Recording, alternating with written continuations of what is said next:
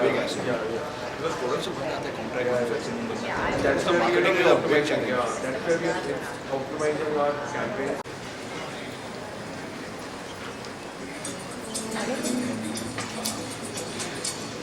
Good morning, ladies and gentlemen, distinguished guests, respected speakers, athletes, administrators, innovators, and all sports lovers in the room.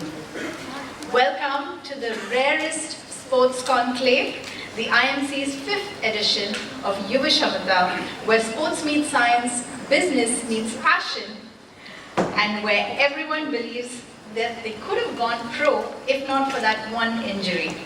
We are in the city of Mumbai, where every gully has produced a next Sachin. Every traffic jam has at least one serious IPL discussion, and where people say, bus ek match aur, and before you know it, it's 3 a.m. Today is about celebrating the sport beyond the scorecards, the mindset, careers, innovation, legacy, and the future. Before we begin, a quick request, please turn your mobile phones off or at least place them on silent. And if you ask why, the only notifications we want today are game-changing ideas and standing ovations.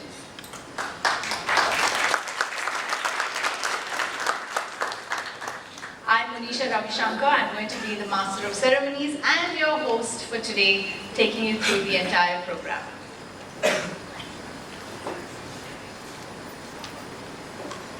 So before we start, I'd like to thank our sponsors. Title sponsor, Bajaj Beyond. Silver sponsor, Mitchell USA. Logo support, Maharashtra State Innovation Society. Support partner, Dani Sports Foundation. Ultimate Table Tennis. Logo support again, Biostat, OmniActive Health Technologies Limited, Ragan Cables Limited, Somaya Vidya Vihar University. Outreach partner, Free Press Journal. Gifting partner, Solar Punk, Sports Sunscreen, Nuvia Eco-Friendly Laundry Pods. Design partner, Drashti Shroff. Knowledge partner, Atal Incubation Center, Rambhav Malgi Prabodhni. International Institute of Sports Management, IISM. Institutional partner, Sportscom. We're now ready to move on to our inaugural session. For this inaugural session, I would ask everyone to rise for the national anthem by Mr. Nikhil Rane, who I'm very happy to introduce as the international whistling artist and a world record holder. Mr. Nikhil Rane, can we have you on stage, please?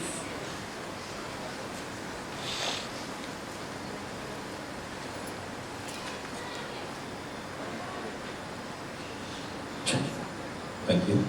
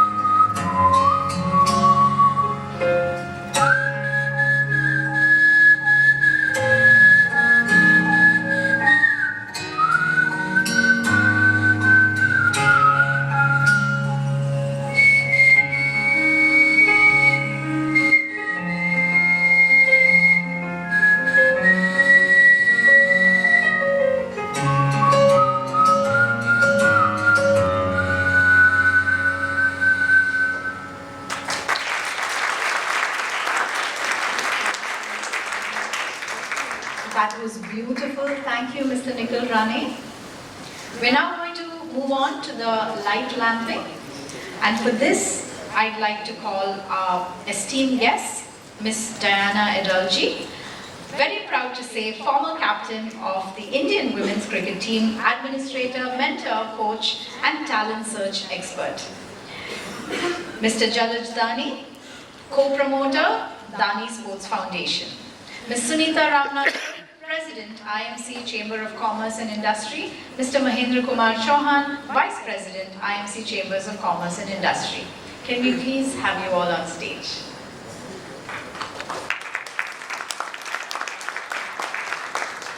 I'd also like to call Mr. Ajit Mangrulkar, Director General, IMC Chamber of Commerce and Industry. Can we please have you, sir?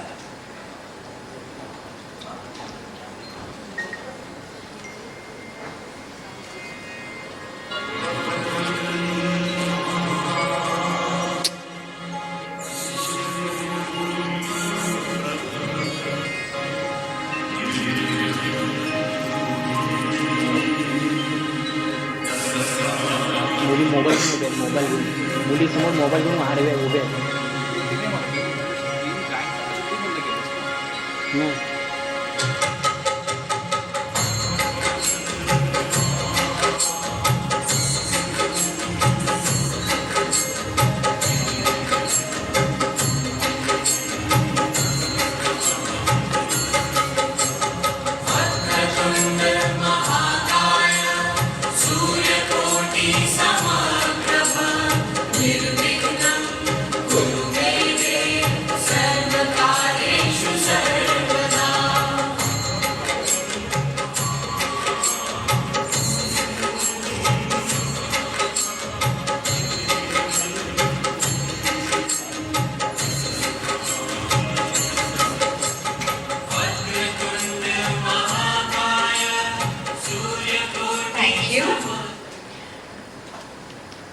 We'd now like to move on to the welcome address by Ms. Sunita Ramnath, President of IMC Chamber of Commerce and Industry. Ma'am, I call you back onto the stage.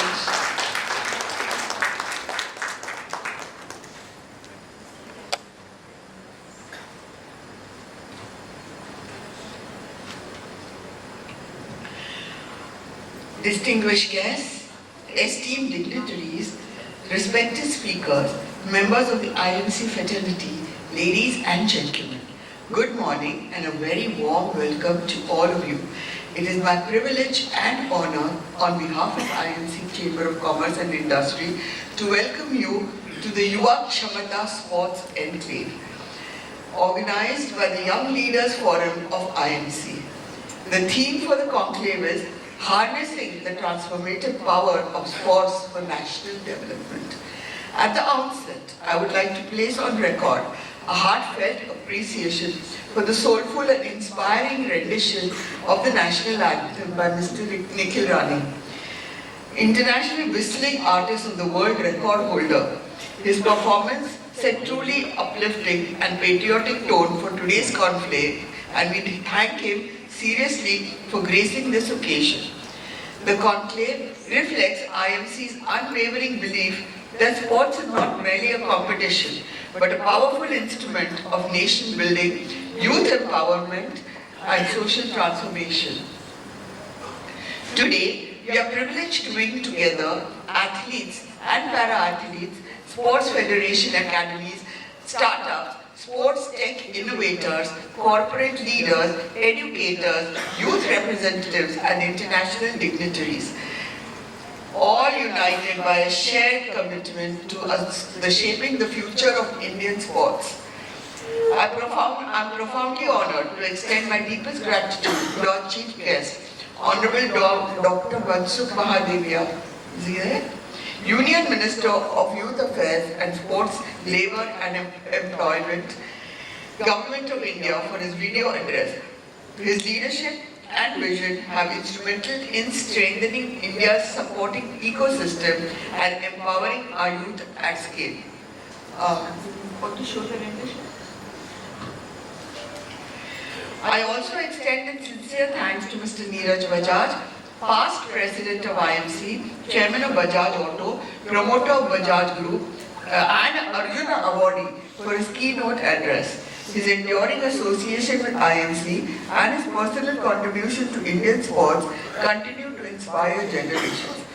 We are grateful to Mr. Jalaj Dani, co-promoter of the Dani Sports Foundation, and Ms. Diana Idulji, former captain of the Indian women's cricket team, for gracing this inaugural session with their esteemed presence, and Vita Dani, co-promoter, Ultimate Table Tennis, co-owner, Chinnayan FC, co-founder Dani Foundation, governing board of the member of ITTF Foundation for supporting this conclave.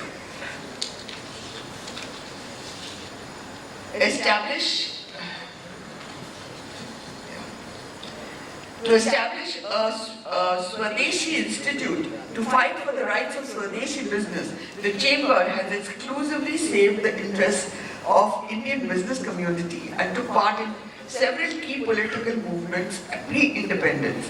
In recognition of IMC's contribution to the nation building, Mahatma Gandhi accepted the honorary membership in 1931. The only chamber which has this distinction after independence. IMC has played a significant role in consolidating Indian businesses' interests and making the Indian economy self-reliant.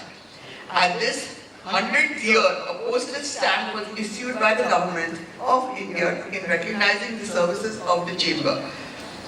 Headquartered in Mumbai, the chamber has since evolved into an industry body that represents the voice of over 400,000 businesses and industry establishments across India from diverse sections of industry, with its membership base of over 5,000 members and over 150 trade associations affiliated to it. The Chamber's core foundation is to provide policy inputs and promote interests of industry and economic growth of the country. This chamber is now a cradle for nurturing young talent, promoting the emancipation of women through the Young Leaders Forum and Ladies Wing, which have become the embodiment of youth enterprise, positivism, proactive thought and leadership, and movement for the women's empowerment and entrepreneurship. With these words, I welcome you all once again. I wish the deliberations very success and look forward to a meaningful outcomes from today's engagement through engaging panel discussions. Thank you, and I wish you all a very enriching conclave. Thank you.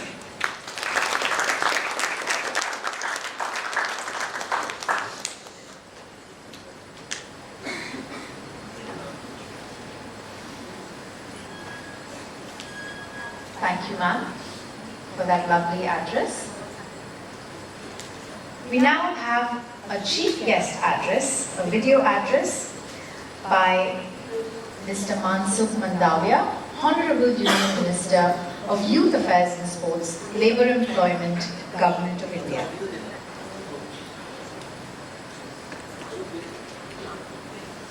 नमस्कार साथियों, युवा क्षमता नामक के इस sports conclave के 5वें संस्करण के आयोजन हेतु मैं IMC chamber of commerce and industries को और उसके यंग लीडर्स फोरम को हार्दिक बधाई देता हूँ। मुझे देखकर खुशी होती है कि बेहद ही कम समय में यह कॉन्क्लेव आज यूथ लीडरशिप, स्पोर्ट्स एक्सलेंस और नेशन बिल्डिंग के एक सशक्त मंच के रूप में अपनी विशिष्ट पहचान बना चुका है। साथियों, आज भारत विकसित होने की दिशा में तेजी से आगे बढ़ रहा है और इस परिवर्तनकारी यात्रा में खेल केवल प्रतिस्पर्धा नहीं बल्कि राष्ट्र की शक्ति भी है। माननीय प्रधानमंत्री श्री नरेंद्र मोदी जी के दूरदर्शी नेतृत्व में पहली बार खेल को राष्ट्रीय प्राथमिकता के रूप में देखा गया है। प्रधानमंत्री जी का स्पष्ट विश्वास है कि एक खेल प्रिय राष्ट्र आत्मविश्वासी, अनुशासित और स्वस्थ राष्ट्र होता है। नेशनल स्पोर्ट्स गवर्नेंस एक्ट 2025 और खेलो भारत नीति आज देश को एक ऐसी दिशा दिखा रही है जो जन भागीदारी, टैलेंट आइडेंटिफिकेशन, स्पोर्ट्स एजुकेशन, आधुनिक इंफ्रास्ट्रक्चर और ट्रांसपेरेंट सिस्टम को इंटीग्रेटेड रूप में आगे बढ़ाती है। ऐसे सभी रिफॉर्म्स का उद्देश्य केवल पदक जीतना नहीं, बल्कि चरित्र निर्माण, एम्प्लॉयमेंट जनरेशन और युवा सशक्तिकरण है। सिर्फ इतना ही नहीं, खेलो इंडिया, टॉप्स जैसे प्रमुख अभियानों ने जमीनी स्तर से लेकर अंतर्राष्ट्रीय मंच तक भारत के स्पोर्ट्स इकोसिस्टम को मजबूती प्रदान की है, जिसकी वजह से आज देश के छोटे शहरों और गांवों से निकलकर हमारे खिलाड़ी विश्व मंच पर तिरंगा लहरा रहे हैं। साथियों, 2030 राष्ट्रमंडल खेलों की मेजबानी का अवसर हमें मिलना भारत की उभरती स्पोर्ट्स शक्ति, ग्लोबल स्पोर्ट्स इवेंट को कराने की हमारी क्षमता और दुनिया का हम पर भरोसा दिखाता है।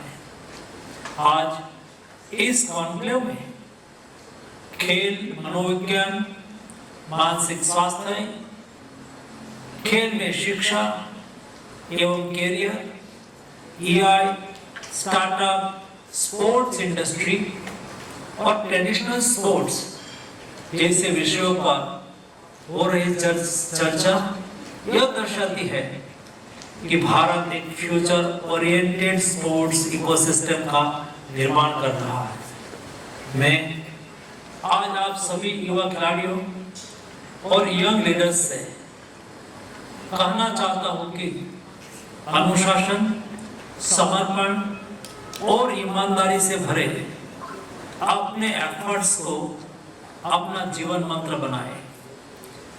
मेरी बातें आप याद रखिएगा दोस्तों। खेल आपको केवल विजेता नहीं बनाता, खेल आपको जीवन भर के लीडरशिप क्वालिटी के साथ भी निखारता है। मुझे पूर्ण विश्वास है कि इस स्पोर्ट्स कॉन्क्लेव से निकले विचार भारत के खेल भविष्य को नई दिशा और नई ऊर्जा प्रदान करेगा। आप सभी को मेरी हार्दिक शुभकामनाएं। धन्यवाद।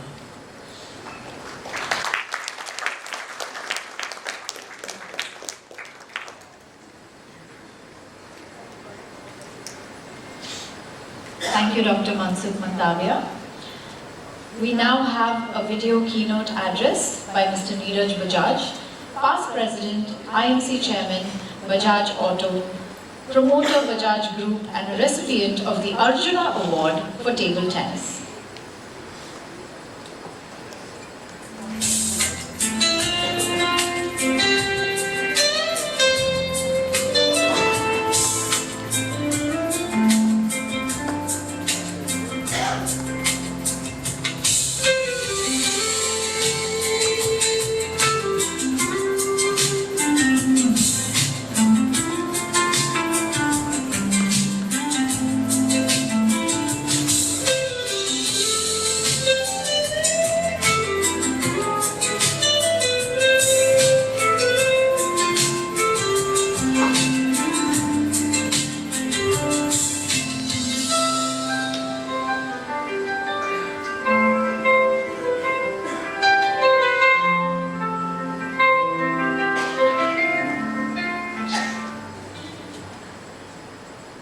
Dear Honorable Chief Guest, Guest of Honor, dignitaries on and off the dais. Very glad that IMC is organizing this sports enclave. All the best for a meaningful day. I was very lucky to have the honor of captaining the Indian team in table tennis for 4 years and represent my country for 7 years. This is when I was born in an industrialist family and world-class sport persons have rarely ever come from such families. That just shows that sports, any sport, can be played by anybody.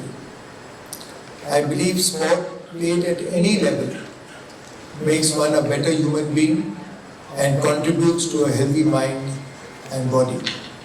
I recall how we were all equal, no differentiation based on caste, background, rich or poor, or religion.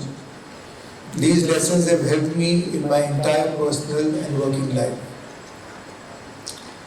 I got hooked onto the game as we had a table tennis table at home. I was 7 years old and the youngest. My elder brothers would bully me and not play with me unless I did errands for them. I suppose when a child is deprived of something, he wants it even more.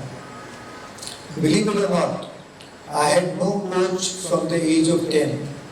That is in the last 12 years of my career.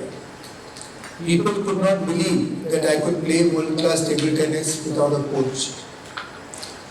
Just watching, talking, learning from others, and thinking made this happen.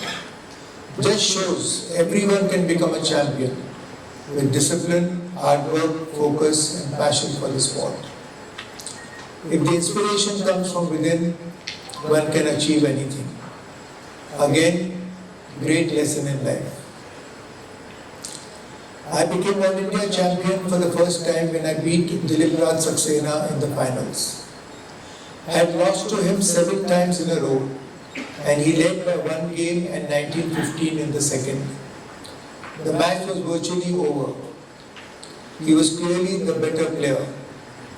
I still don't know how I won next 6 points to win that game, and then getting this new lease of life, gave everything I had and won the 3rd and 4th games to win the national title. This led to a great next 5 years for me. But those 30 seconds at 1915 could have changed everything. Luck, fate, blessings of elders are more important than we may think. The biggest match of my career was playing the reigning world champion at that time, CN Ting, the Chinese, in China. I led 2017 in the decider with 3 match points. It would have been the biggest victory in the history of Indian table tennis. 21 tables playing matches stopped playing, barely believing a reigning world champion was very near defeat. 30,000 people in the stadium, mostly Chinese, pin drop silence. But it was not to be. I lost 23-21 in the decider. What a heartbreak. And then to get up and play the next day has taught me what only sports can teach. All my life it has given me the strength to never give up, rise from good and bad times, and have the courage to go on. Wanted to give back in some way to sports which had given me so much. For more than last 10 years, I've been on the board of Olympic Gold Quest, which has been the largest contributor during this period to support our country's athletes to win medals at the Olympics and Paralympics. In the last Olympics, out of 7 medals won by India, 4 of the athletes were supported by OGQ. In the Paralympic, the country won 29 medals, of which 25 medals were won by athletes supported by OGQ. I am also the co-promoter of Ultimate Table Tennis, UTT, to promote table tennis in the country. And I am also the co-owner of the UTT League, which is now considered possibly the leading TT league in the world. I retired at the young age of 22 as Indian number 1 and captain of the Indian team. Will always be grateful to sports for giving me some of the best moments and memories of my life and some of the greatest learnings.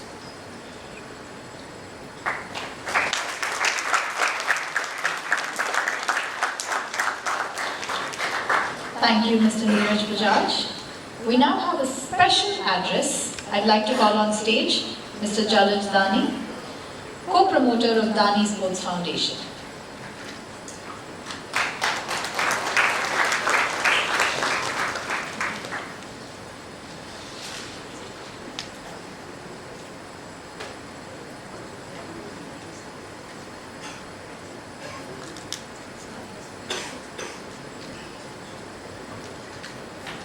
Morning, friends. As you call in sports, I am a last-minute replacement player. Neeraj Bhai is not here. He just spoke of the involvement he has with table tennis, and it's with my wife Meeta that they have conceived this league, which is called Ultimate Table Tennis. And the football season is starting. We have a team in Chennai. So my wife has been asked to see the Chief Minister and the Deputy Chief Minister this morning in Chennai. So last evening I was told that I have to step in and do what I'm doing now. But first and foremost, I want to thank IMC and the Young Leaders Forum. And I met some of the Young Leader Forums members. Can I request them to take a bow? Can I request them to get up? And because I thank you for doing this. It's very, very important. As the ministry is called, you would have seen when the minister was addressing, it's sports and youth affairs. Which one should come first, you guys decide. But please, thank you. So, distinguished guests, respected leaders, young athletes and fellow citizens, I stand before you today not as a sports administrator or as a team owner, but as an Indian who deeply believes that sport is one of the strongest forces of national transformation. India today is at a defining moment. A moment where our economic ambition, our youth power and our global confidence are converging with something new. A renewed belief in sports as a serious national priority. For decades, sports in India was seen as a passion or a pastime. Today it is becoming a profession, an aspiration and a mission. And that shift matters. Because nations do not rise on GDP alone. They rise on discipline, resilience, unity and excellence. They are not just sporting values. These are nation-building values. India today stands at a sporting crossroad. On one path is our old reality, limited access, uneven infrastructure, and talent lost to circumstances. On the other path is our future, structured leagues, athlete welfare, grassroots pipelines, sports science, and global ambition. Because sport is no longer just about medals. It is about health and well-being, youth engagement, employment creation, gender equity, national pride, and global soft power. Sport shapes how the world sees us and how we see ourselves. Olympics represents the highest expression of what sports can do for a nation. Every Olympic medal is not just a medal on a ribbon. It is years of sacrifice, structured support, and institutional belief. When India wins on Olympic stage, millions of children start believing they too belong there. Families begin supporting sporting careers. Governments invest more confidently. Corporates find purpose in partnership. The world redefines how it perceives India. Diana ma'am is here. She's been there decades, I won't say how many. But today, the women cricket has arrived on global stage. You talk to people, they want to move their children to a Hyderabad or a Bangalore because one PV Sindhu or a Saina Nehwal won a medal and they think every daughter of theirs can also do. So one medal makes a big difference. Olympics success builds infrastructure, coaching standards, sports science ecosystems, international credibility. In other words, Olympic excellence is not just an outcome, it is a national development strategy. And our Honorable Prime Minister Narendra Modi ji has that vision, and we are taking concrete steps in that direction under his leadership. For my family, sports was never a business decision, it was a values decision. We believe that if we invested patiently and purposefully, sports would become a force for national good.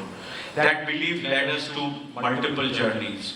Dani Sports Foundation, Ultimate Table Tennis, and Chennai Football Club FC. The Dani Sports Foundation, we focused on grassroots access, under-resourced athletes and coaches with untapped potential. We learned one simple truth: talent is not evenly distributed, opportunity is neither, but talent can be recognized and opportunity can be given. So our mission became to close that gap, and we said talent is evenly distributed, opportunity is not. When we launched Ultimate Table Tennis, many asked why table tennis, and I want to call out one more individual in the room, Mr. Kamlesh Mehta, again a Arjuna awardee. Please Kamlesh sir. And 8 times national champion. He is the topmost administrator now as far as table tennis in India is concerned. Thank you for having us. And he of course has played and considers Neeraj Bajaj as a senior. So our answer to table tennis was simple: because India has talent, because India has history, because India lacked a professional ecosystem. UTT, Ultimate Table Tennis, showed that a well-run league can revive a sport, create global competitors, and give India new heroes. The results speak for itself. For the first time, both Indian men's and women's team qualified to the Olympics, the Paris Olympics in 2024. And the women's team progressed towards the round of 16. Today, friends, we have 8 Indian table tennis athletes who are ranked top 100 in the world. We believe UTT didn't create just players, it created belief. With Chennai Football Club FC, we saw something even bigger. We saw one of the biggest nations playing the biggest sport in the world. We see a city unite behind a team. Children wearing a jersey with pride. Football creating identity. We realized sports doesn't just build athletes, it builds citizens. And winning the ISL Cup twice helped justify our efforts even more. If India is to become a truly sporting superpower, we must, friends, act together, and forums like this play a very useful purpose. Governments must continue investing boldly. Corporate India, and I see some of you in the room here, must move from sponsorship to partnership. Families, again, and we heard the Honorable Minister speak about that, there's a mindset issue. Your child is in 8th, 9th or 10th, and you want him or her to become an accountant, a lawyer, an engineer or something else. You wonder if they just pursue sports, whether they'll have a career, they'll peak out at some stage, they will have an injury, what will they do after that, how will they support their families? So families must support sporting careers with pride, and schools must treat sports as education and not a distraction. And most importantly, we must stop asking, can India become a sporting nation? And start asking, how fast can we make it happen? I'd like to conclude by saying, India does not lack talent, India does not lack ambition, and India definitely does not lack heart. What we need is alignment, belief, and long-term commitment. Sports is not a luxury for a rising nation. It's a necessity. Because when India runs faster, jumps higher, fights harder, and dreams bigger, India rises. Thank you. Jai Hind.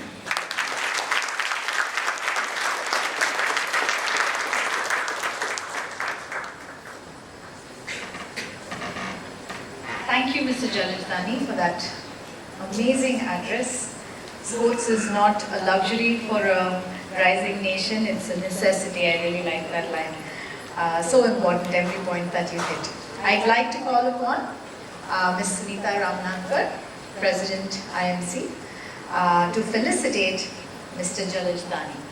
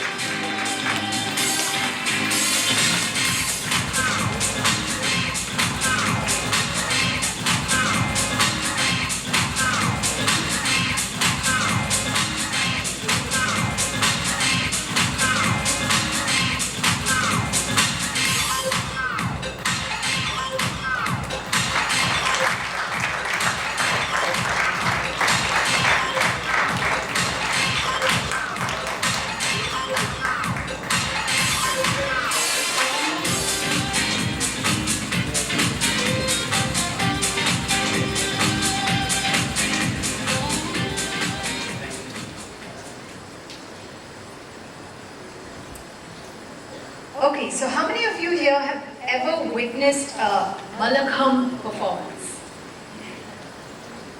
Well done! Okay, I haven't seen one, so I'm super excited for this. We have these cuties here who are going to perform for us. So we now have the Malakham performance by students of Sri Samartha Vyayam Mandir. Can we have you on stage, please?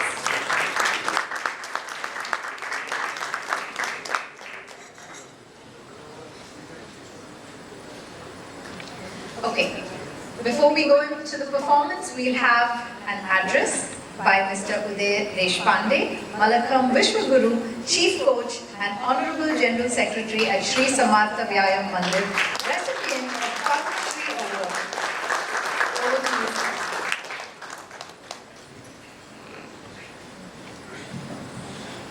Sorry, it's not a speech, it's just giving you the running commentary of what these children are going to perform.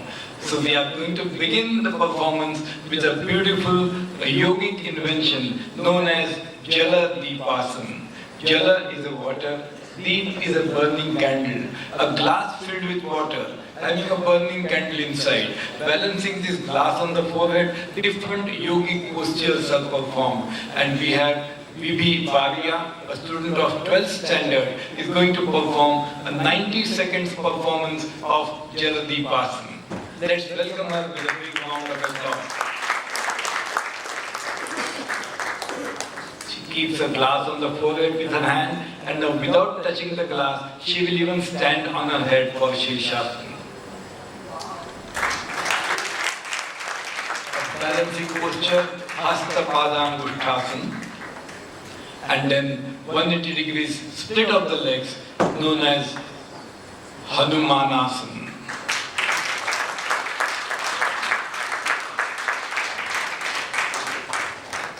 Take both the legs forward and holding the toes, Paschimottanasana.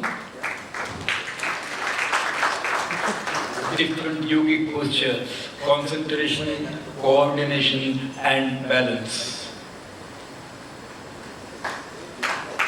Padmasana, the lotus position, raising the arms upwards like peak of a mountain, Parvatasana.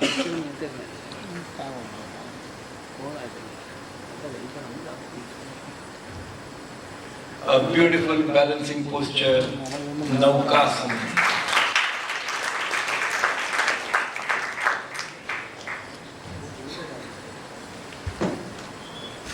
And the back arch, Chakrasana.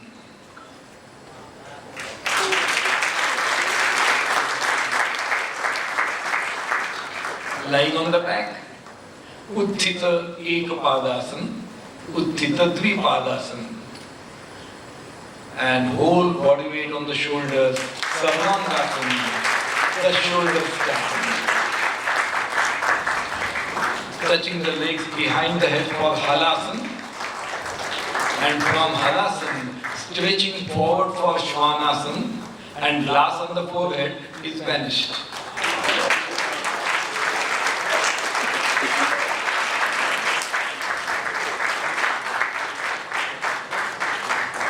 Standing on the head, raising the legs up for Ardha Shirshasana.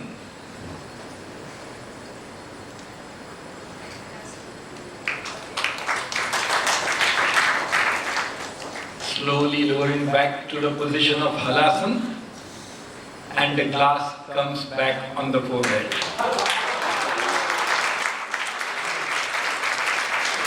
A beautiful spinal twist, Ardha Matsyendrasana. Sitting on the knees, Vajrasana, a steady and pleasurous posture, the definition of yoga. Standing on the knees and bending backwards for Ushtrasana, the camel pose.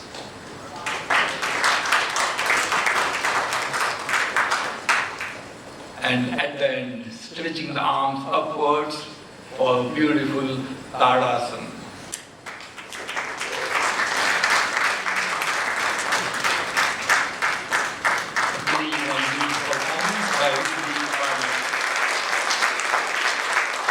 And then we come for Malla Kham.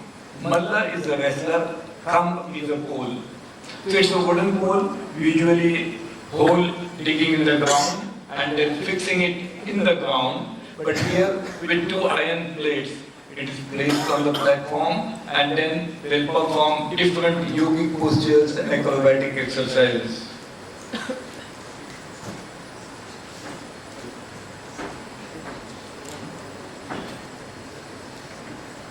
Originated in Maharashtra more than 200 years ago as a complementary exercise for wrestling. That's what is known as Malla Kham. Malla is a wrestler, Kham is a pole. It's a unique piece of apparatus which gives maximum exercise to each and every part of the body within shortest time. The children will be performing different postures on the pole and you will find how each and every part of the body being used on the pole. Let's welcome them with a big round of applause.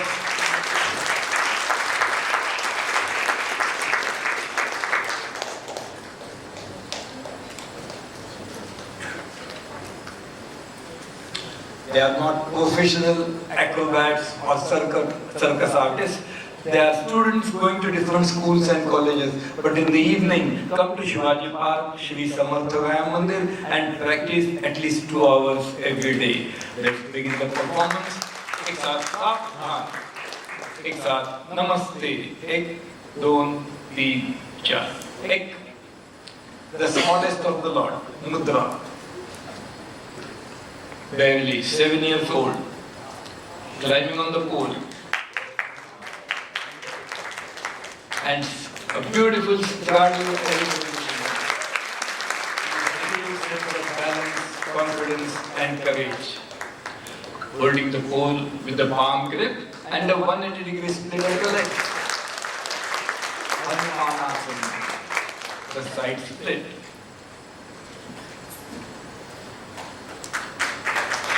Swamini. Against the gravity, pulling the whole body weight, the fear and the pain. Padhastasana. Whatever you do with the right, you have to do with the left. The both left and right lobes of the brain are equally developed. Rama.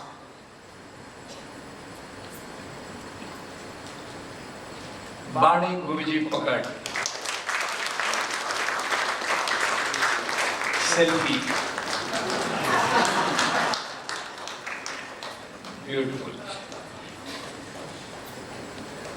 And Anjali, she is 100% visually challenged, but represent India at the Paris Olympics in 2024 Paris Olympics in India House. She is performing the lotus position on top of the pole, Padmasana.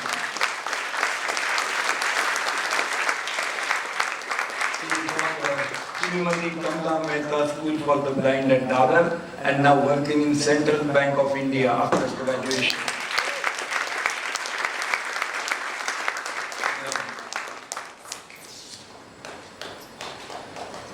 Followed by Sakshi, practicing Malkham for last more than 10 years.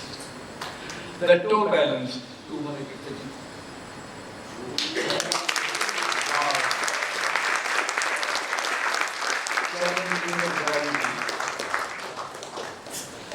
And the arm balance, the strength and the balance.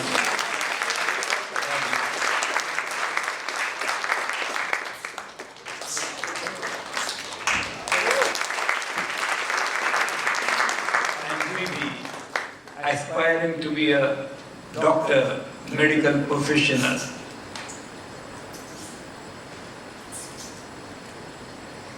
She is sitting on the top with the backward bend of the body known as Purna Naukasana.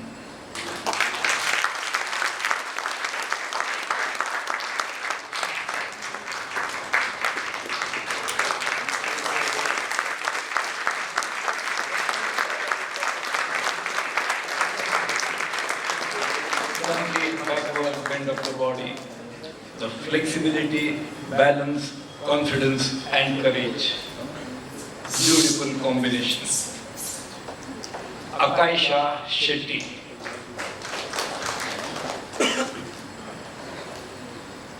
The complete forward bend of the body, Paschimottanasana.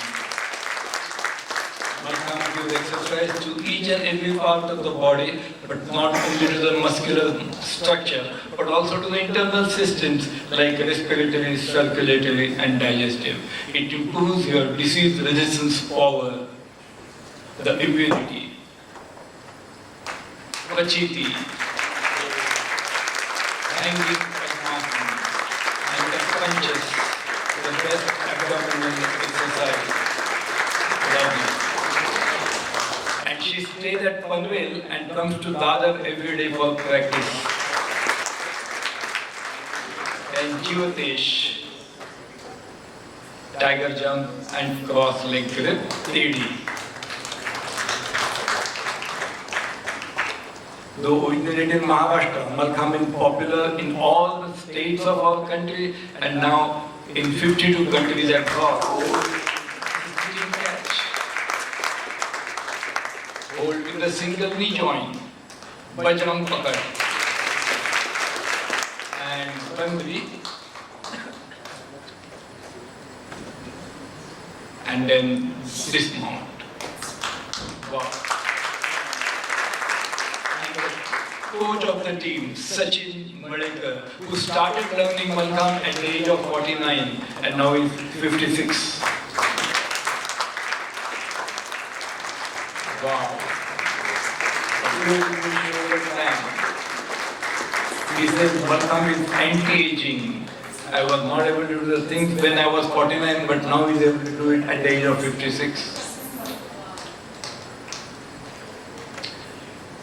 Malkham is for everybody, not only for the children, but a person of 5 years to 85 years. Abdominal balance.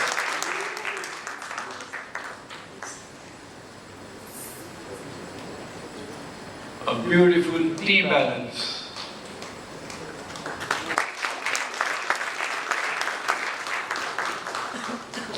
And the lotus.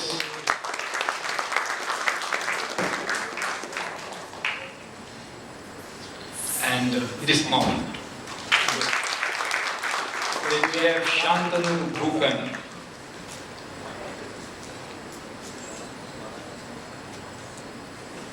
The simple jump and the beautiful arch of the body. The fish position.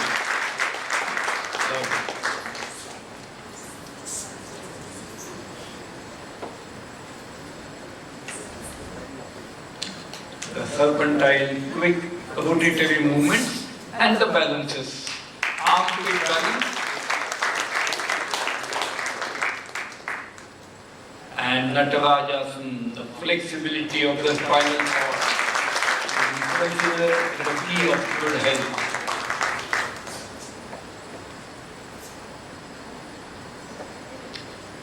A beautiful Paschimottanasana, the forward bend.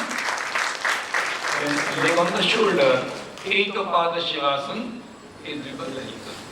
And Vipada Shivasana. Wow. Lovely.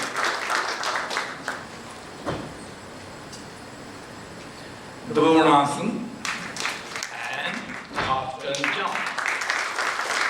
And then we have Ankush, an Adivasi student managing the job of JSW Malkham training project at Shahpur in Thane district.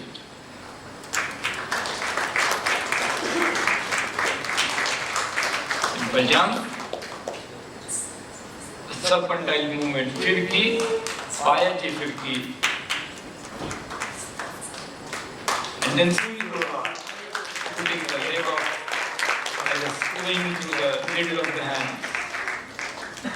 Tabak far.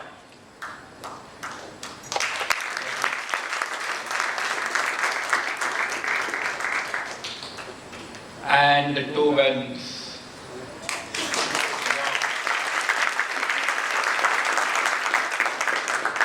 Bandri and the dismount. And now we have one spectacular pyramid on the pole. Up.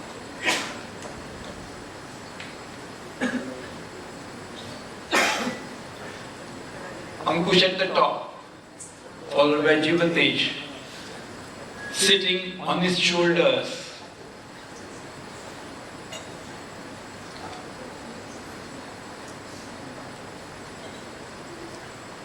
At the height of 8.5 feet above the ground, just on the diameter of 1.5 inches, acute sense of balance, confidence and courage. The best member of team spirit and coordination. Sachin in the front, Anjali on his shoulders, and Mudra on her back as he's riding the horse.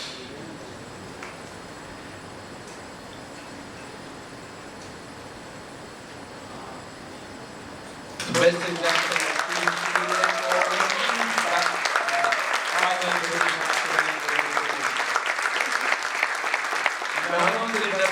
नल का पास नहीं होती, दिल से की गई मेहनत बेकार नहीं होती, कुछ किए बिना ही जय जयकार नहीं होती, कोशिश करने वालों की हार नहीं होती।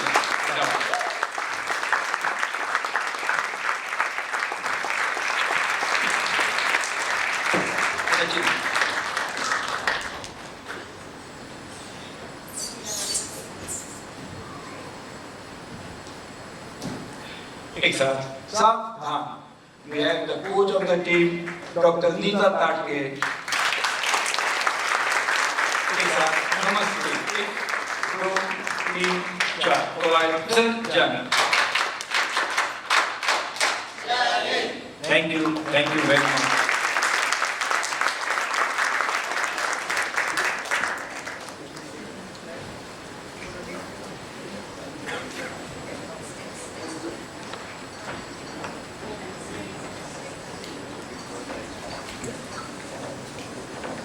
I am just awestruck right now. Congratulations, performers. You all were brilliant. Thank you for that wonderful performance.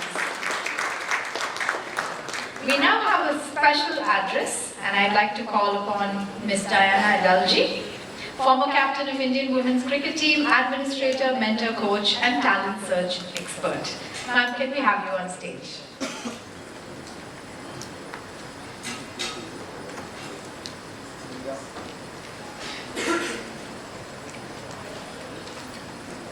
Good morning, everybody.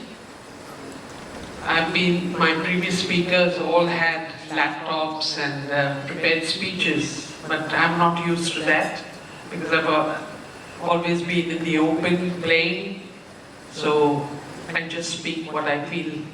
It just comes naturally. But I would like to thank IMC and the Yuva Kshamata Sports Conclave for inviting me here and asking me to address you. Women's cricket, as you know, started way back in 1971. Till then, there was no association. The association was formed in 1974. So it was just a club cricket going on, two clubs, the Almis Cricket Club at Sizia and the Indian Gymkhana at Matunga. After that, it was a struggle. But before I get into cricket, I would like to say, two people here addressed from the table tennis fraternity, and Kamlesh is also here. In my school days, I started with table tennis. It was very easy, as well anything to miss school, and I participated in most of the Gymkhana tournaments, but I could never get beyond the quarter-final level. The competition was so good. Kashmira Patel, Naire Maula, Kamlesh's wife, and all these people I played alongside Neeraj and Kamlesh on side tables. I then decided that I think I should need to go into a new game. And just then cricket started. I stayed in a railway colony in Badwa Park, where every Saturday and Sunday it used to be tennis ball cricket. We used to have competitions between Badwa Park and the third past the lane, first past the lane, all the gullies used to come to Badwa Park to play. I started playing then. It used to be 10 boys and me, the only girl. And I got a liking to the game. It came naturally to me. And I went and joined the Almis Cricket Club in 1971. After that, 1975, when the association was formed, the first national was played. We had only 2.5 teams playing. Bombay, Maharashtra, and half UP. They didn't even have 11 players. So the reserves of Mumbai and Maharashtra went and played for the third team. Of course, Mumbai won that national, and the journey started. 76, the first international was played between India and Australia, India and West Indies, in India, and then we went to Australia and New Zealand on a twin tour. So basically today, I complete 50 years of my first test match. So it has been a long journey, and dreams have come true with the women's winning the World Cup last year, November 2nd. And it took me 50 years literally to wait for that coveted trophy to come into the cabinet of the BCCI.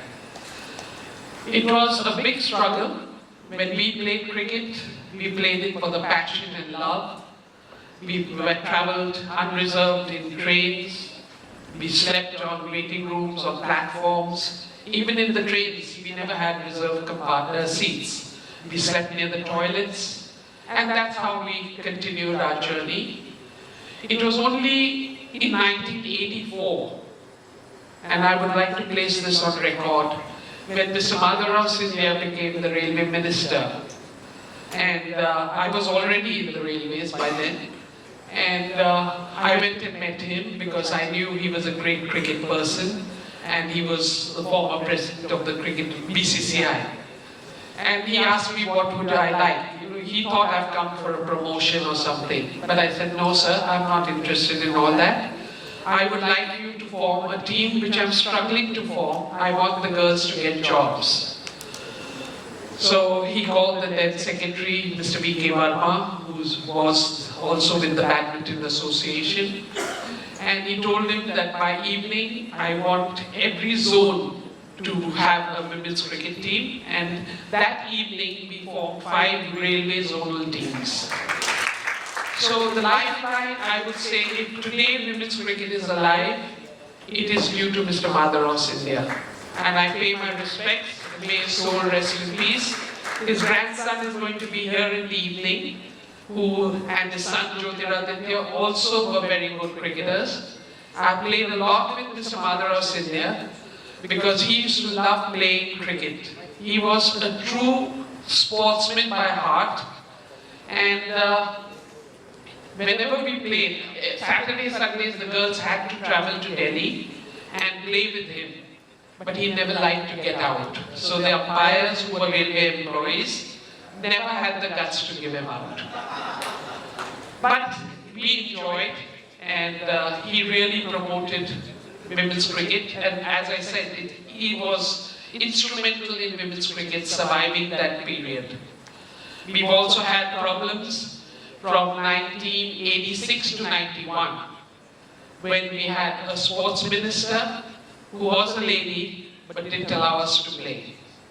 We were withdrawn from the Australian World Cup, no reasons given. We then approached the then Prime Minister, Mr. Rajiv Gandhi, who tried his level best to get our team entered again in the Australia World Cup.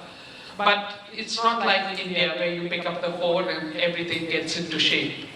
It was difficult and Australia just turned down the request. So we missed the World Cup and 5 years of international cricket. That was a big setback for us because all the other countries went ahead and we had to start in 91 again from scratch. But we never gave up, we continued playing, and in 2005, the ICC and the IWCC merged, which made every country, the male cricket association boards had to bring women's cricket under their wing. All the other countries had merged immediately. BCCI was taking a little time as they did not want the women into the fold.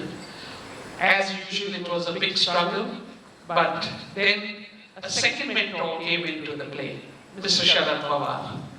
He formed and convinced Mr. Srinivasan and Mr. Shashank Panoor that come what may, you have to take it, because the ICC gave a ruling that if you do not merge, you will not be able to play men's cricket. So that they were not ready to give up, so we benefited and we were under the wing. After that, it has been a good journey. The women cricketers slowly and steadily got a lot. We never got any money to play. In fact, we paid to play. 1991, when we went to Australia for the World Cup, each girl had to pay 10,000 rupees. Now that was a big amount for us because we were just, government employees and hardly had any salaries. So we were 4 from Maharashtra, and the building in which I stayed at Kafre, we had the editor of the daily newspaper. That time, the daily newspaper was a very popular newspaper. The son-in-law of R.K. Karanjia was running it. So I went to him and I said, I would request you to please publish a photograph of these 4 players and put it on your front page and requesting for crowdfunding. He did it, we put it on the newspaper, and the next day, that day itself, we got a call from Mantralaya that the Chief Minister, then Chief Minister, Mr. A.R. Antule would like to see you. He's landing in the evening, so you will have to be at the tarmac because he's taking a connecting flight into his hometown. So the 4 of us went to the airport, waited for him, and when he came down, he asked, what is the problem? We said, we don't have the money to go to Australia. So he said, how much is it? I said, 10,000 per month, per person, and it's 4 of us, so 40,000. He immediately spoke to his secretary and said, a check of 40,000 is to be given to their association and see to it that these girls are on that flight to Australia. And that's how we went and played in the World Cup in 1991. So it has been a great struggle, went on. Finally, in 2017, after everything had settled down, we were still a little bit, BCCI was a little tight with the purse strings. Men's cricket benefited a lot. Women's cricket was still low-key. Yes, pensions started for the past cricketers. Anurag Thakur, everybody started putting in a little bit of effort. But the main thing was, there is no revenue from women's cricket, and whatever revenue is coming in from the men's cricket, especially the IPL, we would like to spend it too much on the women's cricket. Luckily, 2017, the Lodha Commission came into play, and I was nominated as the only player on that committee of administrators, to run BCCI, form the new constitution. And from 2017, things changed. I put it across to my committee, which was led by Mr. Vinod Rai, the former Controller Auditor General, and I told him that it's not only going to be men's cricket anymore. Women's cricket have to get their due. And that was the year we had a World Cup in England. And the girls, I told them, I said, if you want me to help you out, you must start performing. We went into the finals at Lords. Unfortunately, we lost, but just by 8 runs. But that was basically the turning point for women's cricket.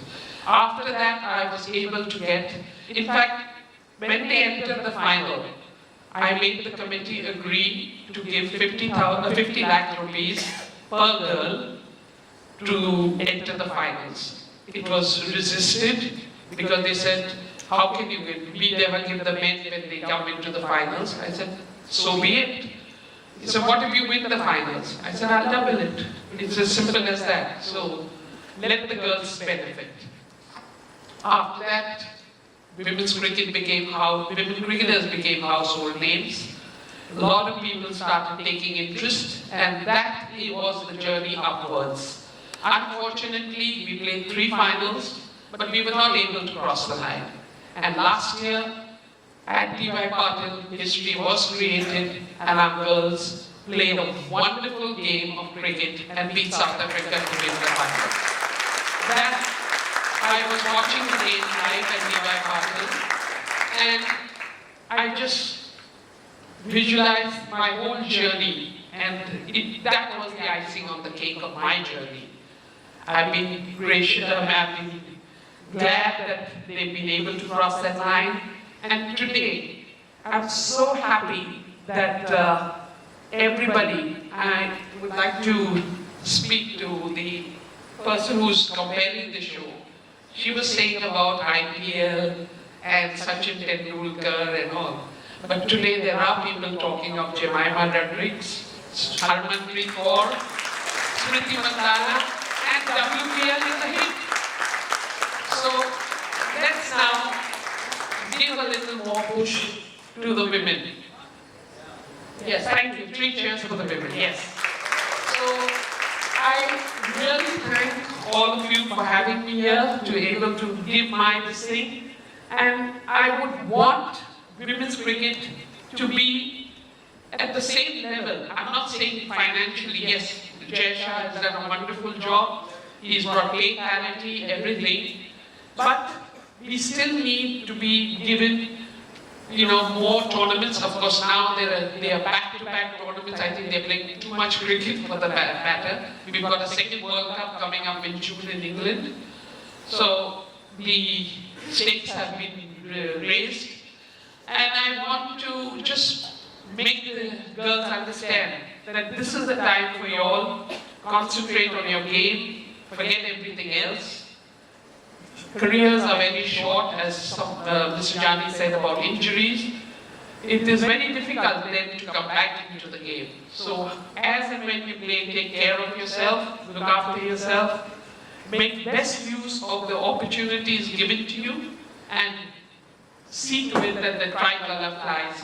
We are coming into Olympics, we come into Commonwealth Games.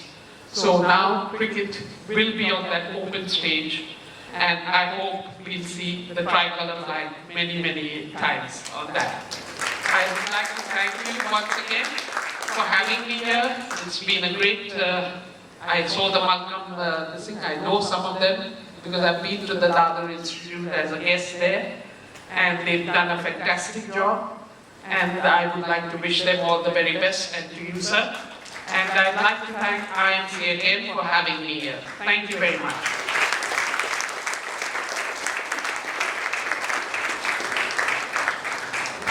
Thank you, Ms. Sibalji, for that very motivating speech. I would ask for another round of applause for our women's cricket team. Very, very proud of them. Ms. Sunita Ramnathkar, President IMC, to felicitate Mr. Uday Deshpande. Can we have you on stage, Mr. Uday?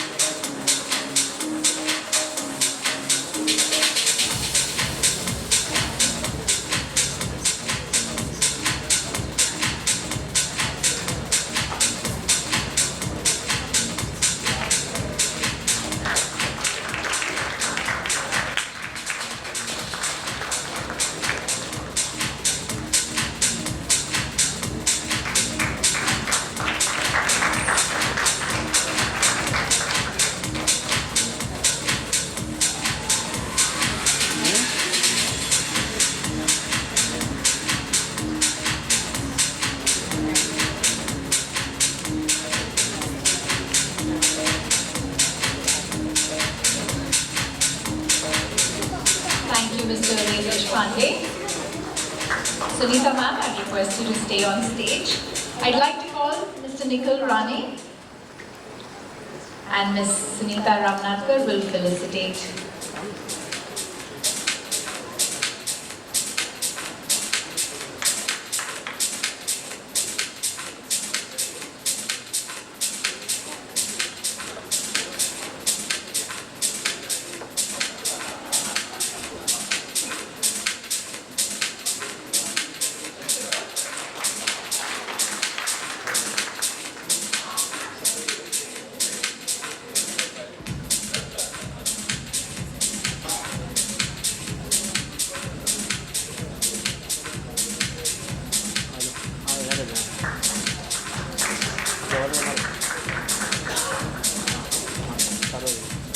Thank you, Mr. Nikhil Rane. I would next like to call Ms. Diana Adalji to be felicitated by Ms. Sunita Ramnathkar.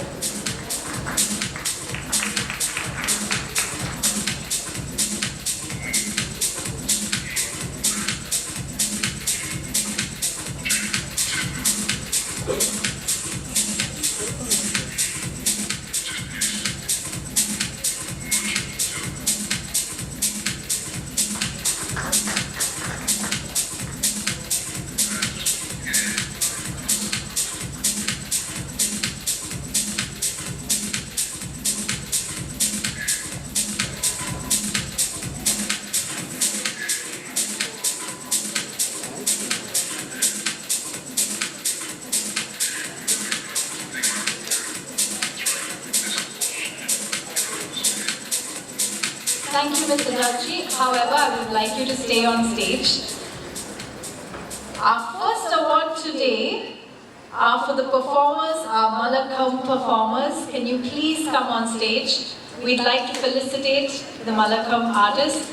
Ms. Sunita Ramnathkar and Ms. Adalji will felicitate our performers today.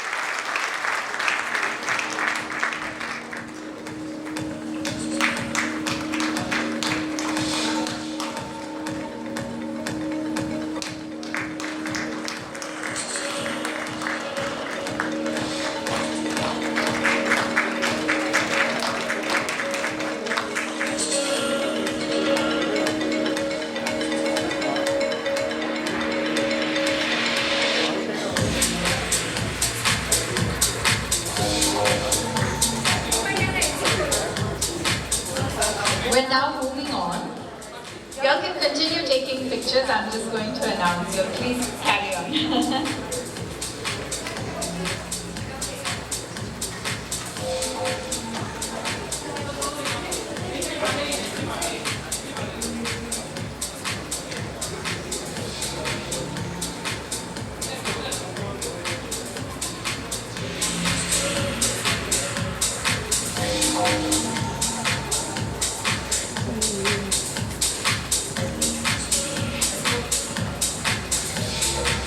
Thank you.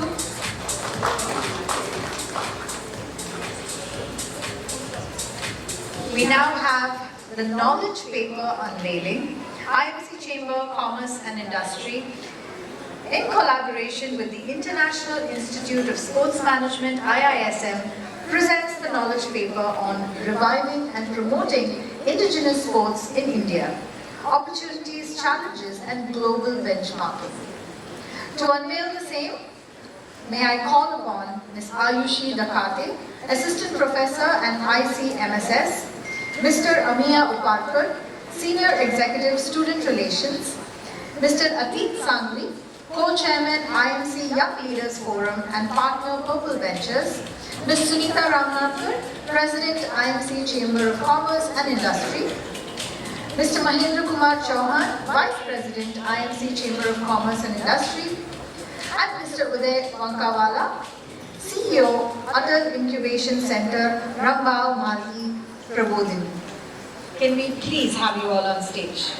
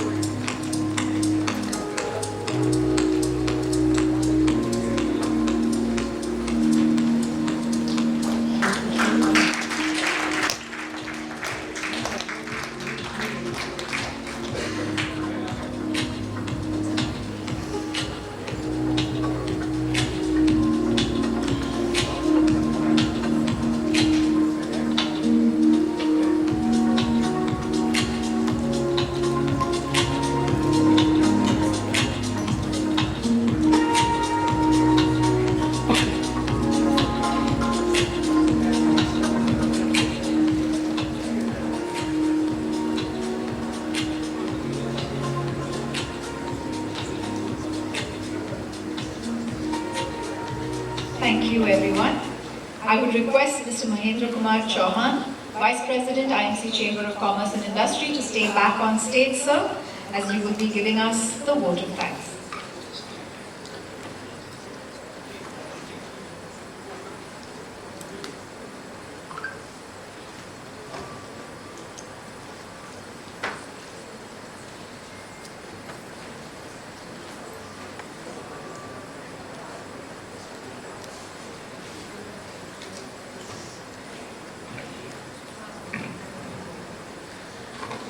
Good morning. I must say it was an amazing morning, and I'm still, those fleeting images of these young boys and girls of Malkham are still in my eyes. Can we once again have a round of applause for all of them?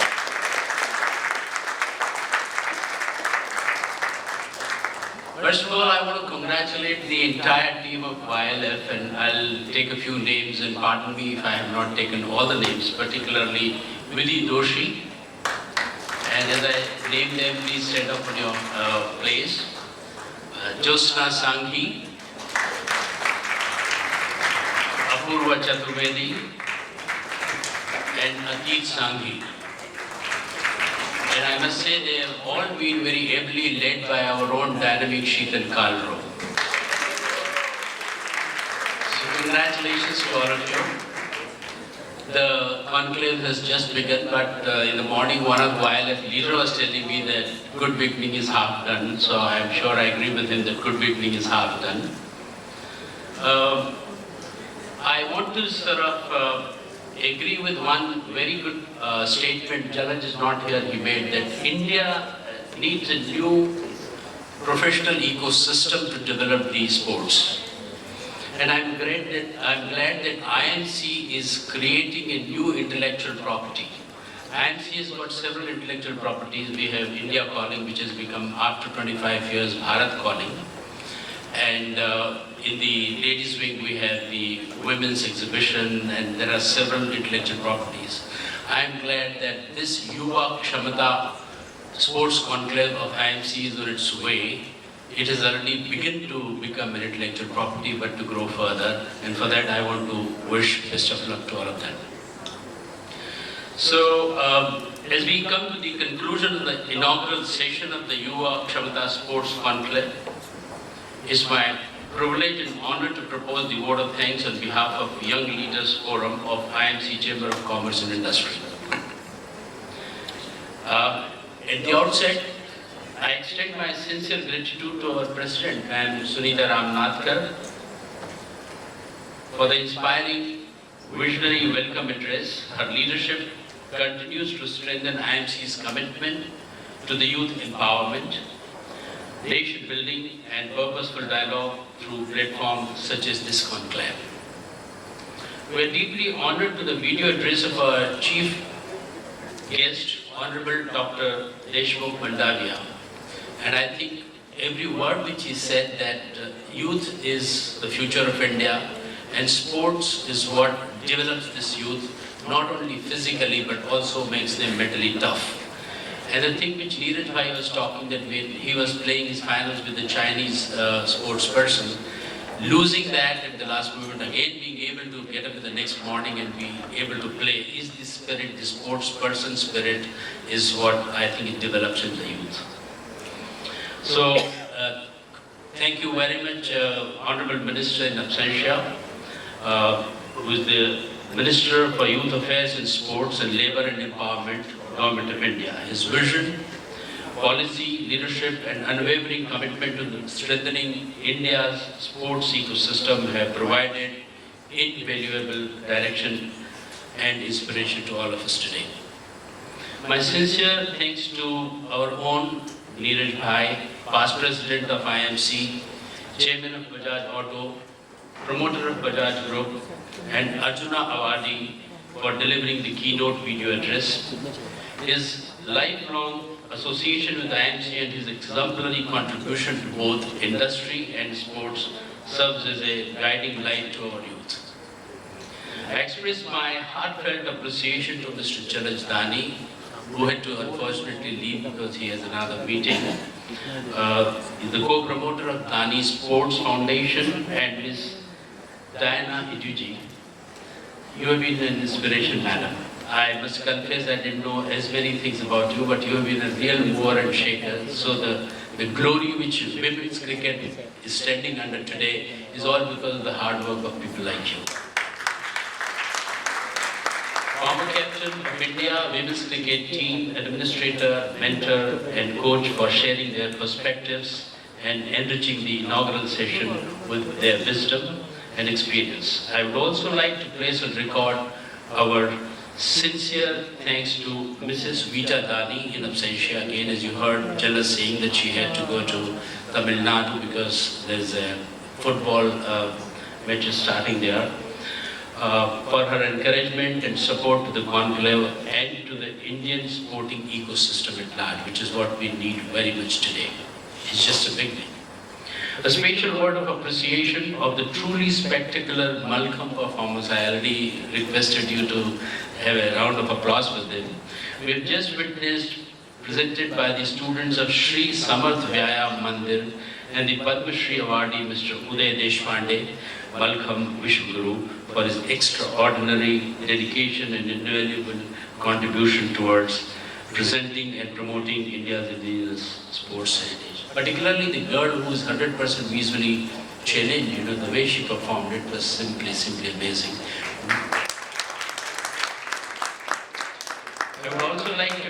with gratitude the soulful rendition of the national anthem by Nikhil Rane. What a skill in art, Nikhil.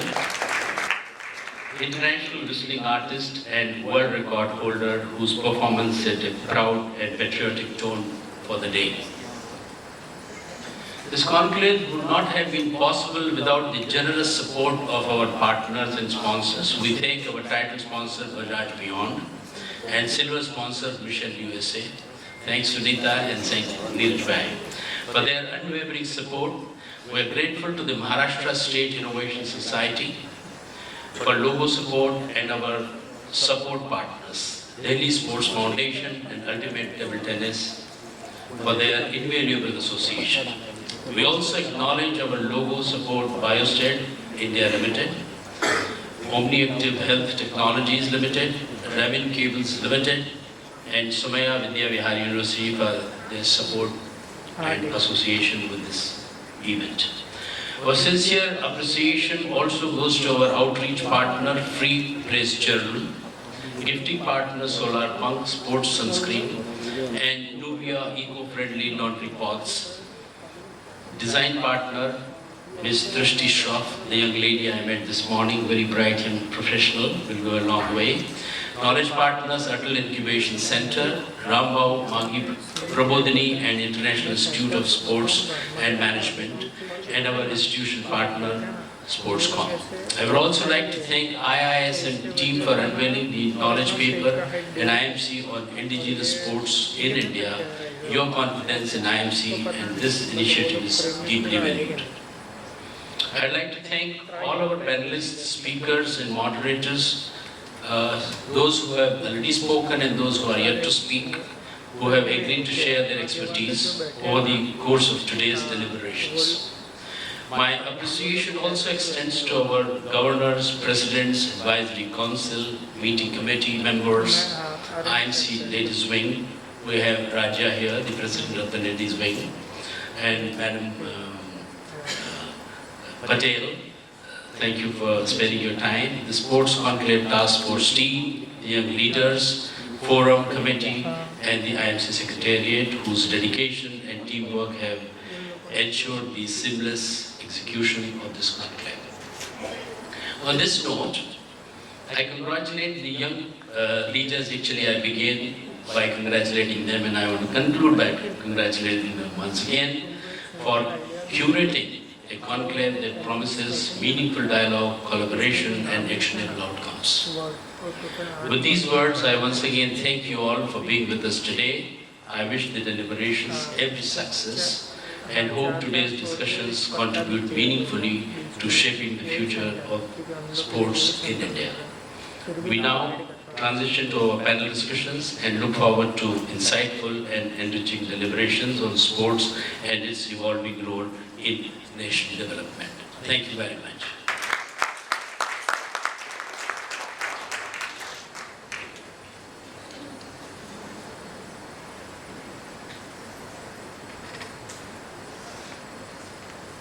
Thank you, sir. That is easily one of the most interesting and beautiful inaugural sessions that I've been a part of or witnessed. So thank you for that. I think we've all set the energy for the rest of the day. Before we move on to our panel discussions, we're going to take a minute so you can get a breather, and we're going to go straight into our very well curated panel discussions.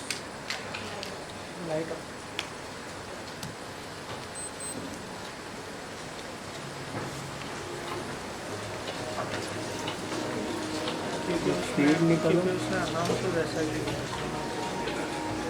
उसमें बोला वो take minute break जैसा होता है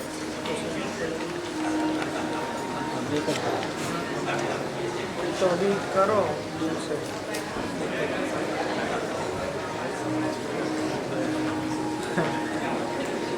ये सब अरे सब लोग खड़े हो गए इधर सब लोग बीच में फोटो उसमें एक स्कर्टिंग में देना टोटल 8 नाम है 4 इस तरफ है 4 इस तरफ बीच में जो पट्टा I'd like to request all of you to stay inside. Please don't leave the room because we are starting in a minute. This is not a tea break. So please take a breather, but stay here. इसको समझा थोड़ा internal तो ध्यान हाँ थोड़ा curvature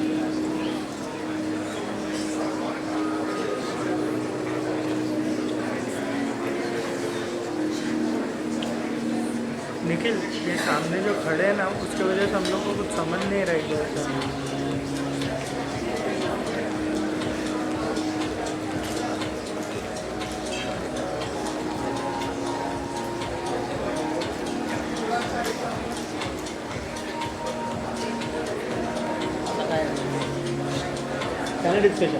panel discussion 5-6 ये सामने खड़े हैं ना, इधर से विजन नहीं हुआ क्या बोले अरे तू कितने लोगों को बोलेंगे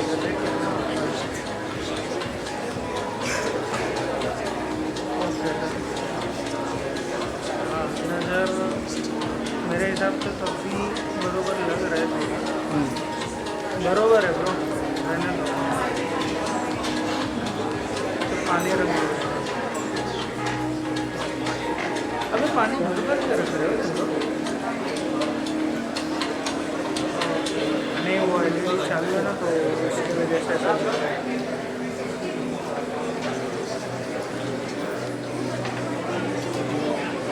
बर्तन की वजह से हाइट कम कर तो बोल भाई। हाँ थोड़ा हाँ खींच तेरे तरफ और तेरा हाँ पानी और सुन निखिल, पहला वाला चेयर जो है ना तेरा लेफ्ट हैंड के तरफ हाँ कर राइट ये भैया समझ ले रहा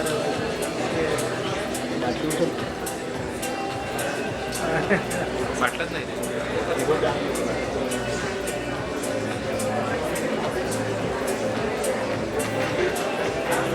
हाँ बरोबर, परफेक्ट सेंटर पे खड़ा है, वही सेंटर है।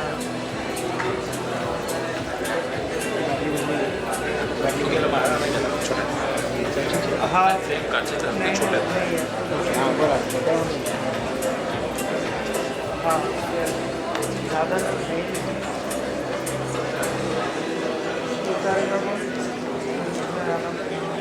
कंटिन्यू करना। हाँ कंटिन्यू करना। अब इसके अलग नाम क्या है उसका साइकिल स्पोर्ट साइकिल। चल ठीक है मैं हाँ सही है अभी वो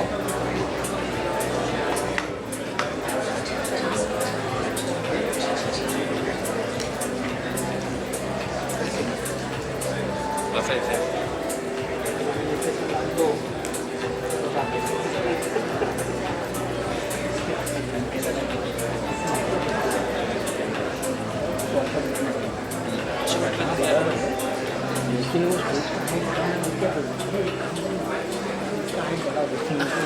नहीं बढ़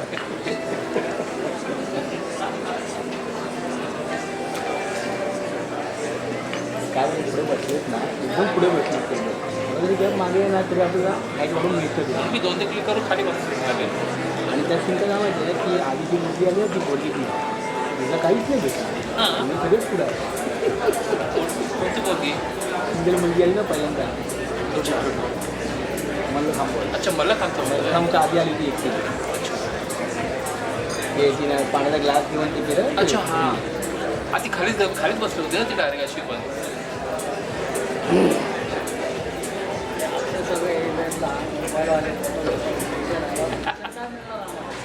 मी 2-3 म्हणून खालीच बसलो होतो मी पुढे भेटले त्या मोबाईलवाल्या समोर क्लिक करायचे खालीच बसलो होतो तरी पण त्यांना भेटलं बसून पण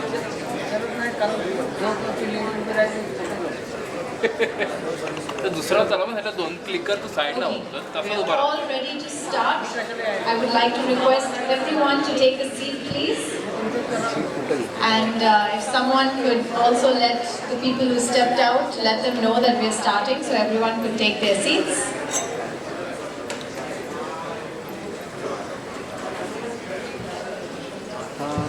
Please take your seat. please take your seats.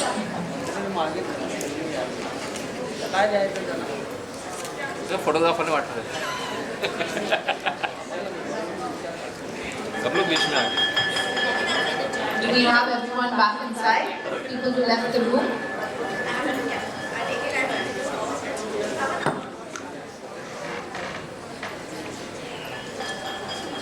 So we are now moving on to our first panel.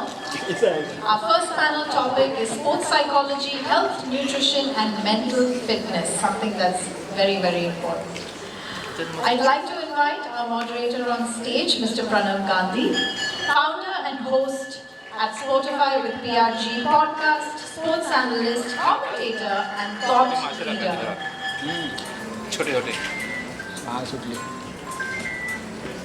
I would now like to call on the speakers onto the stage.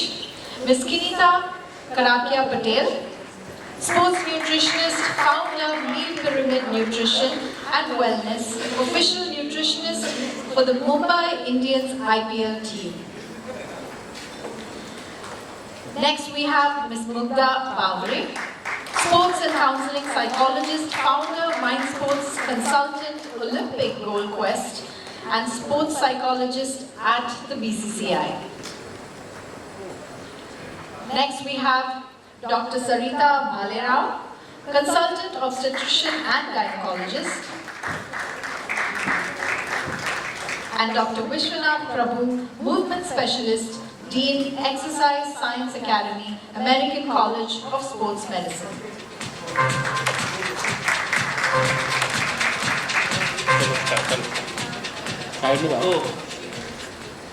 Now that we have our moderator and speakers on stage, post the panel discussion, there will be a students' competition where a video by each student, not more than 3 minutes each, will be played.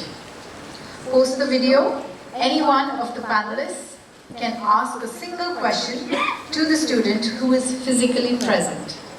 The student will not get more than 60 seconds exactly to answer that question.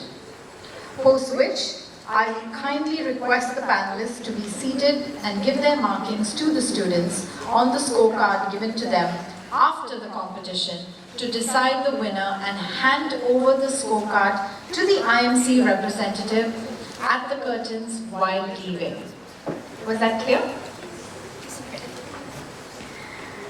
I'd now like to request our students, Mr. Chiranjeev Pandey, Atlas Skill Tech University, Mr. Solomon Joash, Amity, Mumbai University, Ms. Siddhi Tambe, Sydenham College of Commerce and Economics. Can you please come on to the backstage and connect with Ms. Bantik?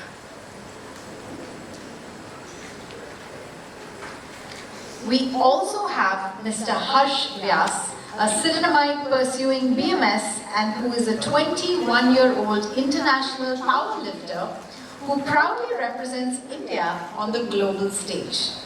Between 2021 and 2025, he has won 15 international gold medals and 2 bronze medals for India. A loud round of applause for him, please.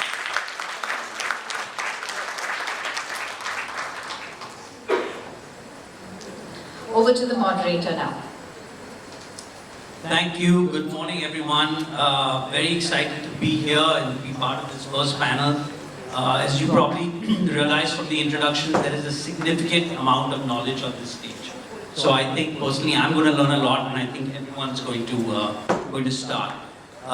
So let's get started with really what the situation is in professional sports in India, because area of mental health, targeted nutrition, fitness, specific help for women. It's been a discussion for a long period of time. And, really when you look at mental health, people talked about it, but then when Naomi Osaka and, spoke about it openly, and then you had Michael Phelps talk about it, Robin Uthappa talk about it, suddenly it came to the forefront. With nutrition again, it wasn't that important maybe 20 years ago. Then you had Novak Djokovic, who talked about how he was a good player and he changed his nutrition and became one of the greatest players of all time. And similarly, we've seen that with fitness over the years. So you've seen it in professional sports where teams are appointing people for nutritionists, they're appointing psychologists, they're appointing fitness trainers, and even elite athletes are seeking out the help. But what I wanted to understand is, has this really already become part of the DNA of professional sports in India? Or are we still at a stage where we're just checking a box and it needs to go significantly further? And Mugdha, maybe we'll start with you. You were an athlete who you know, competed at the highest level, and then anyone can take it from there.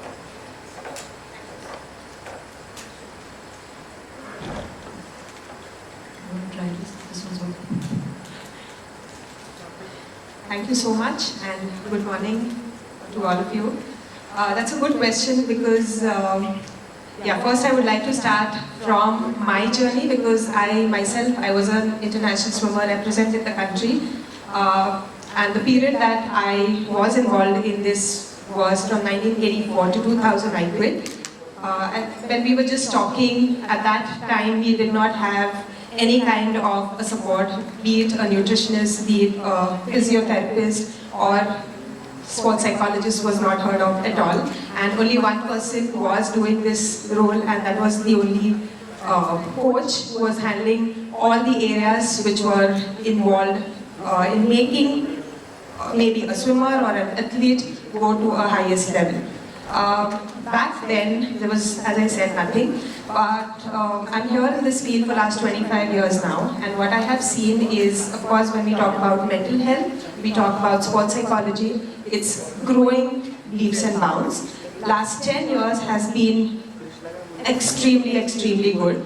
And when we talk about mental health, of course, there's been a lot that has been done, but a long, long way to go. First of all, where we have to understand the definition of mental health. Because when I represent myself as a psychologist, whether it is at the Olympic stage or when I go ahead with the World Cups for the cricket, they mean sports psychology is only where we are talking about performance enhancement, but the aspect of mental health is missing, and there's a huge difference in both these elements. Sports or performance psychology is where we are helping athletes to perform well on the ground, on the court,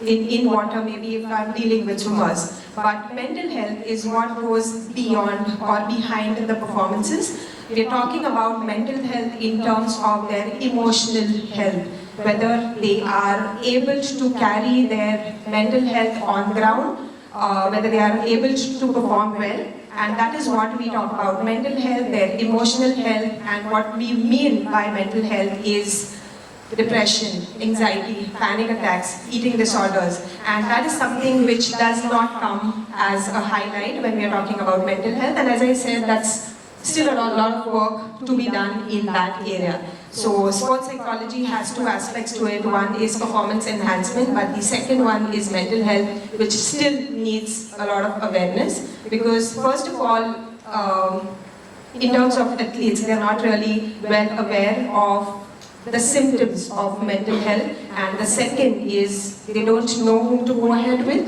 for any kind of help. And third, when we're talking about psychology or mental health, it's still considered as a weaker area, or they still feel that we are weak athletes if we talk about mental health or our emotional health. I'm just going to add on to that.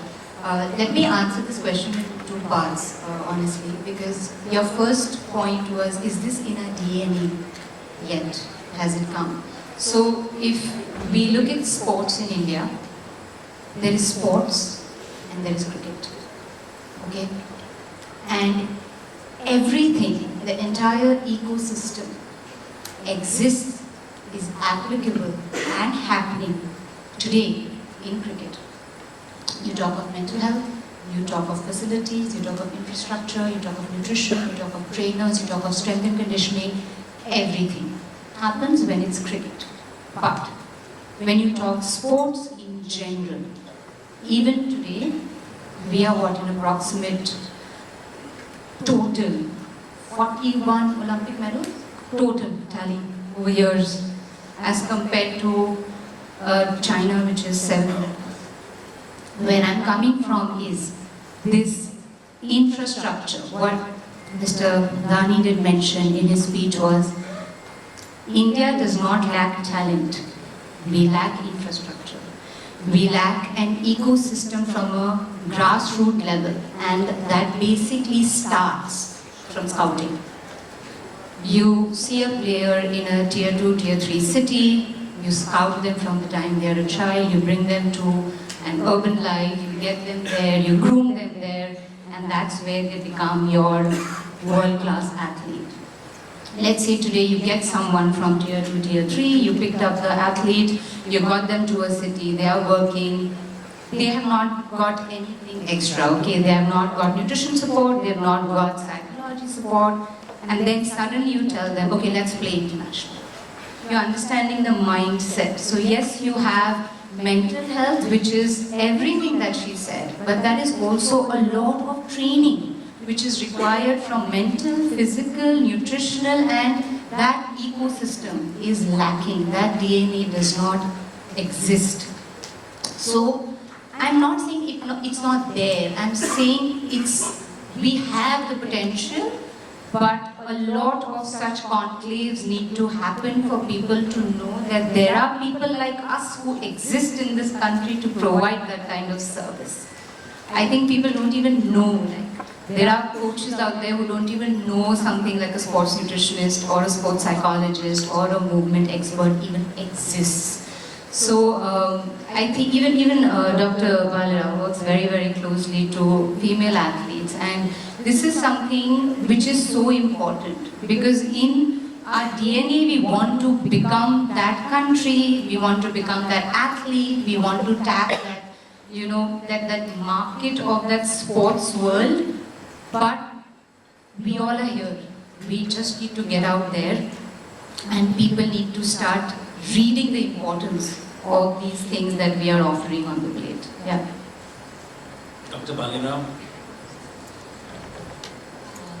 Good afternoon, everyone. So I have a special interest in women's health and sport, and I was telling them that this year at Paris we celebrated gender parity, where there was an equal number of women and men athletes. So women in sport has now become a big thing, and we want our women to excel in sport as well as maintain their reproductive goals, which is possible. We have had elite sportswomen who've had children, who've attained their reproductive goals. So it requires a certain level of expertise managing their diet, managing their sports, and also managing their gynecological concerns.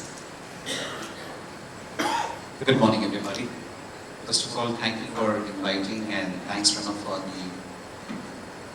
the motley crew that we are here. It's a very great mix. There's a sports nutritionist who is really very different from the regular sports nutritionist. There's a sports psychologist. There's a lady specializing in female-oriented sports and the reproductive. And here I am, a movement specialist. So this is a very interesting mix in that sense. I would probably take forward what Kinita said. We have a lot of potential in our country. But I think we need to ask a primary question. Sports and fitness are two different things, but there's a visual in people's psychology that if you want to be fit, it is aligned to sports. But these are two different things completely. So fitness is very different. But does the sports have fitness? Yes. I mean, you need to be fit to play a certain game and stuff like that. Having said that, where do I come in the picture? What is a movement specialist per se? Movement specialist is a specialization where I would rectify or I would align a certain movement to understand and make your body more movement free, having the freedom of movement and lessen the chances of injury.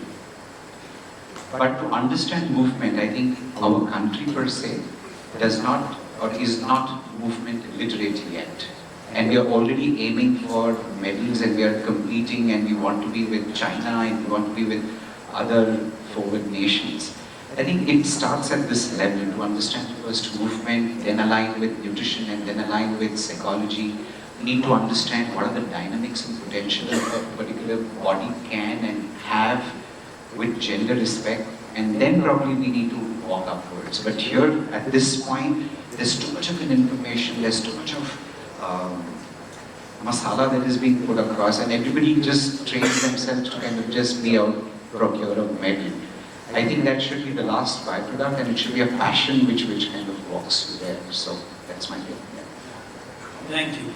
Leading on from what Ananta actually said, because it's a very important point, two aspects that you said were very important. One is there's sports and there's cricket, and my view is that India doesn't even like cricket, we like batting.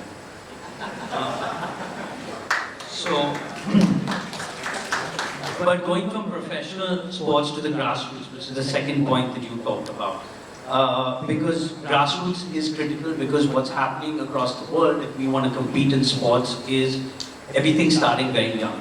You can't start the 4 areas that each one of you are experts in. You can't start it at 20 or 25 and expect to have the results at the highest level. Children abroad are getting mental coaches from the age of 8, and physical coaches and everything from that, and their diets are being structured from that age.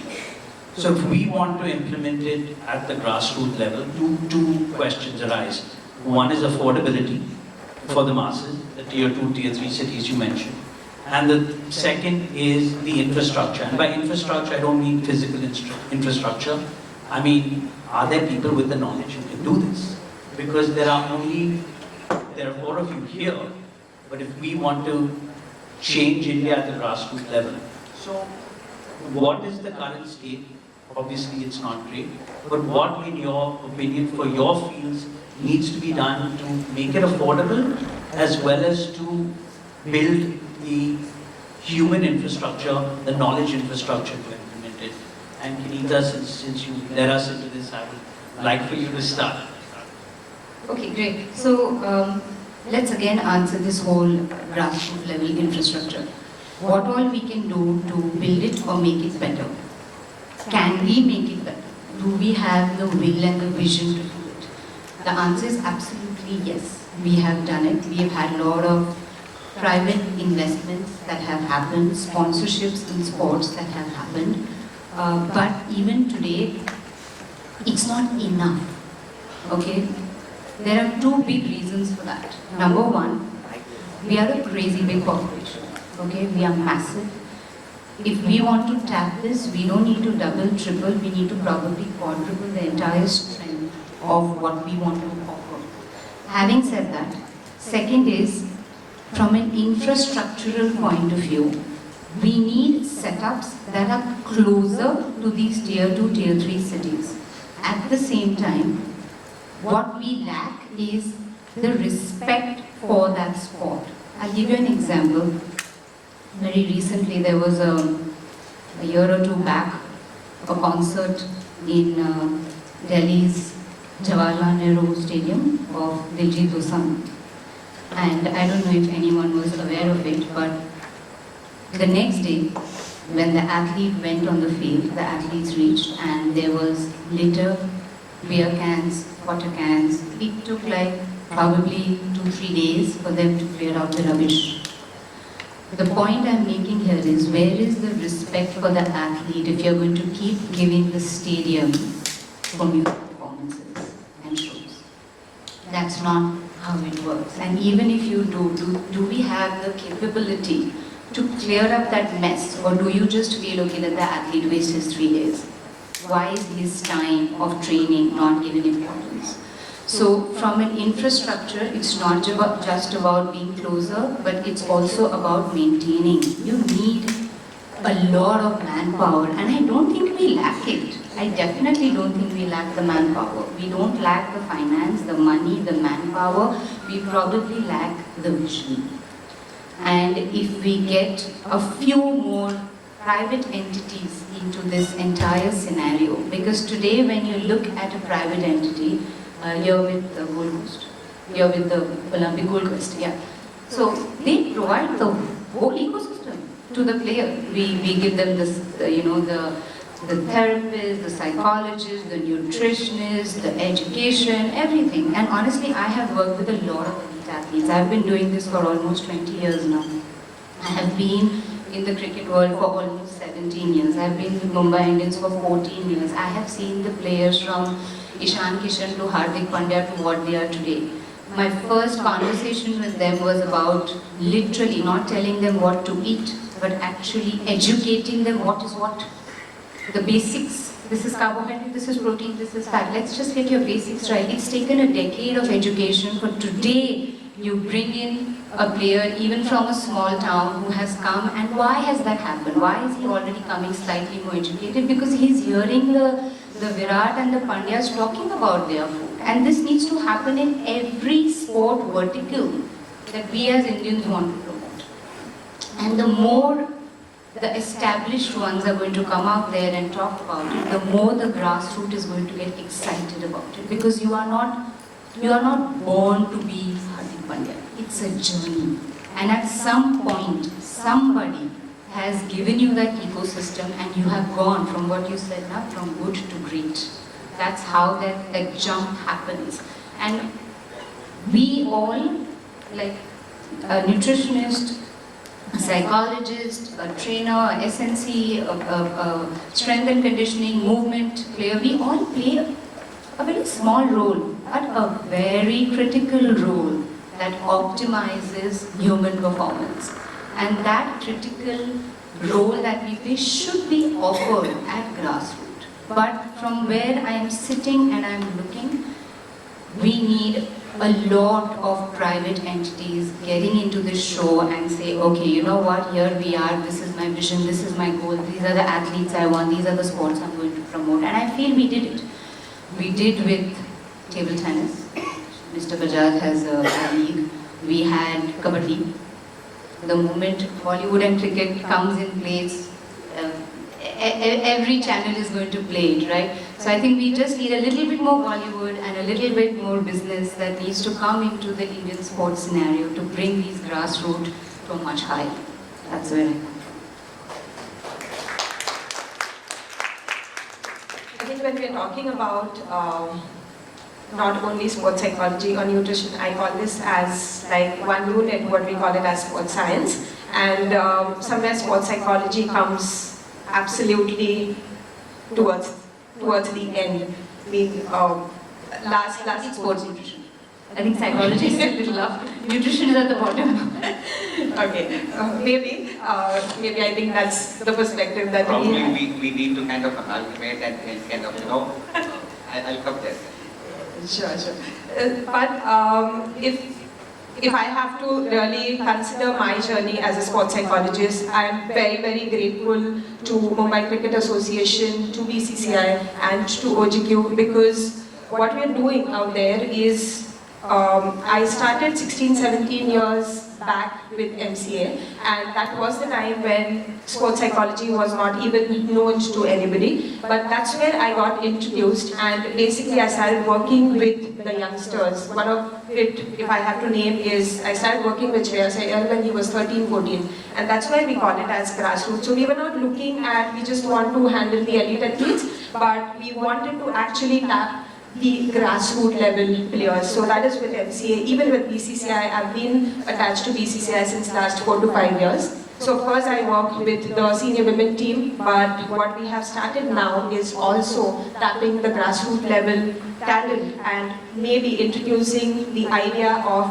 what sports psychology is all about. And I mean, it's really sad to say, but people really don't know what sports psychology is. I have to literally start with ABCs of mental training, where I literally explain to them what it is. So as Kanita said, the private organizations like even Olympic Gold Quest, because I'm really happy to say that I'm with Wrestling Warriors, which is the academy started by Mirabai's coach, and we have kids right from 8-year-olds who are getting trained in that academy, and there are 40 of them.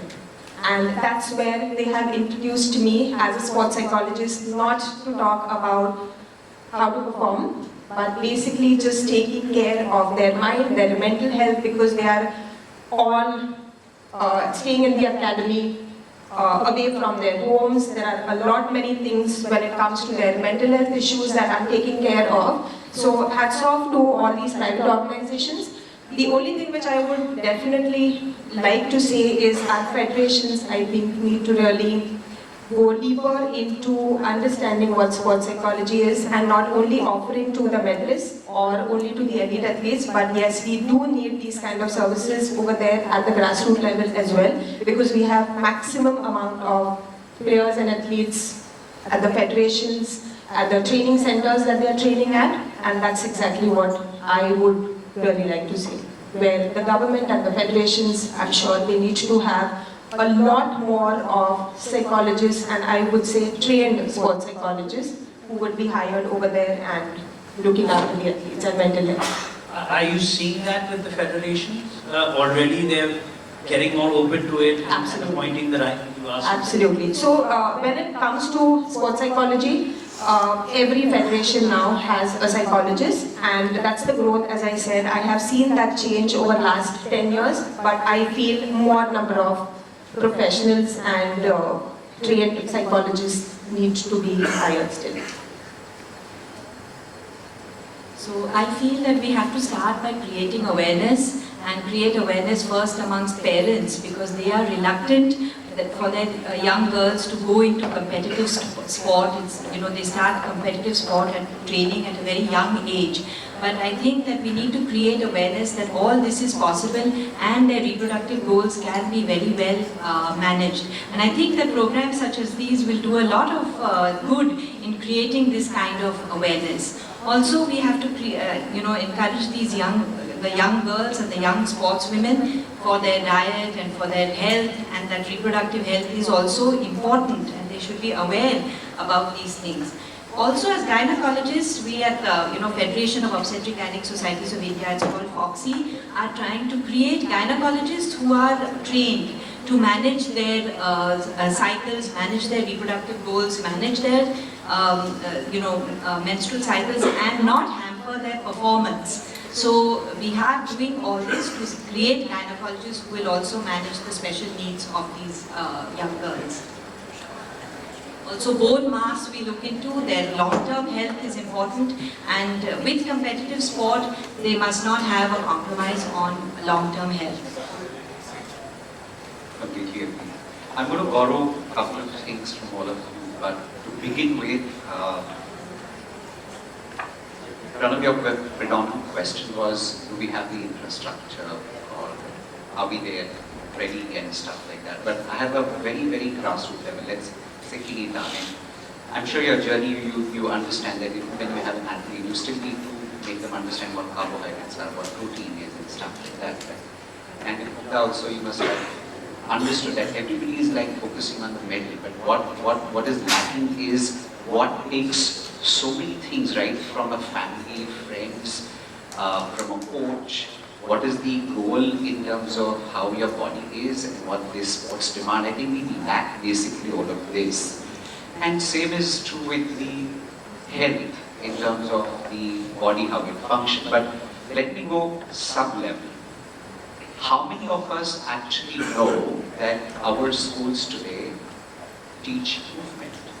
Is there movement taught in school to begin with? Or how many teachers, for that matter, are movement literate, so that they can actually influence the students, children, so that it becomes a part of our DNA?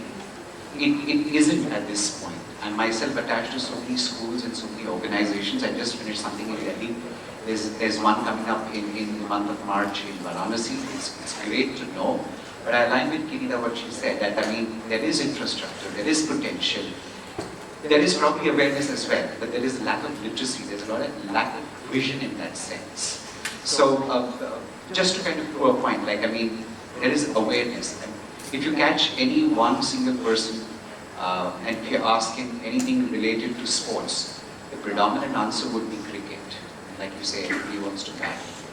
So said, there is sports in India and there is cricket. Yeah. So this is... You can't merge the two. Yeah. It's just, this is a religion, and this is what we need to work on. Exactly. So allow me to kind of put that across more visually in that sense. Are you game for a small activity? I can't hear you. Lovely, okay. Everybody make a fist. Yeah. Can we be a part of it?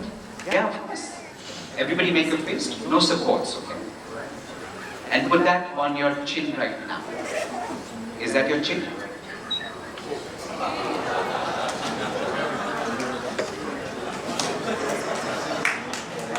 That's exactly where we are. That's exactly where we are. The whole depiction of sports and movement is cricket. It's on the billboards, it's on Instagram, it's everywhere. This is what it is. We lack what to see and what our vision is. And that goes in nutrition as well, that goes in psychology as well, that goes in health, be it from a female perspective or a male perspective. But I think it has to start at the grassroots level, it has to start in schools. It has to come as a curriculum, movement has to come as a curriculum, nutrition has to start as a curriculum, to speak the language and then migrate into achieving something at a sports level. If this is not achieved, I don't think, we're just going in different directions like a ball bearing, going, shooting all in dark, and we're just going to be stuck with this one. So that's what. Thank you. I think that's a very critical point, is the awareness, and I think everyone touched a little bit on awareness, but if it's part of curriculum, that's the really important first step. That'll make everyone's life first step too easier. So moving on, I'd like to only talk about cricket now. Not being serious. I want to talk a little bit about women's sports. Talked about it out. You touched upon it, and I want to dive a little bit deeper into that, because women athletes, you talked about parity at the Olympics in Paris, but women athletes in India have been performing as well, if not better than the male athletes for maybe the last 10 to 15 years. You obviously had the World Cup win recently, which made a lot of Indian women cricketers household names. Diana Ma'am is here today. She's been part of the development of women's cricket and women's sports over the years. So I want to start with, what is the scenario? I mean, our systems pretty much designed just for male development, because women's issues needs addressing, because nutrition is different, the mental health issues are different, the social aspect is different, the hormonal and menstrual cycle part comes into it, and they're all connected in every way. So what needs to be done? How do we spread this knowledge, and how do we make sure, if you can lead us on? So I think we do need to create awareness, and when I deal with many patients, some are marathon runners, sometimes gymnasts, and all have different concerns. Now, intense sport and competitive sport from a young age can have a detrimental effect on cycles if it's not managed properly. So we manage their hormonal concerns, we do their hormonal studies, we see that their body mass index is appropriate. There's a term called relative energy deficiency sports, which is defined by the International Olympic Committee. So we look at their red score, and of course we work very closely with nutritionists to bring them to an appropriate level so that all their bodily functions can be maintained along with the competitive sport. So basically, sorry, I'll just next step. I have worked with cricket, from men's cricket, for the last 14 years. And last 3 years, Mumbai Indians also has a women's league, so we have the women's team as well. And my first, so when I got the call that, Nita, okay, we are getting onto the WPL as well, everything exactly same, okay, whatever we do for men, we do for women. And there was not even an ounce of hesitation to provide that kind of platform to the women's league. Having said that, my approach is completely different, right? So it cannot be the same. When you're actually consulting and sitting across the table with Harmanpreet, what you are listening and what you are addressing and what you are talking is completely different when I'm in the room with Hardik. So your entire approach has to be, like she rightly said, keeping menstrual cycles in mind. Whatever comes around it, which could be related to mood, which could be related to anxiety, it could be panic, it could be depression, it could be anything.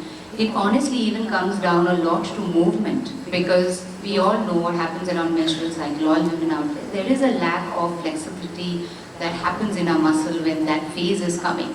So most of the time, I have had this conversation with the women athletes where from a nutrition point of view, we are educating, we are telling them to eat, I'm telling them, okay, we need to get this right, before the match we eat this, and cut to one night before they get their periods and it's a psychological turmoil. And they were not prepared because, like rightly Dr. Balarao said, cycles are not set, you are not expecting them. So, I alone as a nutritionist cannot handle a female athlete. So that female athlete needs so much more support as compared to a male athlete. And are we providing them? I would say absolutely yes. And women out there, at least the ones that I am working with, are getting this support hands down. Let's not go to the grassroots right now because there is a lack, there is a disconnect. It's an evident disconnect, but as of today, the people that we work with, the women that we work with get this support, and I think they're strongly needed and they have to be handled differently. I'm not saying sensitively, I'm saying differently. Their food, their therapy, their entire medical aspect has to be treated with much more attention than you would for a male athlete. Yeah, I very much agree with Kanita, especially when she was talking about menstrual cycle and it affecting the mood. We've all seen Mirabai Chanu in 2016 Rio Olympics and her performance, and the reason being she got her periods on the same day, which we were really not expecting. I was not working with her at that moment, but the kind of comeback that she has made, because I got introduced to the team in post the Rio, and the journey that I have seen is, of course, the mood swings when she's into those menstrual cycles, and I would say this applies to all women's sports athletes, and that's one of the things which I would say differs from men, especially when it comes to menstrual cycle, or there are quite a few of the other issues that women have to handle, be it cricket or be it any other sport, is of course they have to look after. Maybe one of the hurdles that they have crossed is they have come into sport against their family's wishes. I mean, that's 80% of the times that I hear from the athletes that I work with and from the sport that I work with. That's one of the main areas that I do handle, because that too comes in when we are talking about mental health issues. That too, it does erupt when they are into their performances. There are certain maybe fights, maybe disagreements that have happened with the family members just before the matches, and I mean, I have umpteen number of examples to do that, because one of the examples which I would like to quote here is I was with the World Cup team back in 2022, the New Zealand World Cup, that was a one-day World Cup, and just half an hour before the match, the entire team was ready and we were playing against England, and every single player just ran on the ground for the warm-ups except one. And she refused to come onto the ground, and the coach immediately approached me and said that, you just have to look after her because she's not injured, there is no pain, there are no niggles, but we're just not able to find out what's wrong with her. I immediately ran into the dressing room and she was absolutely broken. One reason being that was a COVID period, and she had lost her father during that time, and she was so affected, and it just erupted at the last moment just before we had to go onto the ground. I literally spoke to her for half an hour. I counseled her at that moment. She got ready to go on, and she had refused that I don't want to play the match. Somehow I made her ready. She went onto the ground and she became the best bowler. So one of the things is, this is what I talk about mental health, because these are certain hidden issues that we don't actually see. But yes, this is not again very particularly with women, I would say this can happen with anyone. But yes, there are kind of relationship issues, there are family issues, there are health issues which does affect their mental health, and that is something which we definitely have to take care of, and we need to be aware that these are the things that women do go through. I think we've also spoken about some of the elitist athletes who have given birth and have returned back to sport, and that is another issue that we do have to take care of, because of course they are like iron women, but of course there is something going on back here as well, because they've left their kids behind. They're going through a lot because there are other family members who are taking care of the kids. The mother is not there with the kid, so of course many issues that do go on. And the only person I think they can confide in with or speak to is a psychologist, because that is something which they feel that the information would remain confidential. Thanks for sharing that, sir.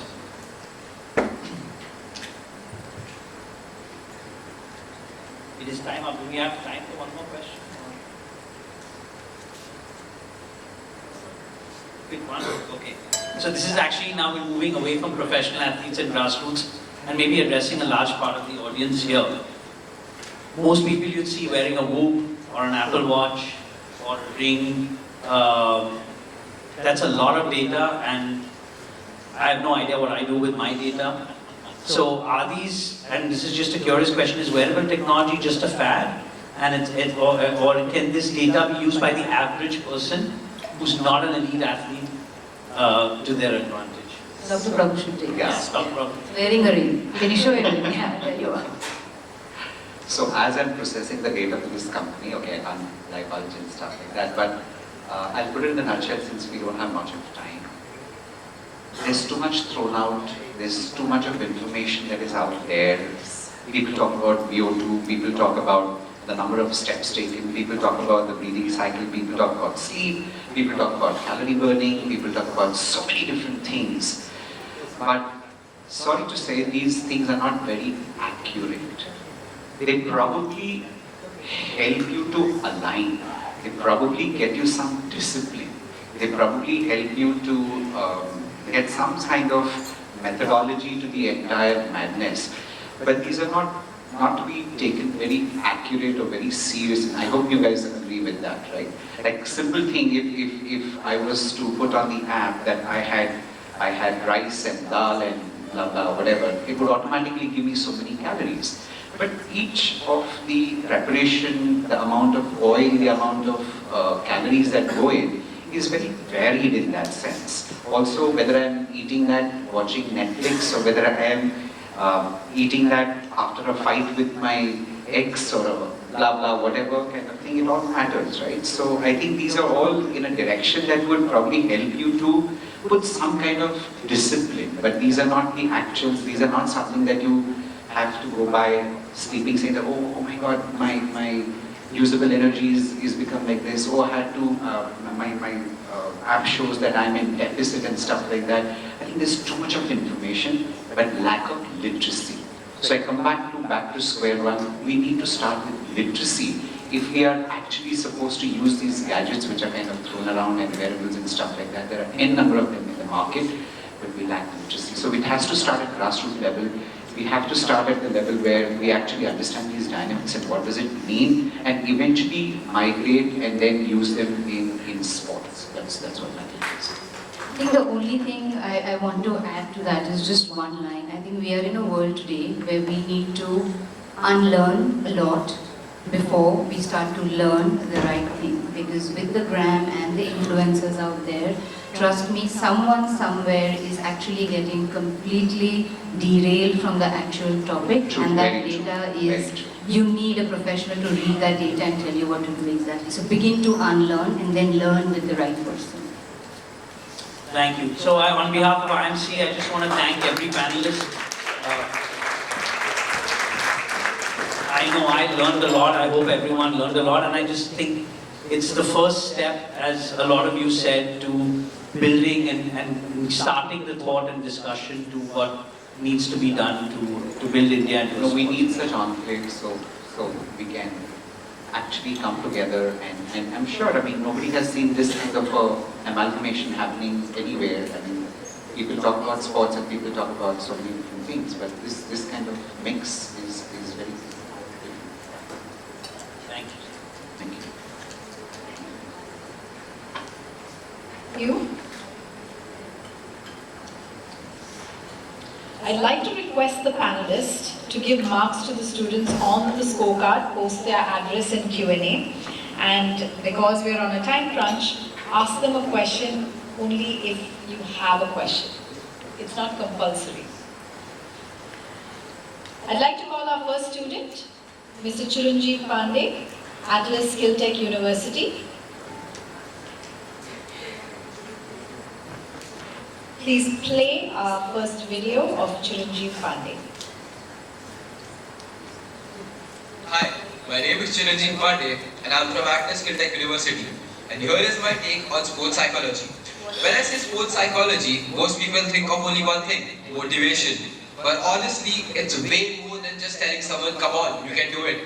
For me, sports psychology is basically understanding how an athlete thinks, eats, feels, recovers and handles the pressure. It's like the behind the scenes part of sports that nobody really talks about, but it affects everything on the field. The first part, physical health. Before we even talk about the mind, the basics matter. Your stamina, your sleep, your strength, your recovery, your overall health.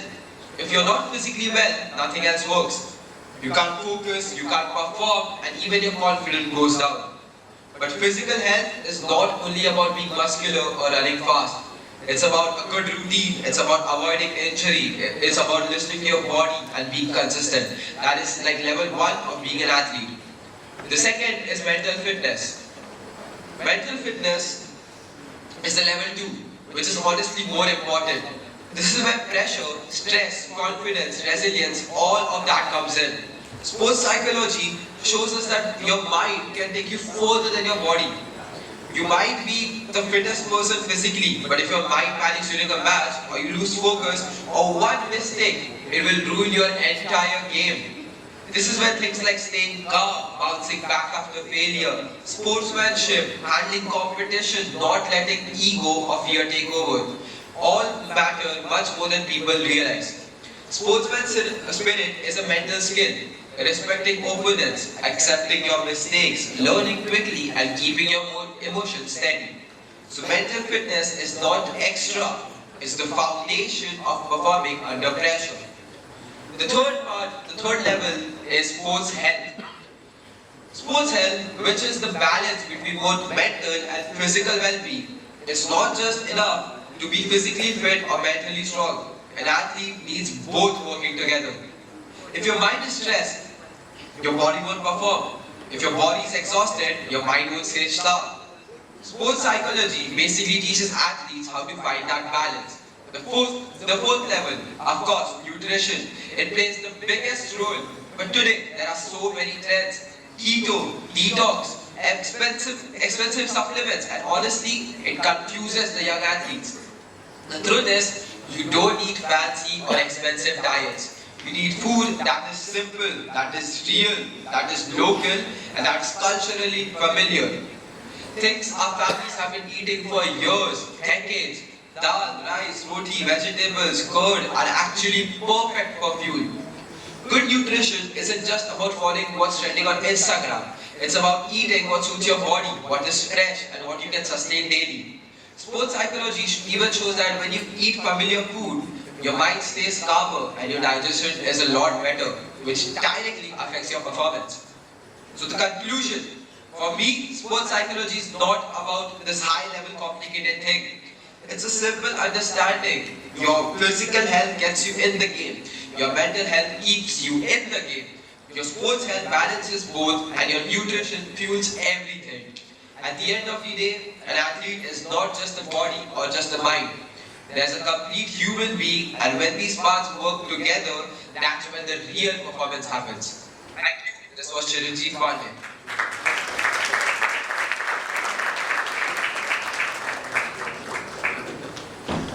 Any questions?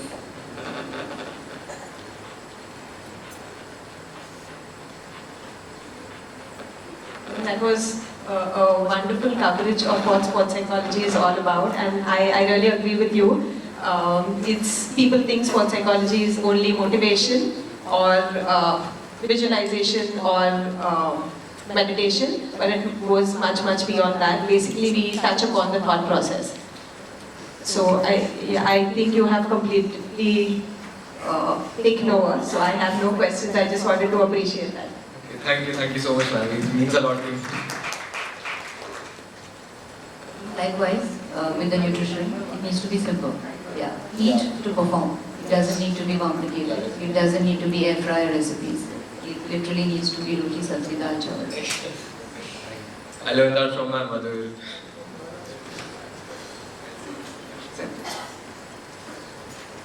Thank you.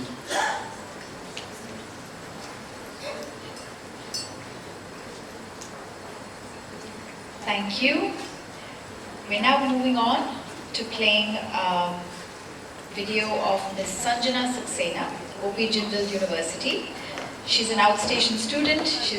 She wasn't able to make it today, but we will be playing her video address. Good morning, everyone. When we think of the word sports, most of us immediately think of athletes playing on the field, medals, trophies, and applause. But today, I want to talk about something bigger, the game beyond the game.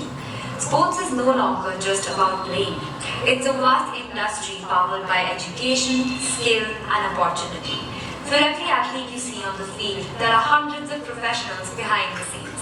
Sports managers, physiotherapists, nutritionists, analysts, lawyers, event managers, and even administrators.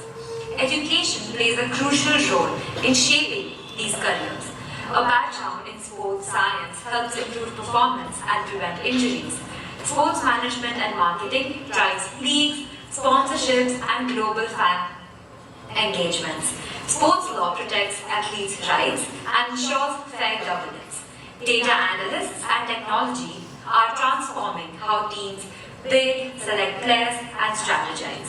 What's important to understand here is that you don't need to be a top athlete to build a successful career in sports. Passion combined with education can open doors in coaching, officiating, journalism, media production, fitness training, and even e-sports. Sports teaches us discipline, teamwork, leadership, and resilience. Qualities valued in every profession. When education is aligned with sports, it creates professionals who understand both performance and responsibility. So, as students and young professionals, let us look beyond just playing the game. Let us explore the careers that sustain, grow, and protect sports. Because the future of sports doesn't lie only on the field. It lies in the minds that shape the game beyond the game. Thank you.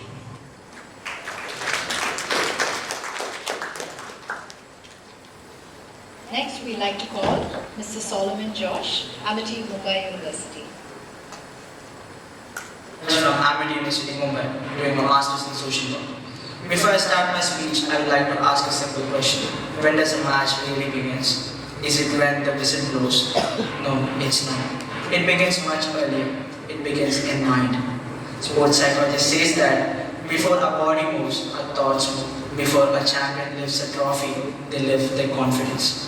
There is a research called the Rosenthal effect, which states that even after whenever a person is expected to win, they improve their performance. Just imagine your coach shouting out that you can do it, you can win it.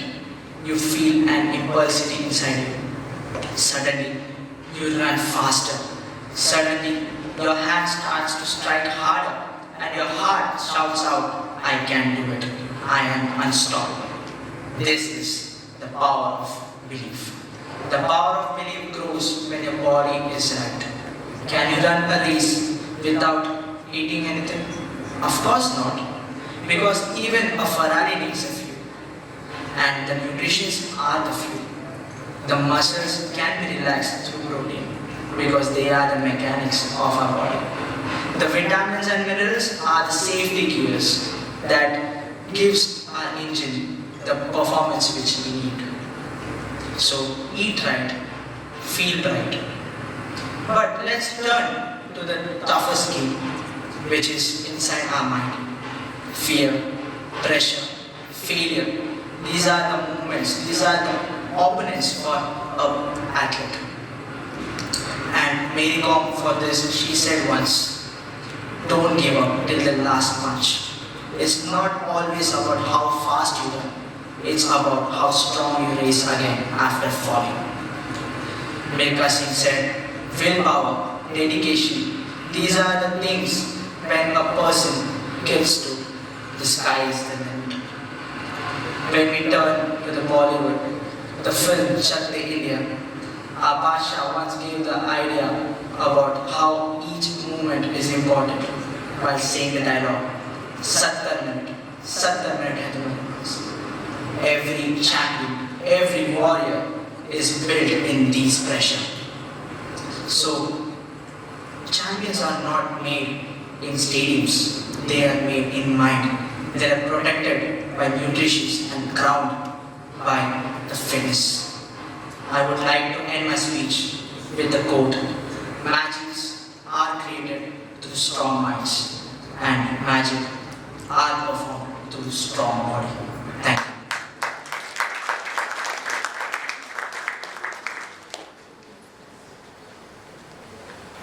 I think that was very nice, and I think you really brought out the fact that it's very important to get up and rise again, even though you may fall, but you will succeed eventually. So much. Very happy to hear that everybody is really giving importance to mind. So I think sports psychology is growing. Yeah, just one question. As you mentioned that when the coaches are shouting from the boundary line or from outside, when they're saying that, yes, you can do it and you can just go and perform, what exactly happens and why do we see that transformation happening with the players, that they go in and actually perform?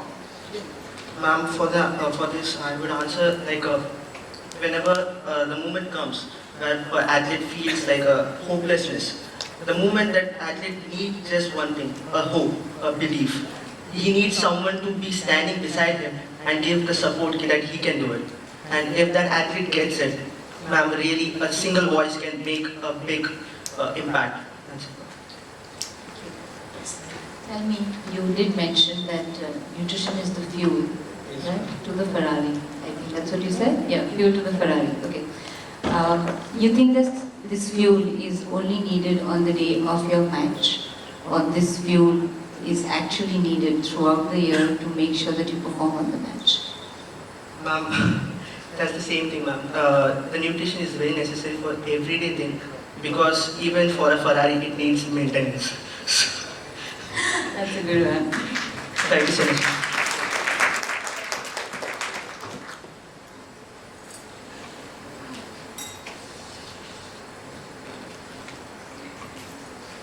Thank you. Next we have Ms. Siddhi Tambe, Sydenham College of Commerce and Economics. Good afternoon to everyone present here. I, Siddhi Tambe, I am 5 student from Sydenham College. It gives me great pleasure to have you all today. When we think of an elite athlete, we usually just focus on how fast they run and how much they lift. But a true athlete isn't just put in the gym. Sports is not just about physical strength or skills. It is also about mind.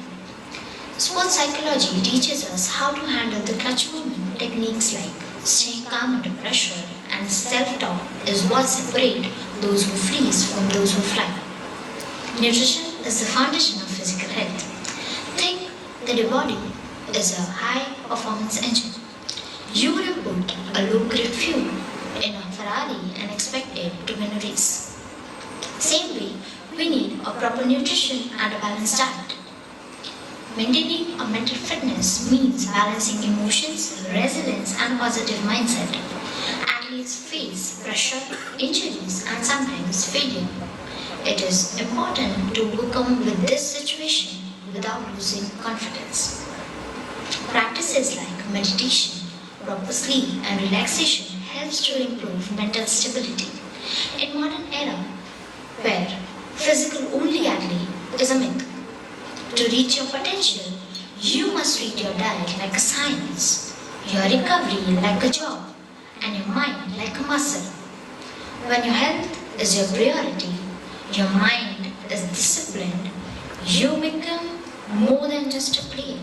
You become a champion. Thank you.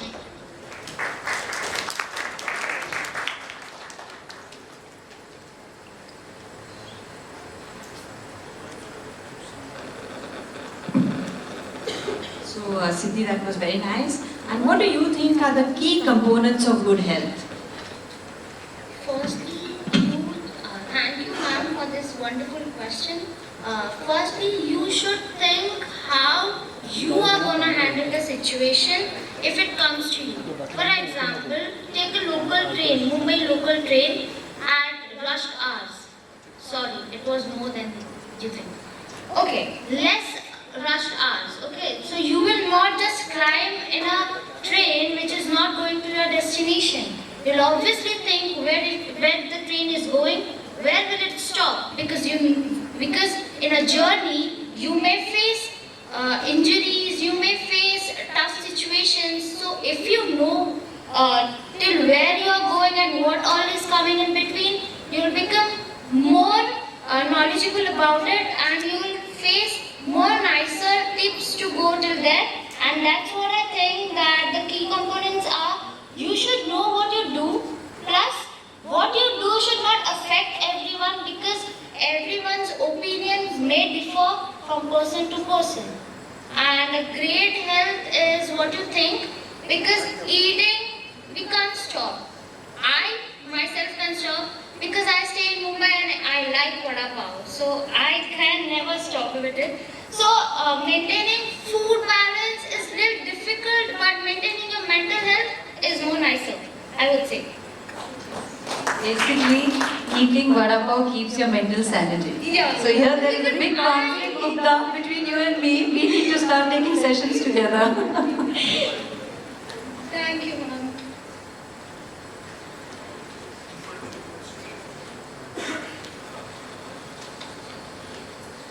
Thank you, and that's the end of our panel 1. Winners will be announced at the valedictory session.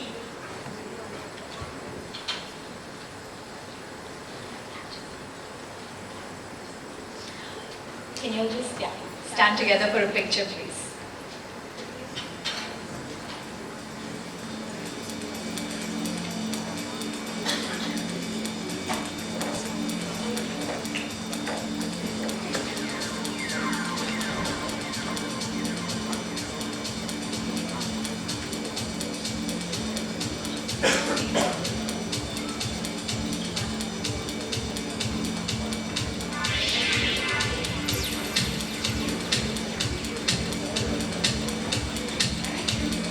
I'd like to ask our moderator to now felicitate the panelists.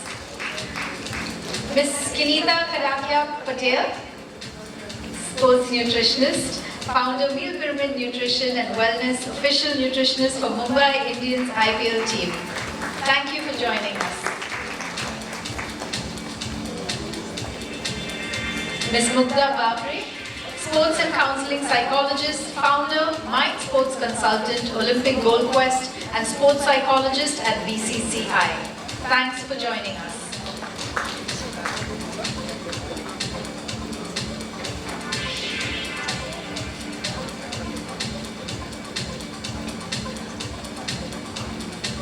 Sarita Bhalirao, consultant obstetrician and gynecologist.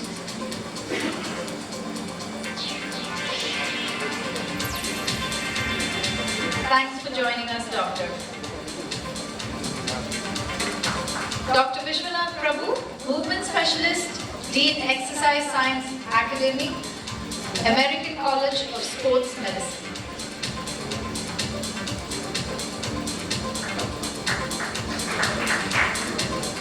Thank you for joining us. I'd like to ask Ms. Sunita Ramnathkar to felicitate the moderator, Mr. Pranav Gandhi, founder and host of At Sportify with PRG podcast, sports analyst, commentator and thought leader.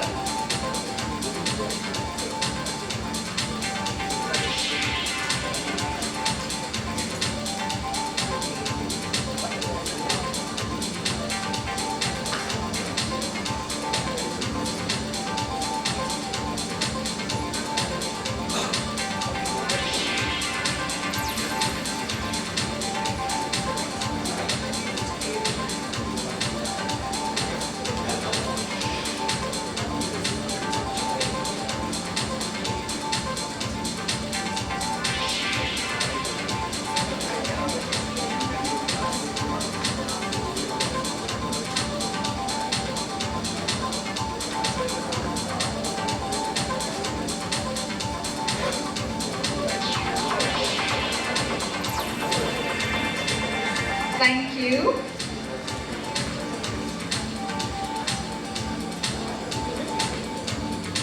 We're now moving on to our podcast series, Curtain Raiser, and I would like to call Ms. Sheetal Kalro, Deputy Director General, IMC Chamber of Commerce and Industries.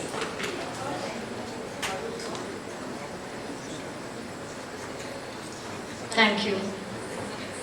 Today, we proudly introduce Chat Circuit by IMC, a brand new podcast series where conversations don't just happen, they build the future. This is a launch of a series on eminent topics that the Chamber will be taking up from now on. Chat Circuit is a dynamic platform designed to amplify ideas, perspectives, purpose-driven dialogues. It brings together voices that matter and stories that inspire action. Launching here at Yuva Kshamata Sports Conclave 2026, Chat Circuit is dedicated to engaging professionals, entrepreneurs, industrialists that shape tomorrow. From policy to play, innovation to impact, this podcast connects the voices that are driving and defining the future of Indian sports. The first episode features Mr. Pranav Gandhi, founder and host at Spotify with PRG podcast, sports analyst, commentator and thought leader, and Mr. John Gloucester, head of medical and sports science, Rajasthan Royals IPL franchisee and Director of Sports Science, Go Sports Foundation, India. A glimpse, the curtain raiser to the same. Can we have the video, please?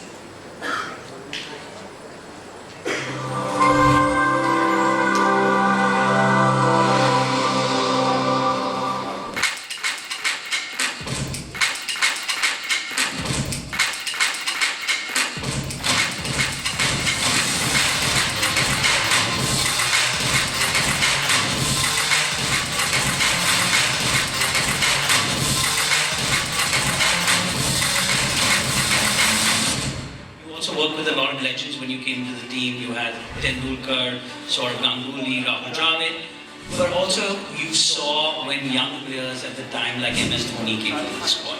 So luckily for me, particularly when MS took over as captain, was that he was a naturally fit athlete who then uplifted most of those young guys around him as well. But if we want to take our athletes to the next level across all sport, we need to start appreciating the other verticals that exist in a strong sporting ecosystem. And that's nutrition, S&C and sports psychology. India has an enormous bed of talent. One of the biggest sports today is paddle and pickle. They're really picking out. Every physiotherapist I speak to say, I love the two sports because my business is booming. The word that you hear everybody talk about now is longevity. Longevity this, longevity that. Well, what is the magic spray that you guys use on cricket?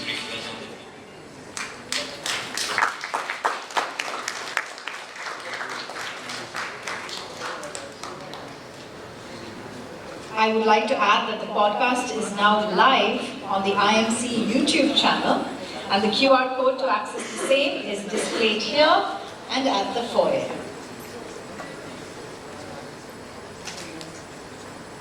Now we move on to our panel 2. Our panel 2 topic is education and careers in sports. The game beyond the game. I'd like to call our moderator on stage, Ms. Moona Sani, member IMC Indirect Taxation Committee and founder CEO, Monarchy Consultancy Private Limited.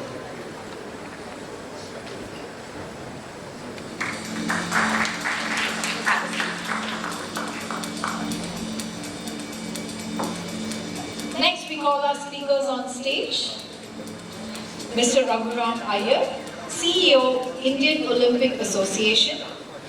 Mr. Alok Chitre, COO, Rajasthan Royals. Mr. Nandan Kamath, sports lawyer, co-founder of Sports and Society Accelerator and managing trustee, Go Sports Foundation. Mr. Azaz Khan, sports director, Somaya Sports Academy, Somaya, Vidya Vihar University.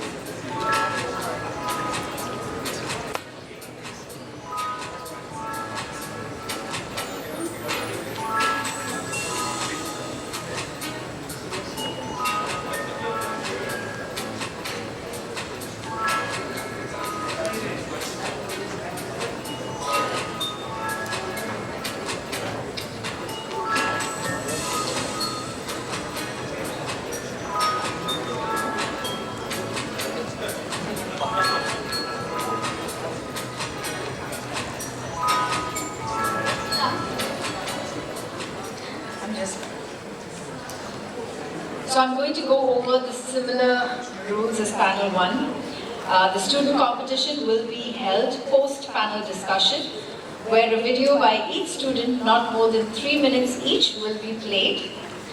Post the video, any one of the panelists can ask a single question to the student who is physically present. The student will not get more than 60 seconds exactly to answer the question.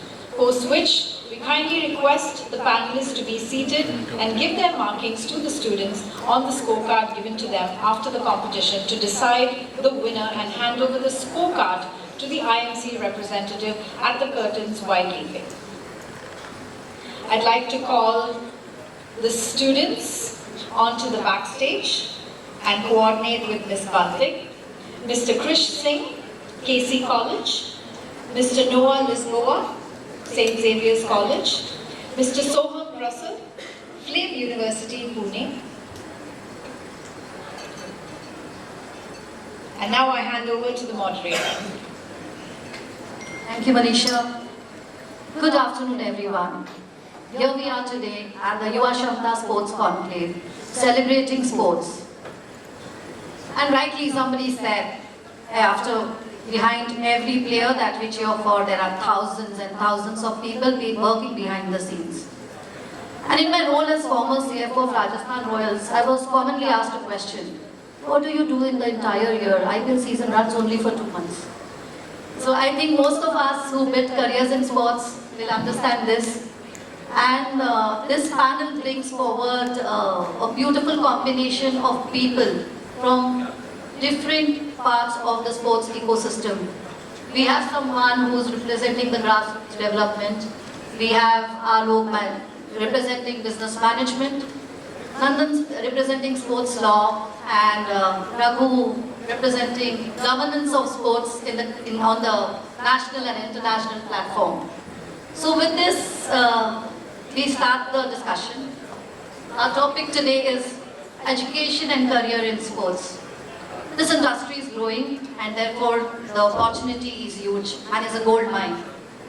And here when we come to this discussion, we have people who are here to share real stories, real experiences and real lessons. And let's begin.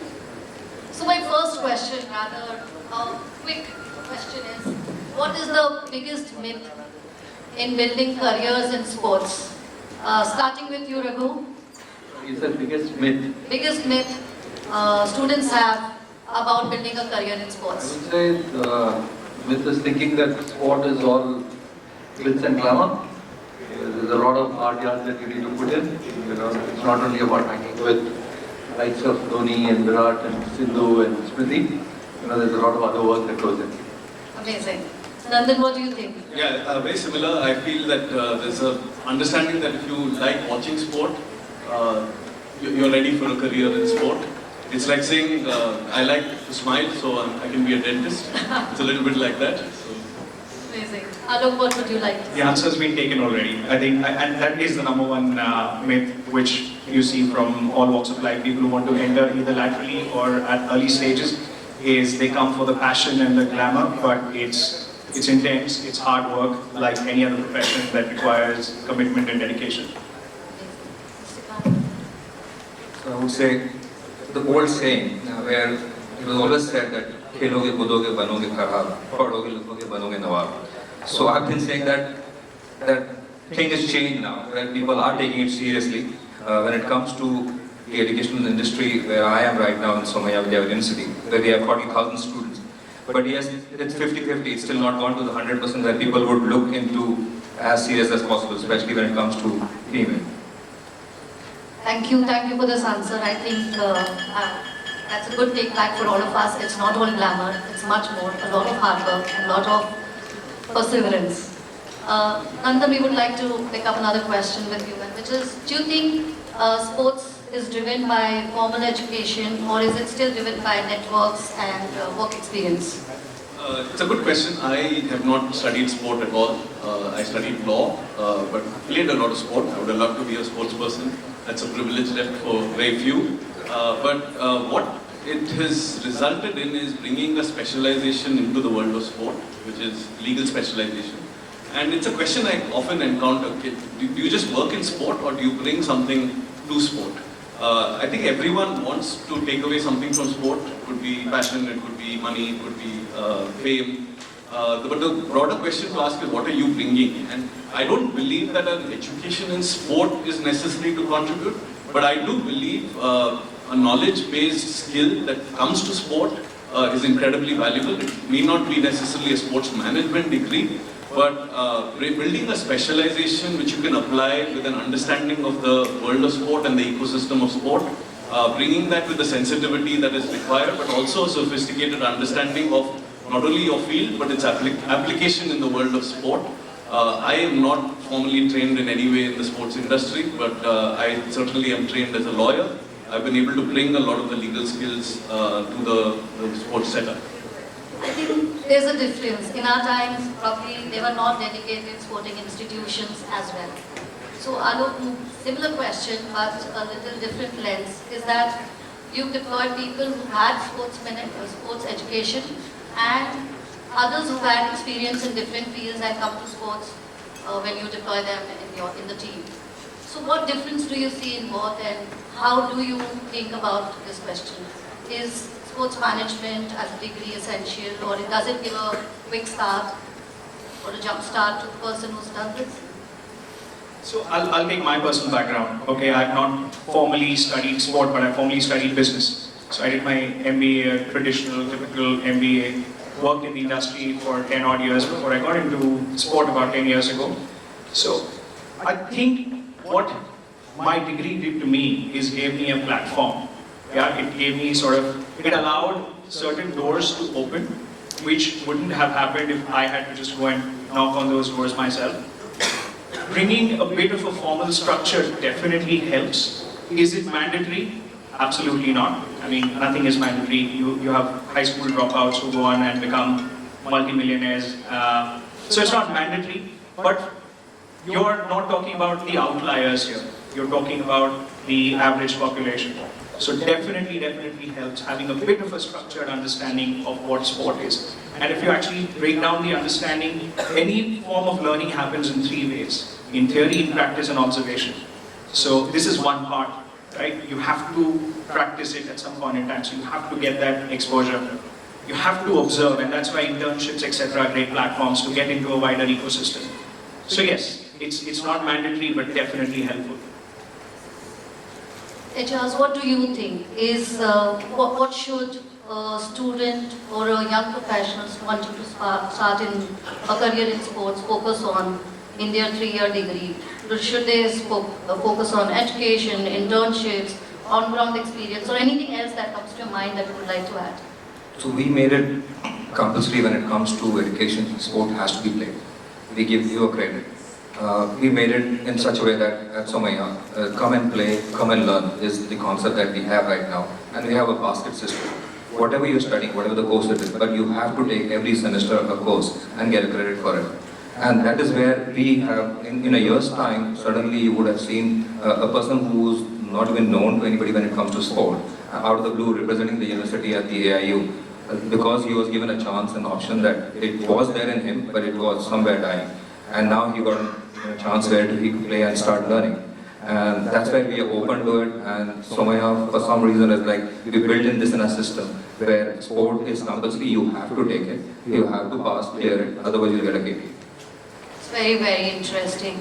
Raghu, what is your view in terms of the importance of education in sports domain?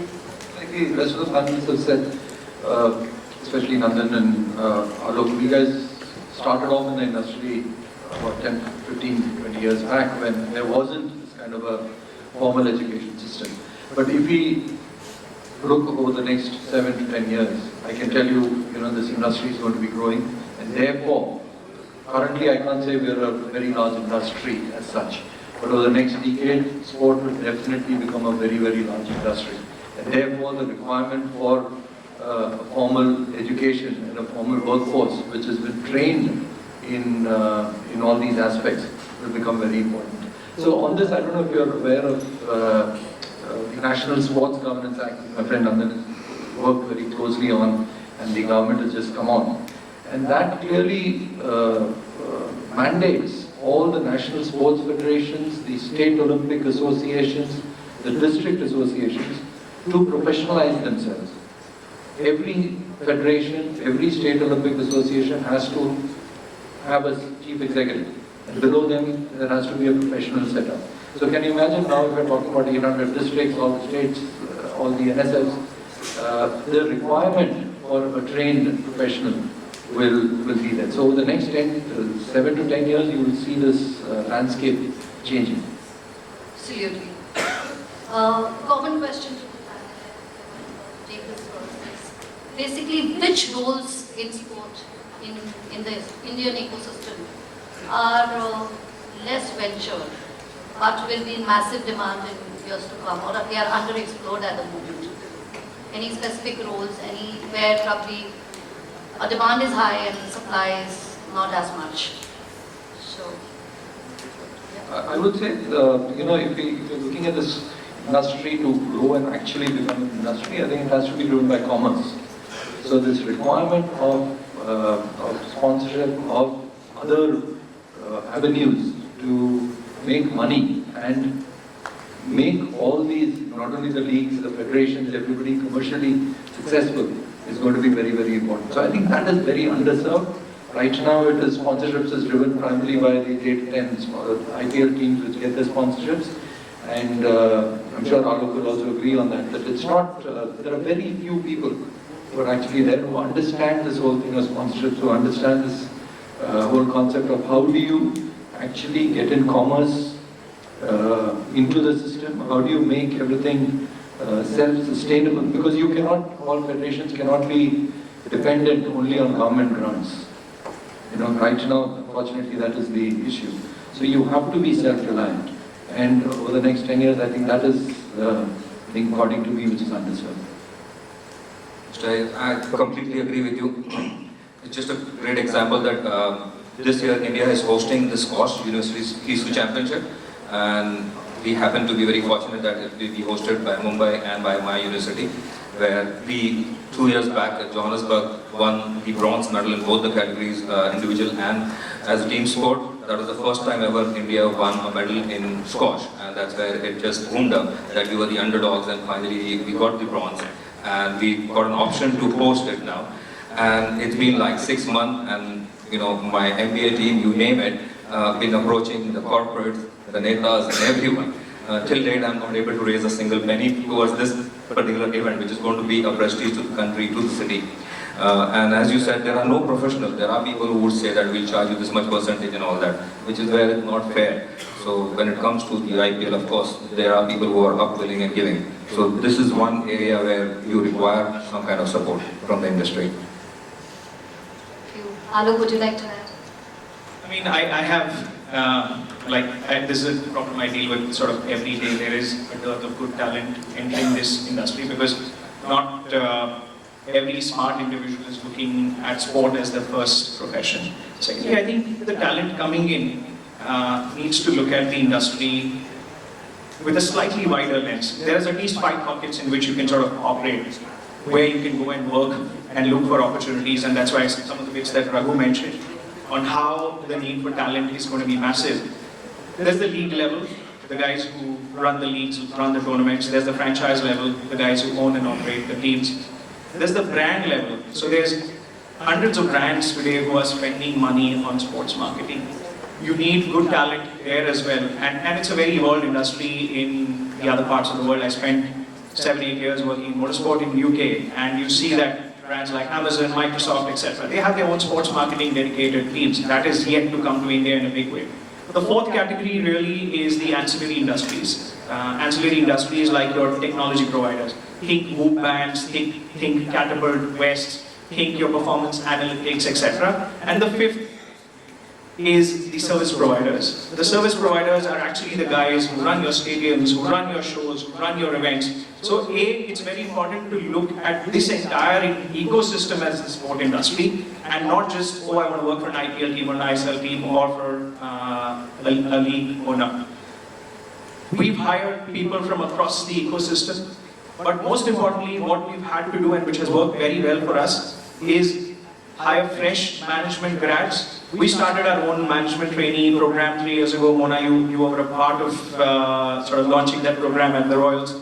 And that's been something which has been successful, where you take fresh industry grads, not necessarily come with a sporting background. We put them through like a rigorous 24-month schedule where they 8 months each spend time across different departments, and there is an opportunity for them to be holistically developed. The idea is to then be able to provide leaders to the sporting industry. When we started that, the idea was to probably become like the Unilever of sport, where today so many CEOs all across the country at some point in time spend their time at the Unilever academy of sorts. Yeah, just like to add that sport is an industry, it's not a field. And it's important to understand the difference there. So the question is, when you say I work in sport, it's like saying I'm a sports person. But without specifying what you're doing and which sport you're playing. You are a cricketer, basketball player. So the approach to this, there are two ways to look at it, is to come in as a specialist or to come in as a deep generalist. So as a specialist, it's not like you have to work in sport all 100% of your time. It may be one of the areas and one of the industries you put your efforts into, but also cross-fertilizing learnings from maybe media, from entertainment, from other fields. So my profession as a lawyer, sport is essentially rule-based. It is essentially the application of rules to physical pursuits. And I believe that lawyers are underutilized in the Indian scenario in particular. If you look more globally, most sports governance setups have an influx of lawyers. You may like that or not, but it is the reality. But I do believe that anyone who has a specialization, it could be in insurance, it could be in tax like you do, can bring that to sport. You don't have to spend all of your time doing it. The other way is to look at what something like Alok mentioned, which is a deep generalization of being able to connect different things. And all of Indian sport is a connection between what I call three sectors, which is Samaj, Sarkar and Bazaar.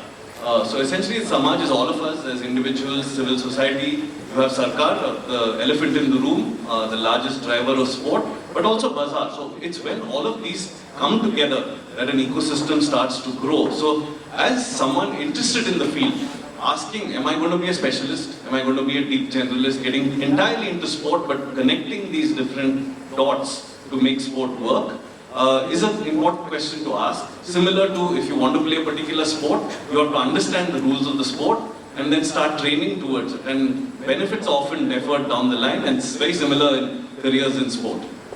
Amazing. I think I definitely learned this. Samaj, Sarkar and Bazaar. So I think all of us will remember this for long. Now you know, it's not my... When I can just jump in, Nathan's a good friend as well. Now you know that he's the one who's drafted the National Sports Governance Act. Otherwise, Samaj, Sarkar and Bazaar, I wouldn't hear that from you. The other, even just an anecdote out here is when he's talking about underserving of his, the legal fraternity. The unfortunate case in the Indian sporting world is that there are maximum number of court cases in sport. In the Indian Olympic Association, there are about 150 court cases in which we've been made a party to.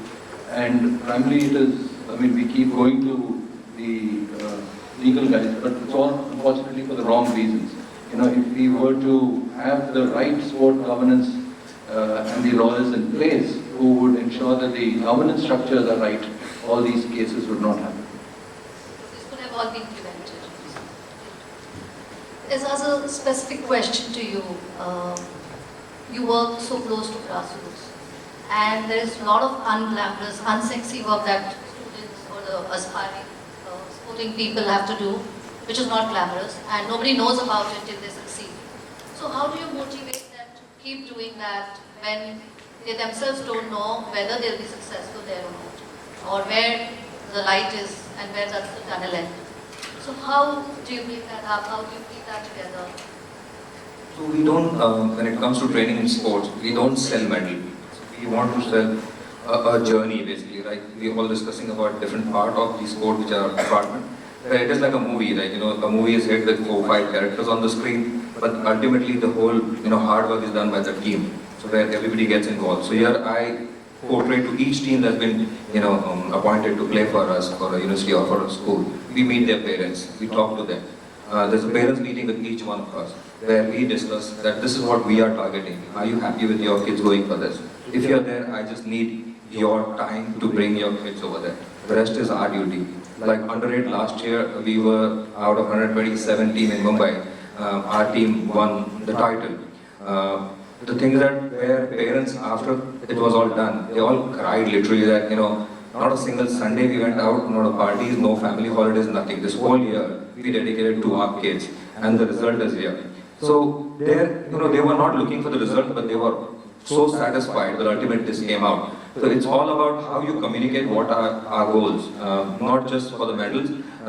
That's where parents play a bigger role than anything else. Same thing happens at the university also. Like NCAA, UK, America, university level sport has to be there, which is where we are lacking.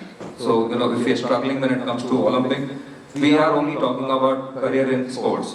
Recently, it was announced by the minister that, anybody who has got a national level medal automatically will appear on the screen and he will or she will get a job.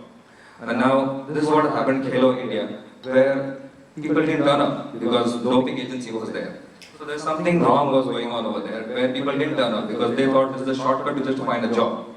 It was never the intention where people who ran away to play for the country.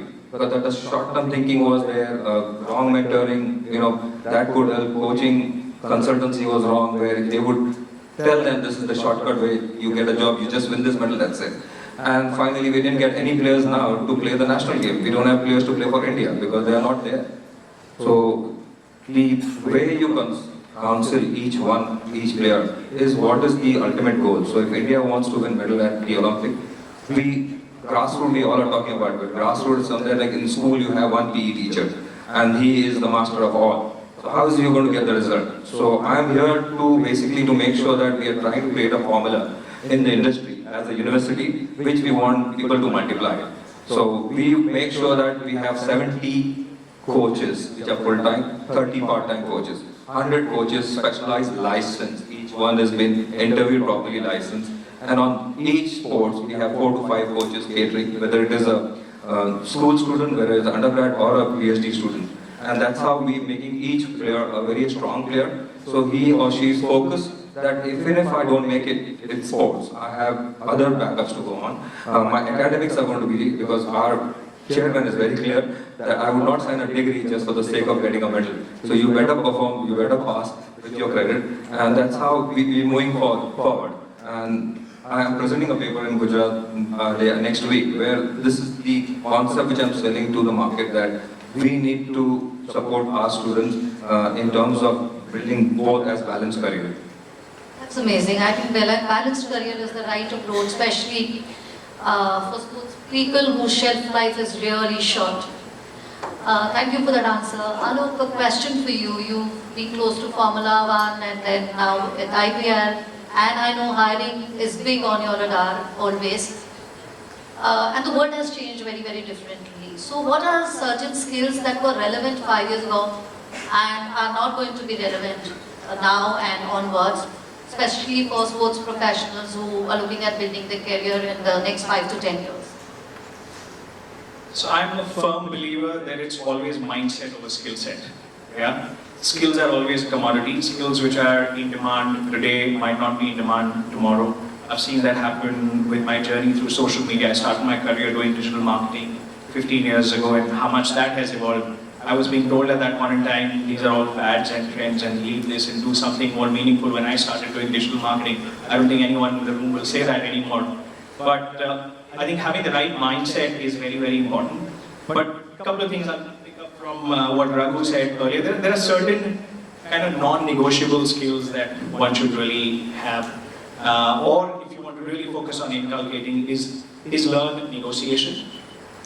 It's something that will help you in anything and everything that you do, whether it's in a personal situation or a professional situation. Really, you need to build a mindset of resilience, because you will have far more failures than what you will succeed, but you need those couple of successes. But to get to that, you will have to be sort of have to grind through 7, 8, 10 things that probably didn't work for you. And the third bit really is curiosity. All of these are softer skills rather than really saying, oh, learn sales or learn marketing. Those are easy to acquire. But these things really should become a way of life, because if you're not curious, you're not asking enough questions. And now, today, especially in the day of ChatGPT and Gen AI, I think your ability to ask powerful questions is far more important than being able to answer, because there's just so many ways in which you can get the answer. So yeah, build a mindset of resilience, stay curious, and learn any and every form of negotiation. Thank you for that. I think curiosity is important in me, and that is something Royals stand for. Nandan, a question for you. People don't really, especially in sports fraternity, understand sports law or come to a lawyer, especially in the sports fraternity, till things go wrong, or there are IP issues, or there are controversies, or there are almost ending sporting careers. What do you have to say about this, and how do you think the world should change around this, especially in our country? Yeah, it shouldn't change. Keep getting lots of joke. But I think Raghu brought it up a little bit. Legal is not only post issues, but also, like you have preventive healthcare, there's also preventive legal care. Very often you wait for things to go bad, and we get involved very late in the process. But working with Raghu and others, we have the chance to preempt issues by setting up strong governance structures and rule-based systems which actually withstand challenge. And what is left at the end is only disputes that are impossible to resolve through just rules. They've gone beyond, there are multiple balances to be met. There is a lack of involvement at early stages and an awareness, not only the IP side, but also just on the importance of setting up governance structures and making sure the right people are making decisions and intervening at the right point of time. Raghu's brought that up. We have 56 national sports federations, we have 30 states, we have 800 districts. So imagine how many organizations are actually organizing sport and how many lawyers are there to actually support that process. If a lawyer gets involved early on, a lot of the work is in preventive strategy, but also decision-making processes to make sure that the decisions, which are the difficult ones, in some sense resolve themselves. And what is left at the end is just, rather than 110 court cases, maybe 4 or 5 which are intractable and impossible to resolve through governance decision-making. Therefore, do you see... Sorry, if I can come in. So this is the other area which is really underserved. I mean, besides the sponsorship, I think this is the other area which is really underserved. So if there are going to be some young lawyers who are coming up and looking at building, India into a sporting nation, I think this is going to play a very, very critical part. And I think a really good example is the role of lawyers in risk management. Now, Raghu and I were involved in recent months in negotiating the Commonwealth Games contract, where we are hosting it in Ahmedabad in 2030. I would say 70% of the time was spent on just managing risks, the known risks, but also the unknown risks. And so important to do that because we're 6 years ahead of the games. And you know that there are some things that are risks, but you also know that there might be unknown risks. And how do you resolve that and take on a government hosting obligation while educating everyone involved in that process that there are going to be risks between now and 2030, and educating but also buffering to manage those risks, a very significant role of both business but also law. Absolutely, I think that's bang on.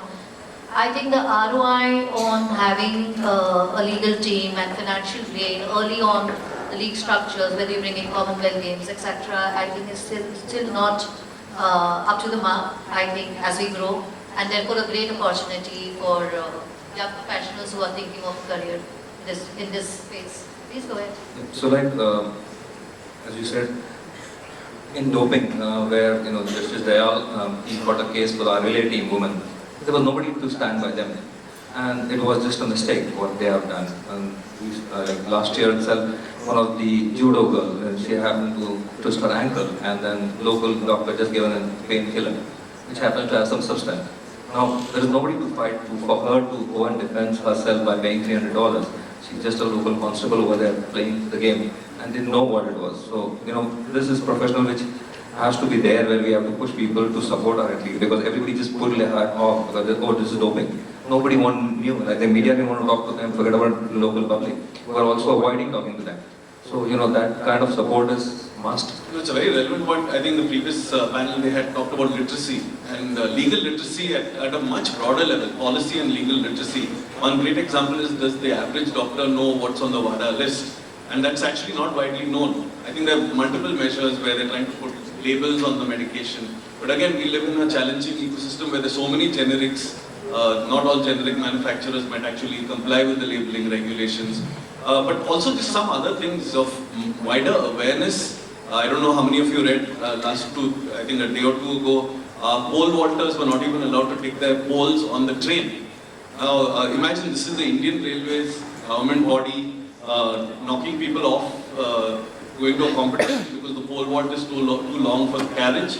That mindset has to, and legal awareness, but also the importance of how each of us can play a role. You may not be theoretically in the sports industry, but that ticket collector is part of the sports industry because he's transporting pole vaulters and not allowing someone to take that pole. So, does everyone have a role to play in Indian sport? The answer is yes. You may not be formally in the sports industry, but as a professional, whether through Samaj, Sarkar or Bazaar, everyone has a role to play and is already playing a role, perhaps a spectator, but jumping that line from spectator to participant, contributing in some way to the sports industry through knowledge, through participation, through funding. I think the importance of crossing that line from spectator to participant, you don't have to be an athlete, like you can be a participant in many different ways. Amazing. A lot of students here are going to become sports lawyers after this. Thank you for that, Nandan. And Raghu, a question for you. There are so many support staff opportunities and domain-specific roles. People are doing either sponsorships or social media marketing and certain areas of the business. Not many aspire to be in governance. Thankfully, we have you on the national governance side. So what is your message and what is your, I would say rather, a message for people to actually think to get onto the governance side for the young professionals? Because I don't think many are thinking like that. And like Nandan mentioned, there's a massive role for everyone to play. And if the right decisions are made at the right forum, I think the entire country and the entire sports ecosystem will benefit. And so I would like to get your perspective.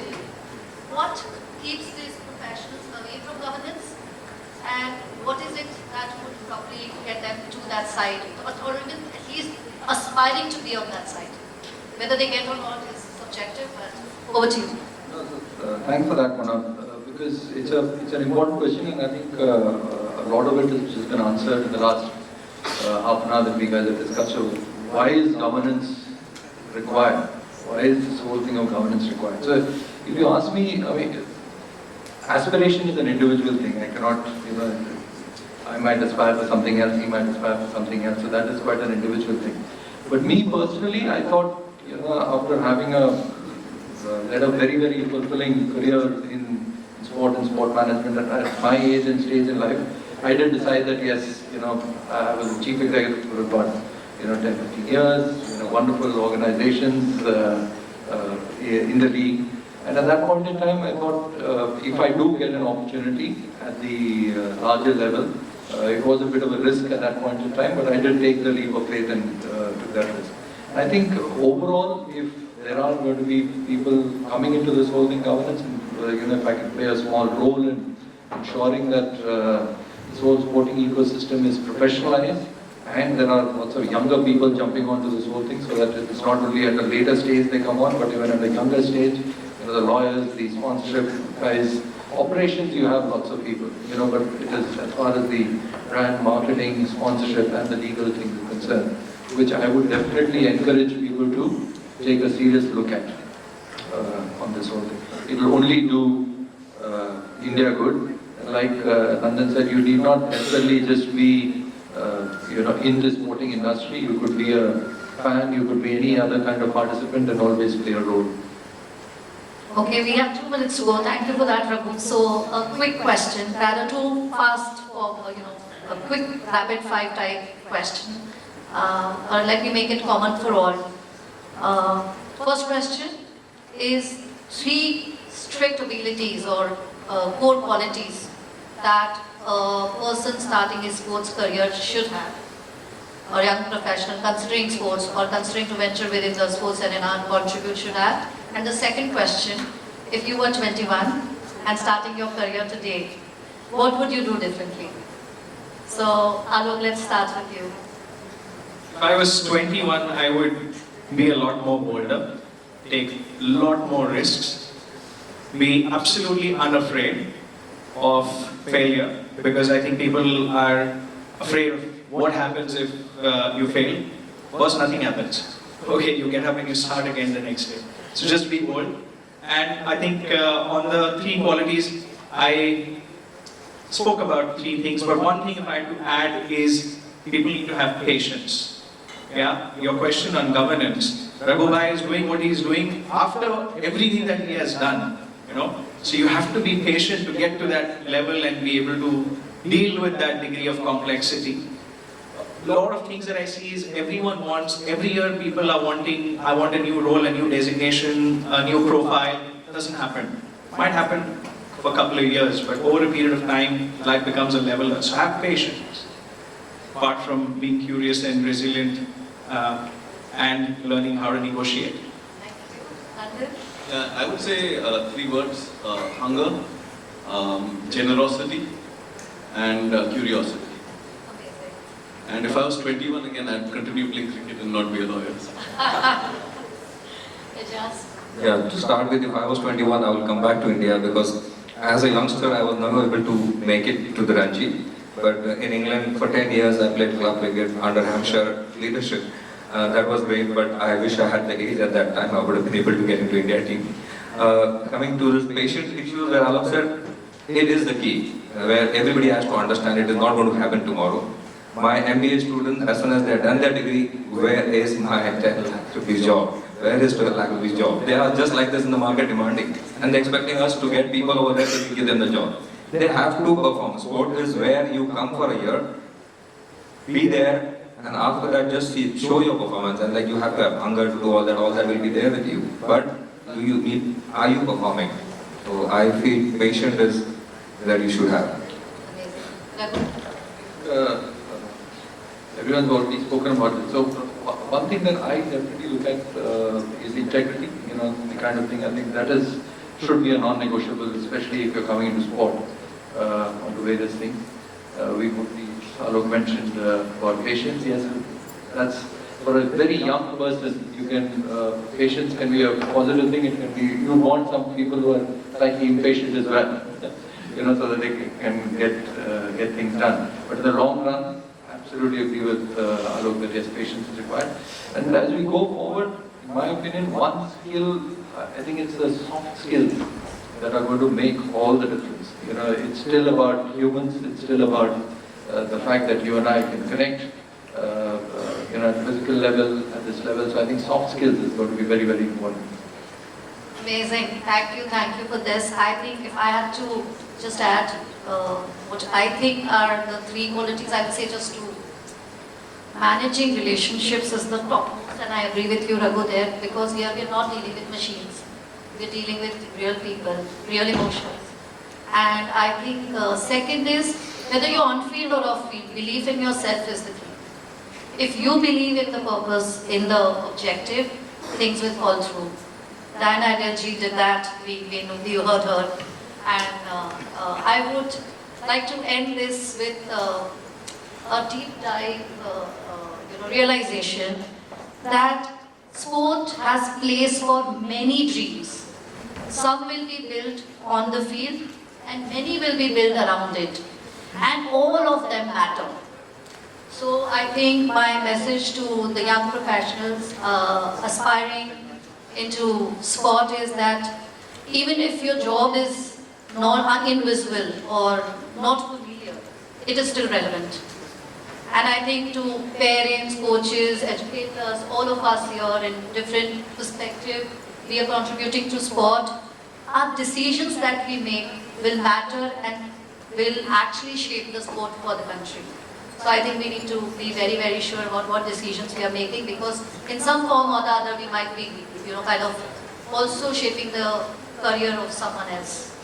So thank you panelists for sharing the real life stories. Thank you everyone for listening with intent and openness. Isha? Thank you for that very informative panel discussion. We will now call the students on stage. The panelists are to give marks to the students on the scorecard only post their address and Q&A. First we have Mr. Krish Singh, KC College. He's a national level athlete in cycling. Good evening, SC members of the management, honorable judges and fellow sports enthusiasts. I'm Krish Singh, a professional athlete, and I've been competing over the national level circuit for almost 8 years now. During the course, I realized that not every race is just about reaching the finish line first. It's about the strategy used to get there, the science behind every stride, and the ability to adapt when the wind changes. Over the time, I realized a fundamental truth. True success in sports depends not only on the physical strength, but also on the intellectual depth. Education is the real game beyond the game. Today, the arena has expanded. We no longer just see athletes, we see an entire ecosystem of expertise.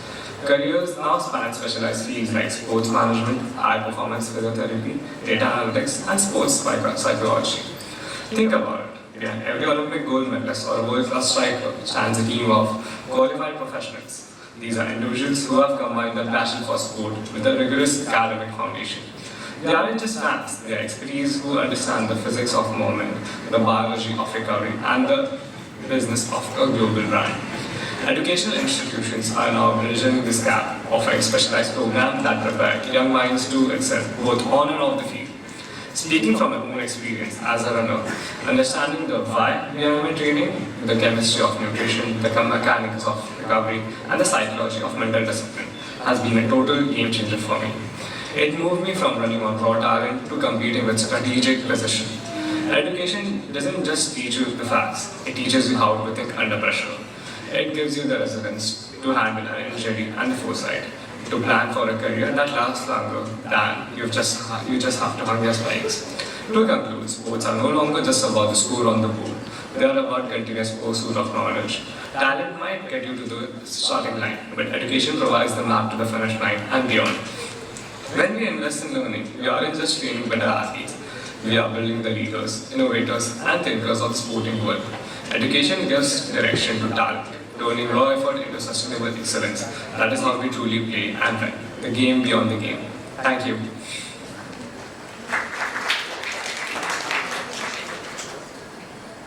Do you have a question? Yes, sir. Your profession and not a passion. Currently, from my point of view, I'm just looking at it as a view of an athlete. Like, I like being an athlete for competing purpose of that. For the future of it, I'm currently very unsure of how I could get into the, future roles in sports. So yeah, currently, my views on this are as an athlete, as a competing athlete. Thank you so much. Question.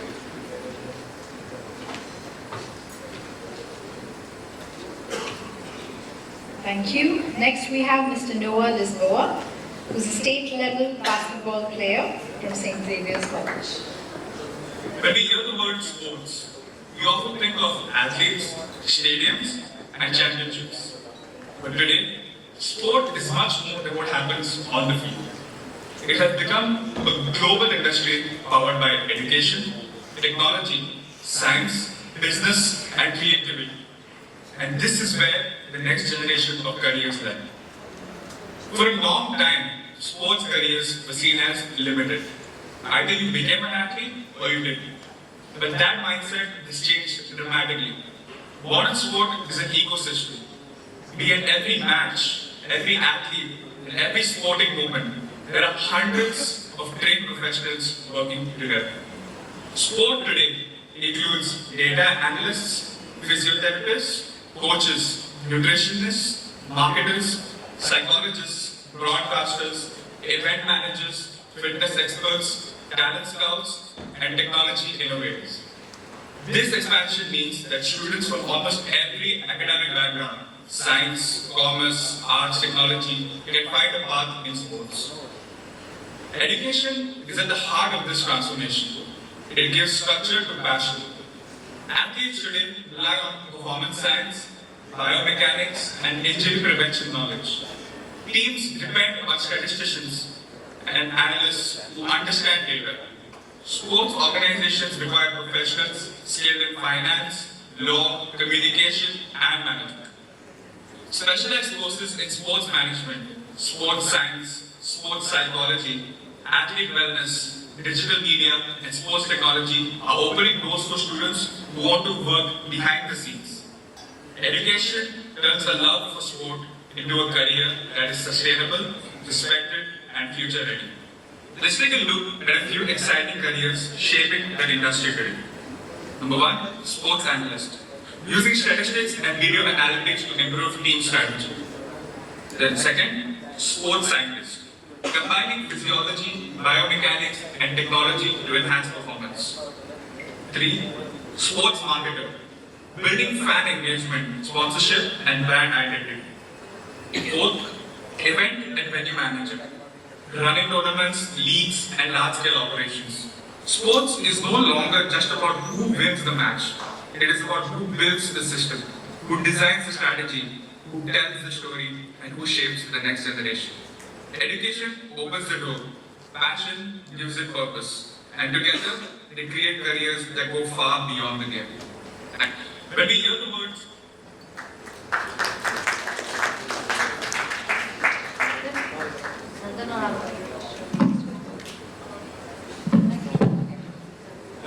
just a quick question. So over a 5-year period, what part of the sports sort of professions do you think is most likely to be replaced by artificial intelligence, and what is the least likely? I think the least likely, I'd say, is, of course,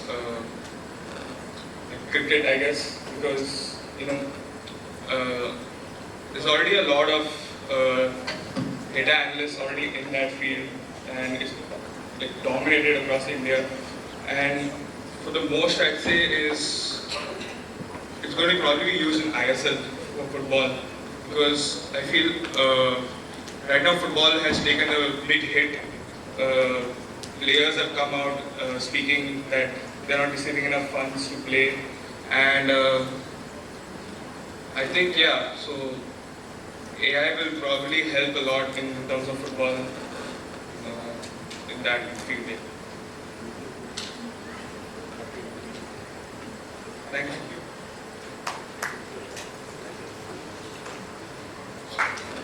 Thank you. Next we have Mr. Sachin Yadav.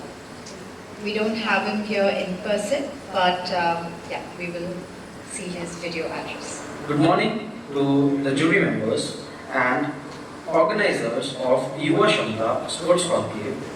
I am Sachin Yadav from IIM Indore, and I myself is a sports person and the vice captain of IIM Indore's volleyball team. Whenever we speak about sports in India, we always have a perception of athletes playing in the game, always like the medals, fields, moments of glory. But sport in reality is now no longer just a game that is played on the field. It is now much more complex as well as a high value ecosystem. And this is where the education part comes into the picture.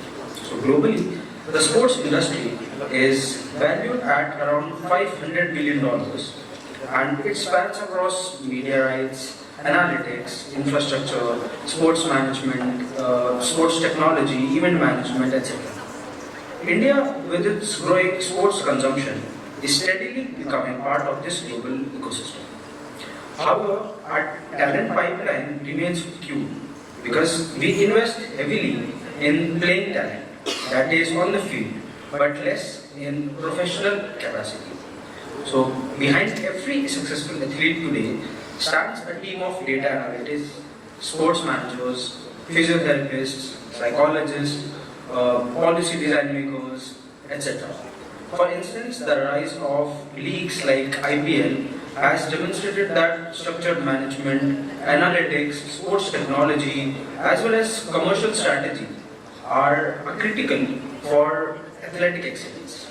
So the formal education in sports management, analytics, media, medicine, and business focuses on two aspects. First, it extends the lifespan of the sporting careers of the people beyond the limitations, that is the physical limitations within the ground.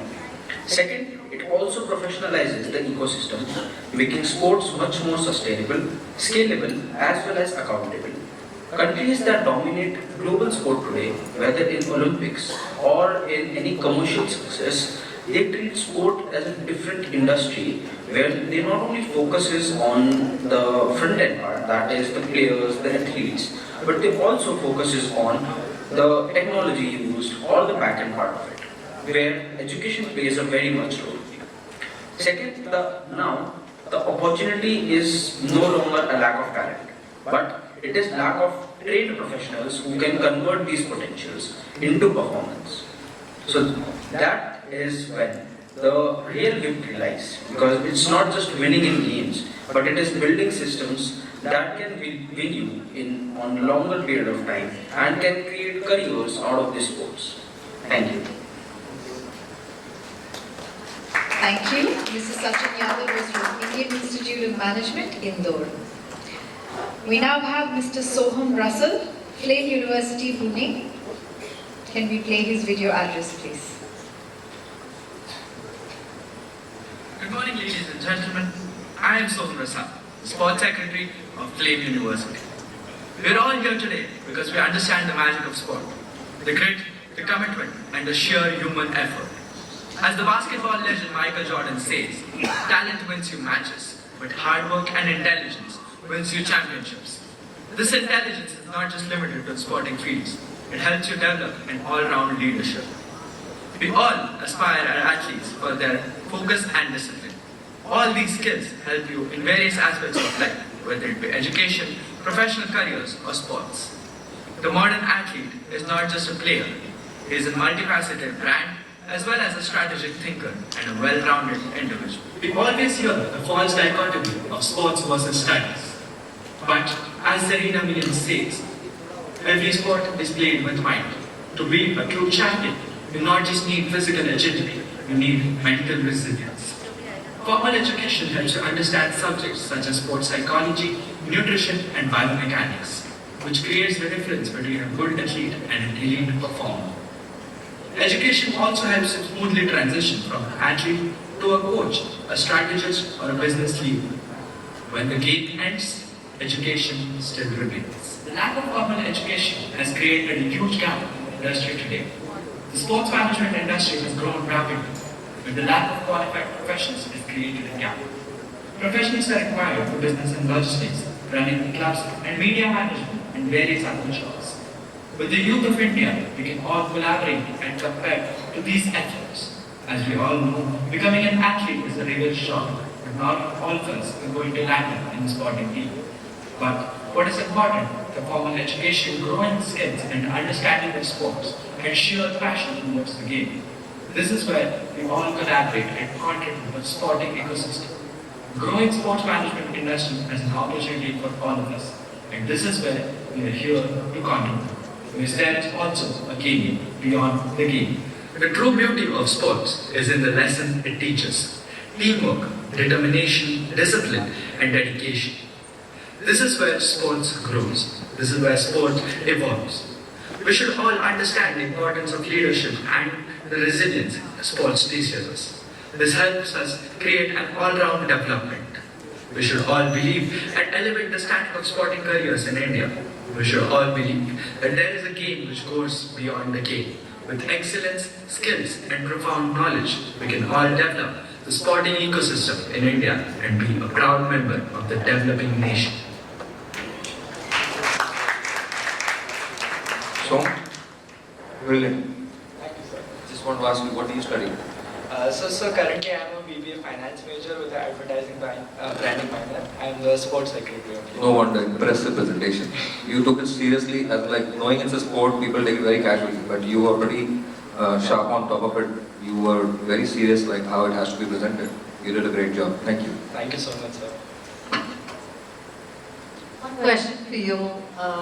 Do you think, based on your experience and with other students, what do you think is the biggest challenge young professionals, young aspiring students like you and your group and peers have when they think about sports as a career? So ma'am, I think one of the biggest challenges, and which I was hearing both the panels as well, I feel is that although we believe that there are multiple domains and sports combines as multiple domains, there is still a lack of formal sports management in multiple domains, because if you currently go and see at the sports market as well, it requires finance, it requires marketing to get into the sports industry itself.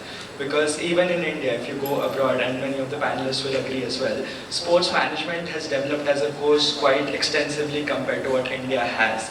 Although India has been growing at a double-digit CAGR market for sports, but it hasn't offered sport-specific roles. I think that is something which is lacking for the youth, because for youth to get attracted towards sports as a career, they should also be thinking of it as a first major. So I think I will add on to what Nandan sir also mentioned, and I think this is something which I personally feel we should go on to believe, is that Samaj, Sarkar and Bazaar milke karenge khiladi ko tayar. That is something which we should all aspire for.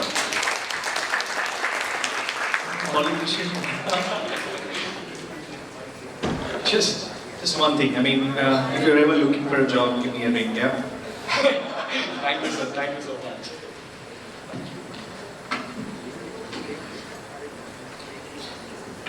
I have to add, Soham is also a national level boxer.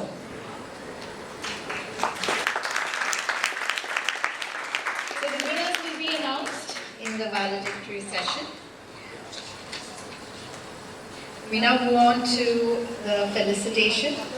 I would like to request our moderator, Ms. Moona Sahni, to felicitate the panelists. Mr. Raghuram Iyer, CEO, Indian Olympic Association.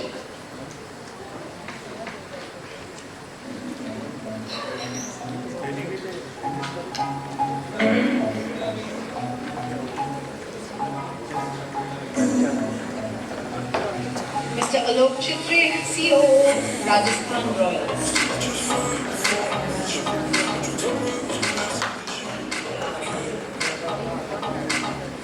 Mr. Nandan Kamath, sports lawyer, co-founder of Sports and Society Accelerator and managing trustee, Go Sports Foundation. Mr. Azaz Khan, sports director, Somaya Sports Academy, Somaya Vidya Vihar University.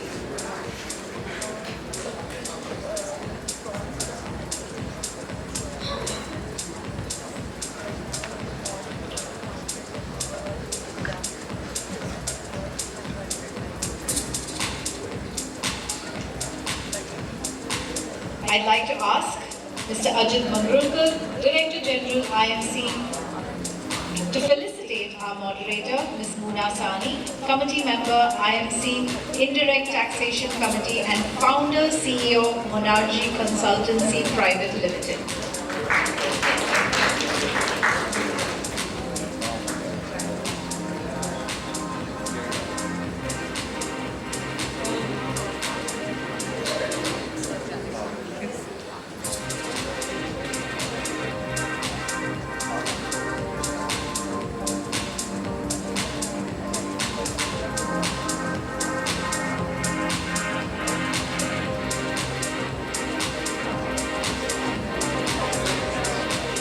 Thank you, panelists and the moderator.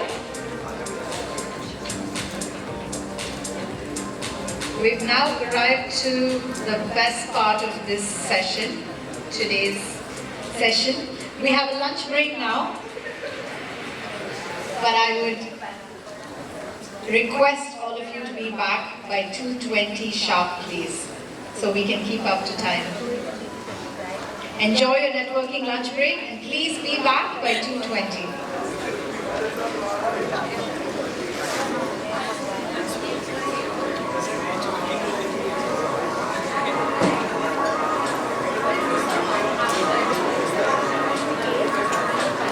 Well, it's 2:30.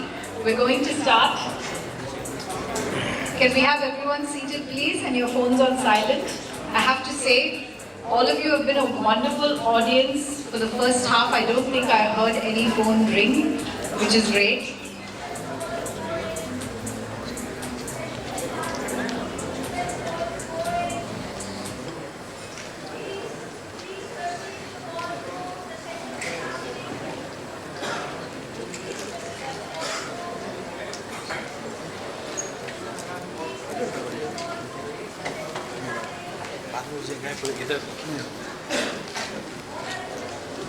So next we have the fireside chat.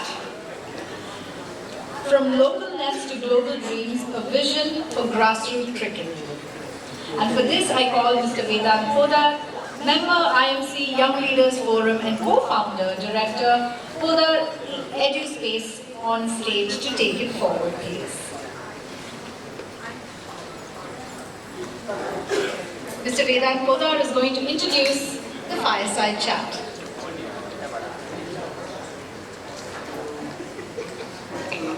Hello. Yes. Good afternoon, everyone. It is a pleasure being here at the Yuva Kshamata Sports Conclave. Thank you so much to the Indian Merchant Chamber and the Young Leaders Forum for this opportunity. Vedant here from the Podar Enterprise. We are a group primarily in education and skilling with a big interest in sports. It is an honor today to share an insightful chat with Mr. Liam Botham on From Local Nets to Global Dreams, a vision for grassroots cricket. For those of you who don't know him, he is the son of Lord Ian Botham, English cricket legend and one of the most celebrated cricketers in history, currently a member of the House of Lords. Together, they have collaborated on numerous sporting and charitable initiatives, leveraging a vast global network across sport, business, and philanthropy. Liam himself is a former multi-sport professional athlete, one of only 2 individuals to have competed professionally in 3 sports: cricket, rugby union, and rugby league. Today, Liam focuses on advancing sports technology and performance innovation, with a particular emphasis on cricket, football, and golf. Combining his elite sporting background, strategic network, and passion for human performance to drive progress in the global sports landscape. More than a work colleague, he is a dear friend. Without further ado, let us move into the fireside chat. Thank you.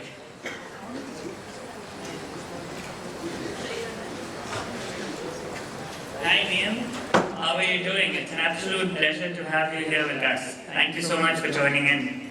No, thanks for the invite, It's a pleasure, it's been an honour. Getting to know yourself over this last sort of 6 to 8 months has been really pleasurable. Our chats about the cricket, our discussions, our little side bets as well now and again. It's been fun. I think I owe you a bottle of wine or 2. No worries, mate. We'll do that when I'm here in India.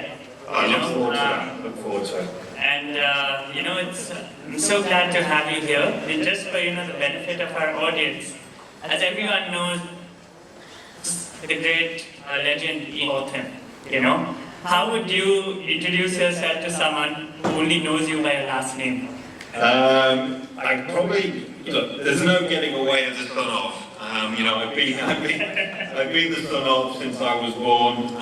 That's the reason, why, as we discussed when I was 18, 19, I decided that I was going to go my own route in professional rugby, because didn't matter what I do, I was always going to be the son of. And you know what? Fair play. You know, Dad deserves that right. What he did on and off the field was very special. You know, his exploits and then what he did for the charities, especially with leukemia, is fantastic. Who am I? I'm on my own person. My own little thing is probably, I think there's only 2 or certainly no more than 3 people who play 3 professional sports. I'm one of them. And yeah, I had a fantastic life. Travelled the world, did things probably that no other person has done in respect of being in the dressing rooms when, you know, with the way Dad was, he sort of pushed against the hierarchy. So I probably, you know, I lived in dressing rooms, I got to see people, and yeah, it was fantastic. In business, what sport enables you to do is meet some fantastic people like yourself, and you very quickly, if you do it right, you build a very good black book connections with people. And that's not just in business, that's obviously in sport, that's in politics, it's in everything. Because if you get a name which Dad has built for the family, it does open doors. And don't get me wrong, I've made mistakes, but what I've done over the last 5 or 6 years is predominantly to make sure that I surround myself with the right people, and that's the reason I'm here with you, mate. No, I think it's our honor and privilege to have you here, and you're just being extremely humble. And we're so inspired, by your vision to take, to help out the grassroots in India and be a part of the grassroots revolution. But before we, dive into that, could you, since you've grown up very closely with your dad, watching him, being in the dressing room with him, and everything, could you share with, maybe some of the young viewers here, what would be one of, the most valuable life lessons you've picked up from your father, which you're probably going to even, incorporate in your business? Not necessarily what he told you, maybe something you observed or something in how he is. Yeah, I think at the top level, it's how you perform under pressure, right? And I think one thing about Dad is he rose to pressure. He rose to the occasion. And you have to have a selfishness in that. Dad was selfish. As a father, he wasn't the greatest father. Dad, give me that, he's a fantastic grandfather. Because what he had to do whatever he felt best for him to be able to perform. So whether that was, keeping himself to himself, and whatever it was. And people, I suppose, gave Dad a bit of a tag that he didn't train very hard. But in the early days, Dad did. He was a big trainer. So he basically did the fundamentals early on. And then the case of, the game is different now. These guys would go and play a test match and then they'd be driving on the, straight after the game to go and play a county game. They're not protected and burnout and all this stuff wasn't as prominent as what it is now. So in his later stages, he probably didn't do his practice as much as the management wanted him, but that was the case of him managing his own body. He knew his own body in order to be able to perform at the highest level. So I suppose, it's preparation in the early stage, and then learning from and believing yourself, and that is massive. If you look at any of these, Michael Jordan, Tiger Woods, the guys that are great for this, they have a demeanour about them, and in a way, they don't give a monkeys about anybody. They only they know what works for them, and everything is about them. And there has to be a bit of self. And I'm not saying that's right or wrong, but I'm a lot softer version than that, and I sometimes worry about what people think and all that sort of stuff, and probably that has cost me a little bit of, things going forward.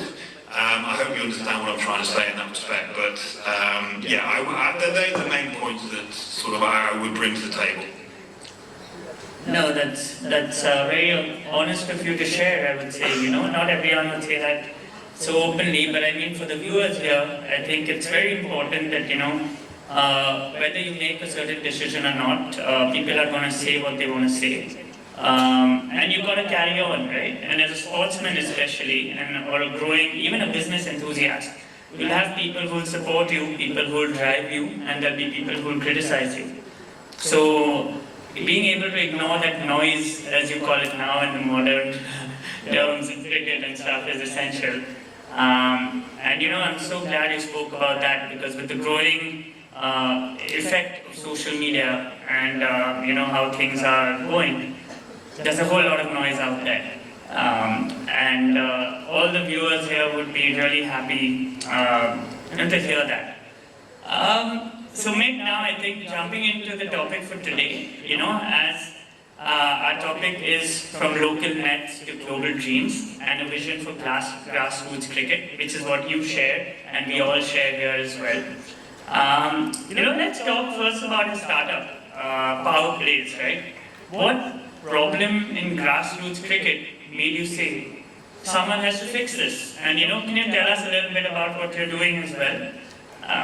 Yeah, absolutely. Look, you just mentioned it in the past, social media. So whether we like it or not, our children, I hate it, but it is what it is. They want to be on phones. They know how to do it. It's part of the way of life.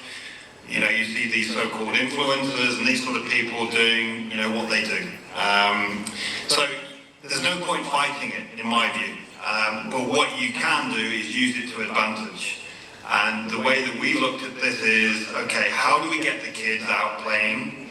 And we've looked at all the ball tracking systems out there, because what I want to be able to do is make sure that people are using the phone but in a positive way.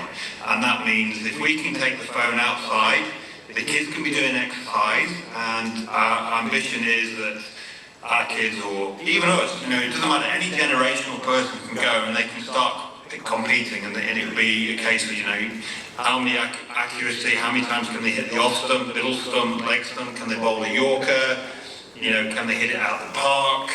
And all of this becomes, you know, interesting because the kids can win or tickets, they can, you know, build points to enable them to buy equipment, not only for them, for the sports clubs.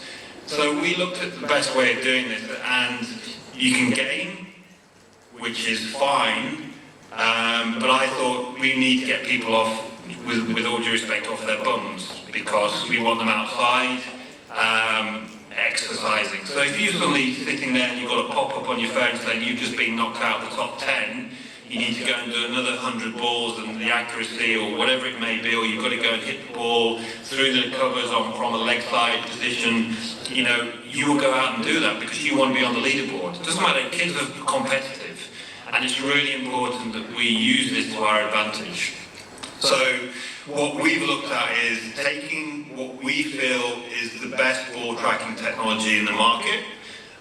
We have 2 or 3 people that we've earmarked, not only from the cricket world but also from the baseball world, because we feel what we want to be able to do is come with the best. If we're going to do this, let's do it properly. And you know, I feel that's the only way to do this.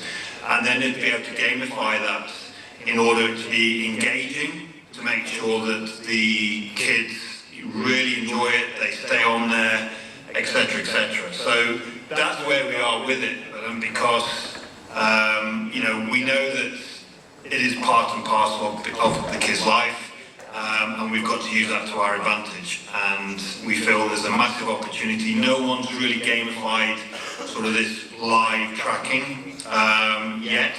I'm sure there's people talking about it. I know they're doing it in baseball and other sports in America, and we want to be first to market with the cricket. Not the coaching side, which is fine, but this is actual physical gamification of competing, peer-to-peer challenges, etc., etc. Wow, that sounds super cool, right? And you know, majority of Indian cricket and the talent in different sports comes from your grassroots academies, existing, you know, IPL teams which have set up centers in these places, as well as, you know, talent hunting, right? So, you know, what is your vision for, you know, the grassroots and, you know, for India as a whole? Absolutely. Look, the grassroots is so key. You know, I'm a big believer in grassroots. You know, sport was a massive influence on my life. And if you don't make it to the top, it doesn't matter, because what it does, it kickstarts your metabolism, it teaches you some discipline. So there's a lot of advantages. And as we know, There's so many kids now that obesity is a problem, all this sort of stuff. So if we can physically get people out exercising, but in a positive way, that's great. The grassroots is so important. You know, wouldn't it be great? You know, we've got the app going, and within a couple of years we've found 2 amazing talents that never up, because it will be every person, every kid who's bowling will be delivered, you know, because they'll have their app, they download it, and we'll get all their data. So somebody might find a 12-year-old bowling at 75 or 80 miles an hour with the 65-70% accuracy. You might find a 15-year-old who's never been is smacking it out the park. You know, these are the exciting bits that we will uncover on that side.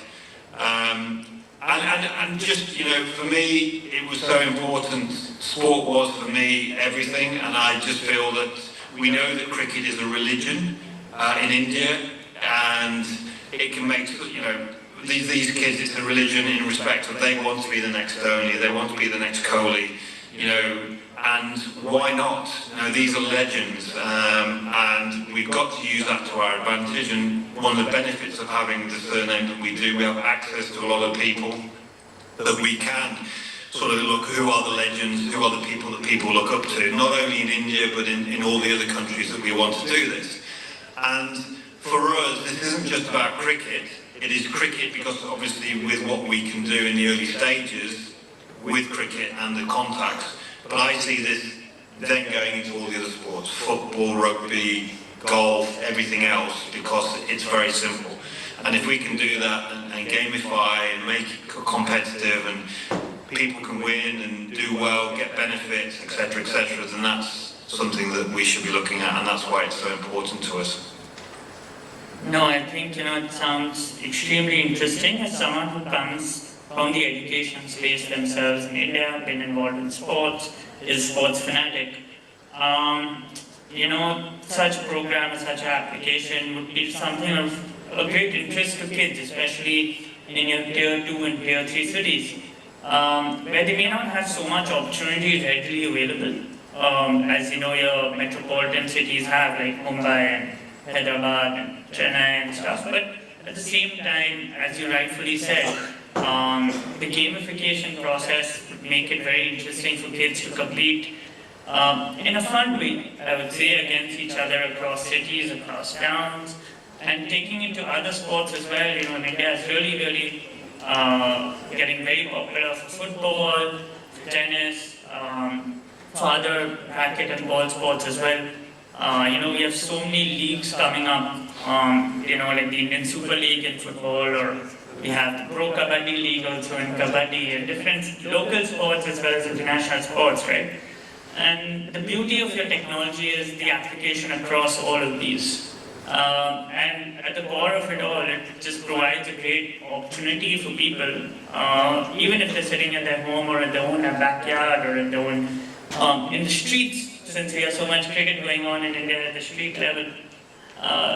It can be a really great source to find talent, you know, and really take the talent to the top level, give them that opportunity which they may not have right now, and potentially change lives through sport, which is so closely associated with. Absolutely. That's where we want to be, and then you hit the nail on the head again there. The fact is, you don't need to go and do this on a cricket pitch. You can do it in the back street, you can do it in the garden, anywhere you've got space, you can go and do this. And I think that's critical. And the fact is, it's competitive. You can play against, you know, somebody on the other side of the world. You know, and then we'll take this to leagues, you know, for kids, for adults, for teenagers, for, you know, all generations. There is a competitive edge and fun to it. And that's what we want, is that engagement. It needs to be fun, because as we know, it doesn't matter what you do. If you're not enjoying it, there's no point doing it. So we've got to make sure that it is fun, it's engaging, and there are benefits. You know, we want people to do well at this. Yeah, the pinnacle of it is they suddenly might get a trial with the Mumbai Indians. They might get a trial, you know, be really put on the map. And that's great, but we know that the 0.0001% 1% chance of that happening.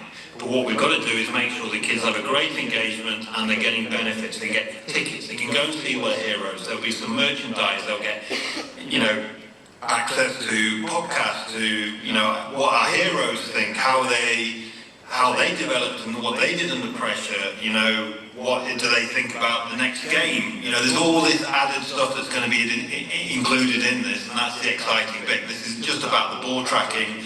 There's a lot bigger spread underneath it. Yeah, definitely. I think, you will keep the kids hooked on in a way, and also the same way, in a very good way, that you'll be providing them educational content in sports, right? And for any child, even the motivation to meet their own hero or their superstar in the world of cricket, whether they're currently playing or retired as well, is a huge motivating and boosting factor to train themselves, work hard, and indirectly through certain rewards, you'll also make them improve themselves through the technology, right? And that is absolutely beautiful in terms of the synergy you've come up with you and the team at Power Place. And we're so glad that we're looking to launch this in India, to take it across, of course, globally as well.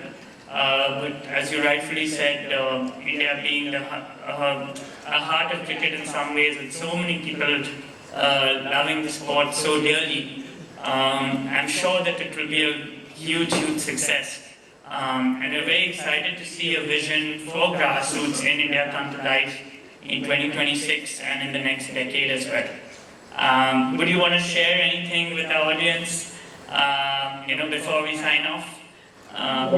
No, look, one, it's a privilege to be on this, and the biggest thing about sport is bringing people together, and that, if we weren't, myself and you wouldn't be here speaking about this, and the passion that we both have. I know your family, what they've done is, into education, into sport, the connections, and I think that's the final factor for me is, let's build this together. Let's launch it in India, let's take it, so we're making a difference to Indian kids' lives, but Indian people's lives, and then take that globally and make a difference. And that's the exciting bit for me. So, we've got a bit of way to go. I think we have the best technology in the people that we're speaking to, but I think, it's going to be an interesting journey, it's going to be fun. I think there's going to be huge benefits for it, and we've got to start somewhere, so that's where we're here. Perfect. Now that sounds super exciting. So we're looking forward to being a part of this journey, and thank you so much for your time. Thank you for joining us all the way from Orlando, and we're really excited to see you in India soon, to be a part of the cricket sensation. I think we're looking at February, mate. So February, March, I'll be over, and looking forward to buying you that bottle of wine I owe you. Many more to come. Absolutely, buddy. Thank you. Perfect. Thank you so much. Thank you.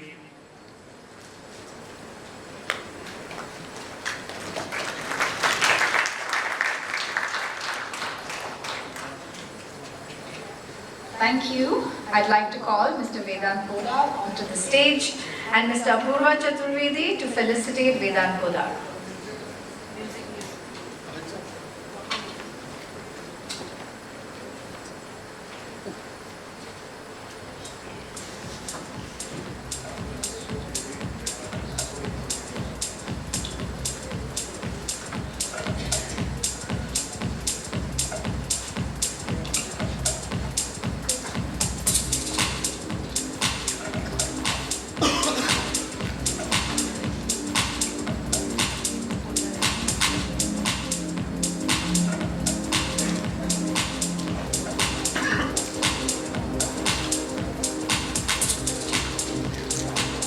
Thank you. So we are now ready to move on to panel 3. Our topic for panel 3 is AI and Startup Revolution in the Business of Sport. I'd like to call our moderator, Mr. Uday Vankuvala, CEO, Atal Incubation Center, Ramba Malgi Prabodhini.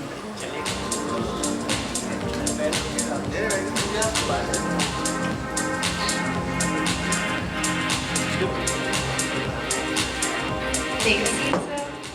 I'd like to call our speakers on stage. Mr. Arjun Vaidya, partner V3 Ventures. Mr. Mandar Marathe, co-founder Element School Science. Mr. Sharan Mangulkar, founder Trick Process.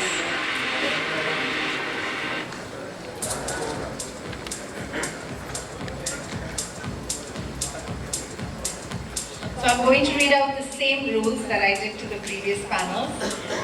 So the students' competition is to be held post-panel discussion, where a video by each student, no more than 3 minutes each, will be played. Post the video, any one of the panelists can ask a single question to the student who is physically present.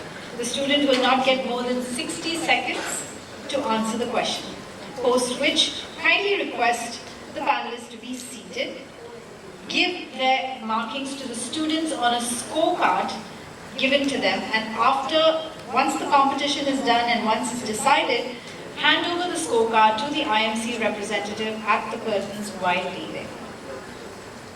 I'd like to call the students on to the backstage.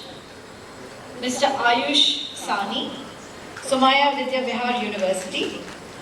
Miss Vishaka Agarwal, NMIMS deemed to be university.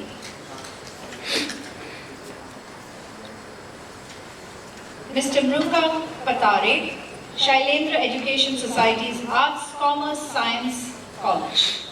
He's a national level Malkham gold medalist as well, and won at the Indian Olympic Association's National Games. Handing over to you, moderator, you can take over. Thank you so much. Amazing to be here. Thanks IMC for creating such a unique platform, and to the Young Leaders Forum. It's amazing to be here. First and foremost, we are right next to Shah Rukh Khan's Mannat, and he said 70 minutes. What I'm going to request my panel members is, it's not even half of it, we have 30 minutes. So earlier hockey, it was 70 minutes, now it's 15 minutes each, 4 quarters. What we'll do is, we'll try to have our conversation for 30 minutes and 5 minutes for the audience. That's how we'll do it. That's the rule for this particular panel. I hope everyone will abide to that.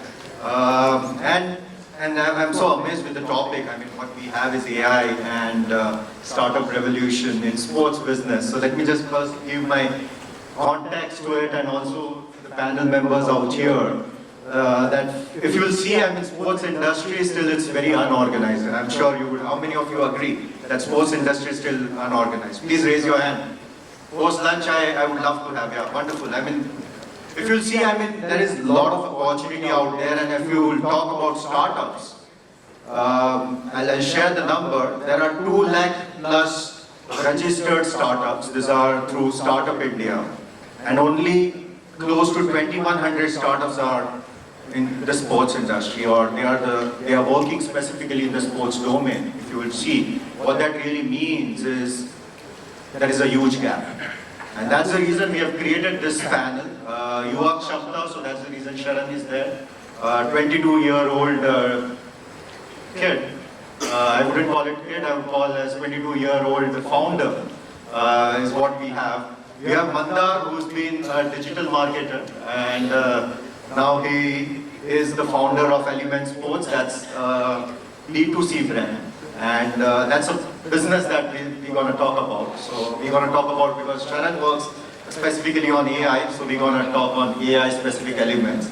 And we have Arjun Vaidya. So Arjun has been in this particular domain for quite some time. I'm sure you know about Vaidya Labs, and then after that he's taken up this role of being an angel investor, have multiple roles now rather, and working in this particular domain for quite some time, and he interacts with a lot of young budding entrepreneurs and looks into the ecosystem and then contributes a lot. So that's the reason we said we'll just kind of keep this pretty much exciting panel.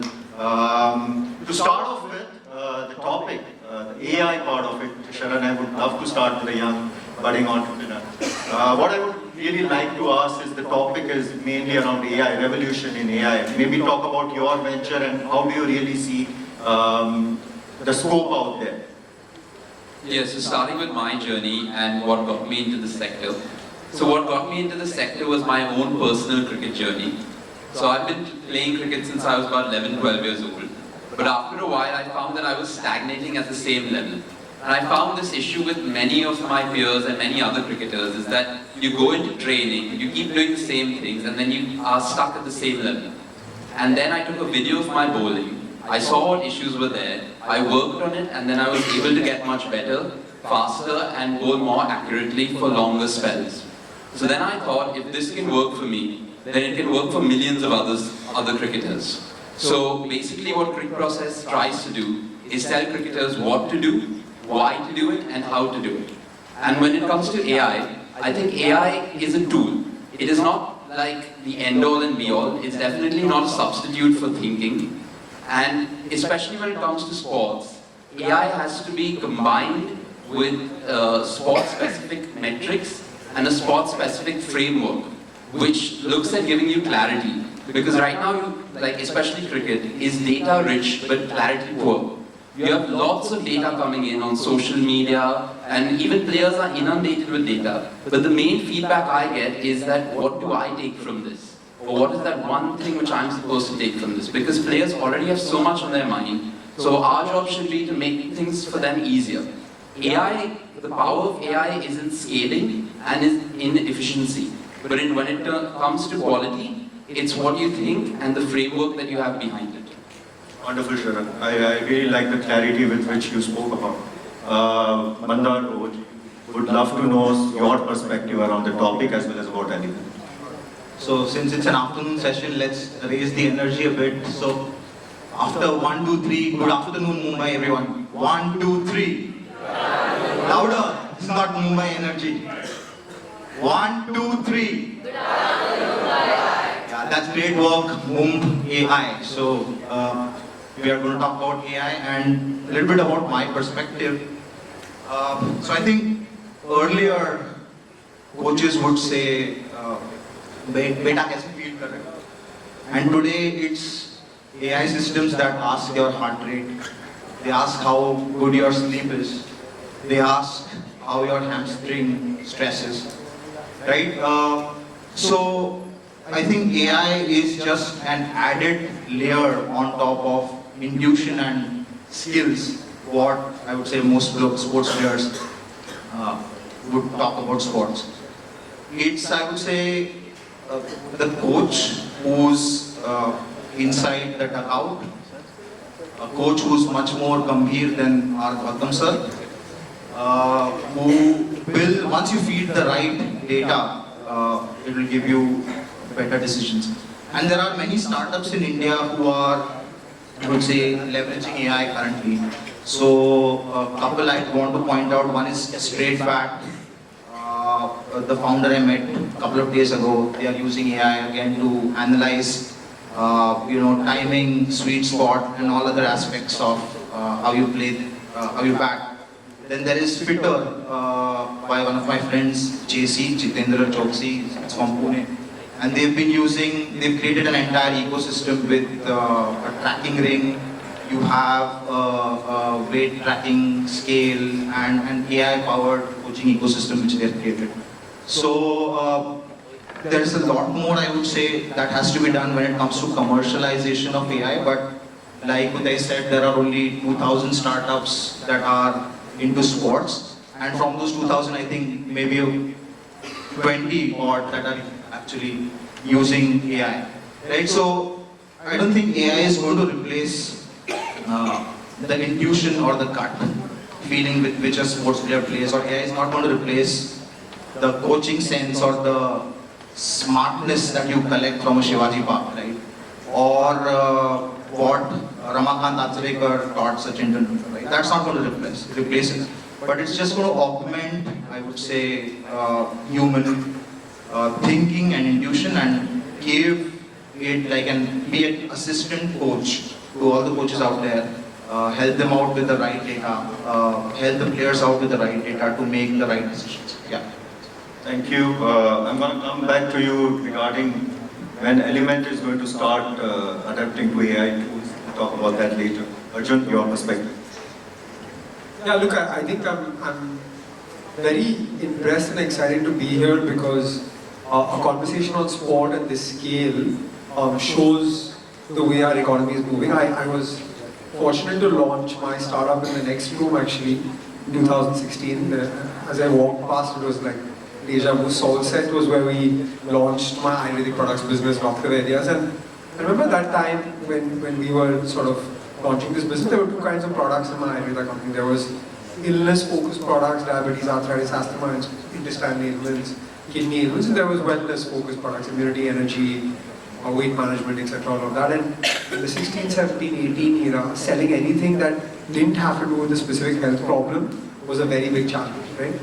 Today, and at that same time, I remember meeting Barker sir as well and trying to sort of speak to him because there are very few people who would have that conversation to promote our immunity and energy product, right? And we used to sell a product called HerboFit through his Fit Studios as well.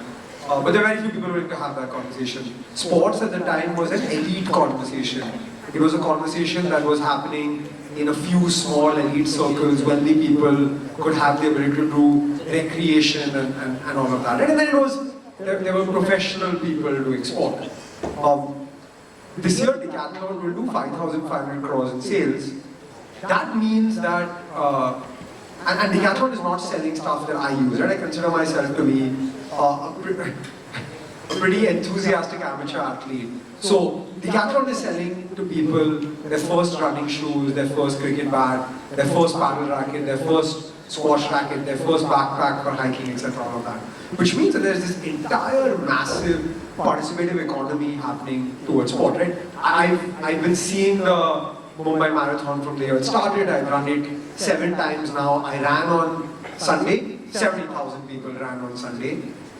I went to the Get Fit Expo for the marathon, and there was, on voting day, a 30-minute line of cars to get in there, and thousands of people standing in line to buy running gels. When I ran my first half in 2014, I had to get running goo gels from the US because nobody knew what was happening, right? I think what this signals is a very interesting time in the sports ecosystem for participative sports. Professional sports will continue to exist. Talented people, like I wish I was, will continue to play, but I'll end with the example of what AI can do, right? So I saw a few folks from SportBot in the audience. I'm an investor in the company.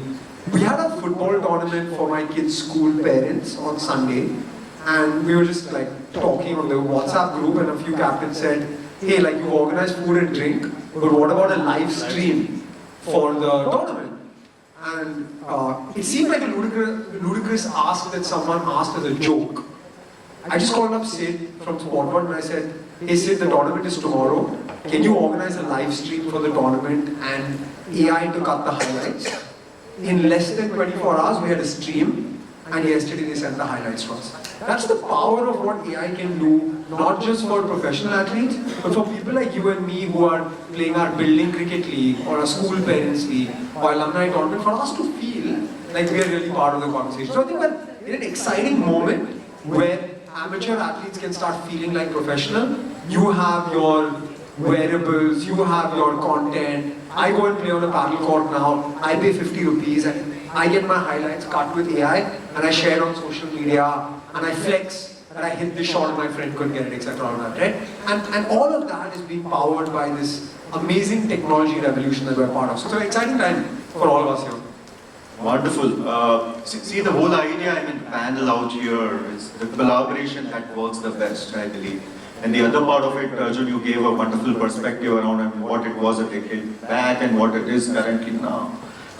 Similar thing I see, like the Sports Conclave, that's kind of a very unique initiative. I started off my session with that, and then what I realized is something where in now cheer, there is this audience. How do we make them more participative, right? In a way that out there, they would be having wonderful ideas, they would be having wonderful business ideas or opportunities. But at the same point of time, what really happens is there are quite a few challenges out there. So my first question, rather than I'll turn it around and ask you straightforward, Arjun, because being an angel investor, when you look at those particular ideas around sports domain or fraternity, what are those challenges that you feel as an investor that would tell you that, hey, rather than the passion, let me just kind of look into the business model part of it, and then wait rather than just passionately just investing in it. So what are the challenges that you find?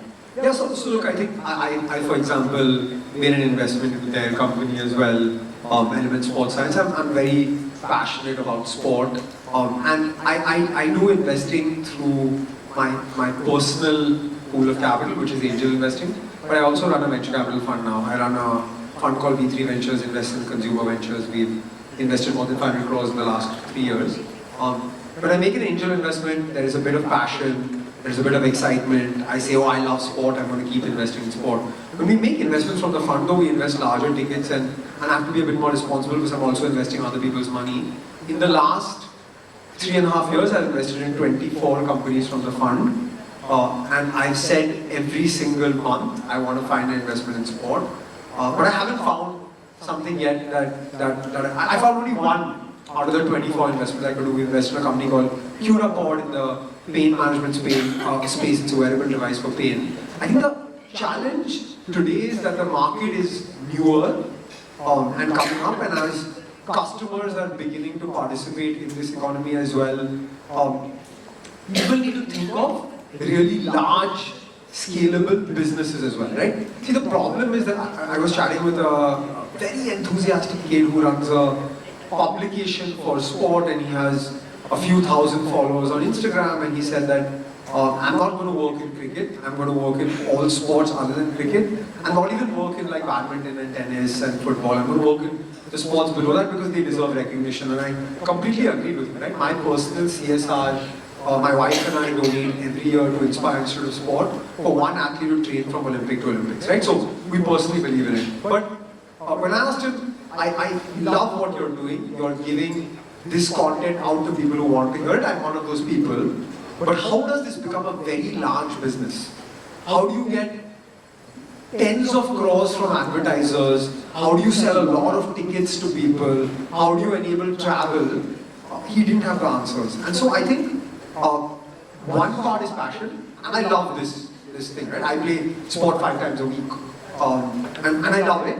But I think the graduation from passion to serious business of serious scale is what will attract capital.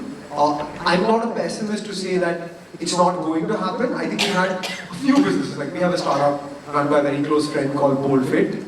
He tried to build a decathlon online. He does more than 300 CR in revenue now. If you go on Amazon and try to buy anything in relation to sport, you're probably buying BoldFit. So that's one outstanding example of a profitable business that was built largely bootstrapped, now took investor funding. We need more of those stories. We will get more of those stories. They will come hopefully from platforms like these as well. You'll enable students to think like this. But we're not there yet. Wonderful. Mandar, I would really like you to focus mainly in terms of the elements journey, the challenges that were being there, because being there in the sports industry, and as I said, it's still unorganized, right? And what the space that you are in. Again, I know the year-on-year sales and the kind of challenges as building a team and then working out on a specific model, which is B2C. I mean, it has taken a lot of time. What is it that you feel are the challenges that are there at this particular moment, sports as an industry as well as for any startup? So I think obviously there are, so Element Sports Science is a sports skincare brand, and when I say sports skincare, I get a lot of faces that look at what sports skincare. So we do sunscreens for cricketers, we do sunscreens for swimmers, products for runners, and so on. And I think 3 years ago when we started, we were selling 20,000 rupees on Amazon, and today we sell around 50 lakh worth of products. So again, it's been a journey where there has been a lot of learning. Now, when it comes to specifically in terms of how we are leveraging AI or using AI to scale our business, is that we've created a custom GPT. I mean, so we've used ChatGPT to create a custom GPT wherein we basically plug in all the customer data from Amazon, Flipkart, our own website, and feed that data into the custom GPT. And then we can just query that custom GPT saying, you know, if I want to run a Facebook ad, in which cities do I need to target that at, right? So it gives, because it'll know all my sales across for a specific month, specific day, specific year, right? So I think when it comes to sports also, I think maybe IPL teams like the Mumbai Indians and large teams, franchises, they can invest, and they have obviously the capital to invest in AI to help, I would say, improve performance of the sports players as well as prevent injuries. Second, they can use it for fan engagement. So someone like an Hotstar could use AI to generate hyper-personalized, I would say, highlights. Arjun was mentioning that highlights came out in a day. But, everyone thinks that their 6 hit by Rohit Sharma was the best 6, right? And AI can actually personalize that and show you very specific highlights. So these are 2 areas, and I would say third is when it comes to the business of sports, maybe dynamic pricing for the tickets is something, or talent scouting is something where AI can play a big role in terms of, where we are. Sharon, over to you.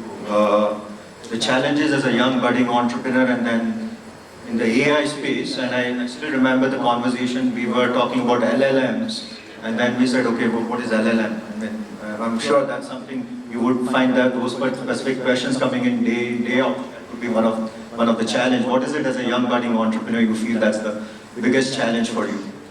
So there are many challenges. I'm going to point out 3 specific ones. So one is, like you said, educating people on what we do, how we do it, and why should they trust us. That's the other thing, is to gain that trust of coaches, of players, of the entire ecosystem. And it's also, we have to do like a kind of education in telling them what are we tracking. So like if we're looking at the bowling, we have to educate them on what is the framework for bowling. So like, how do you generate momentum? How do you transfer that momentum? What are we looking at? Because only then can they understand what we are telling them. So that's one thing, and in that it's like the data presentation. Because you're trying to make it in a way that it's not just like a clunky report, but it's something that can be used as a coaching tool. And that's something which I actively work on every day. And the second thing is more like from a startup sense, is to know that you're working on the right problem.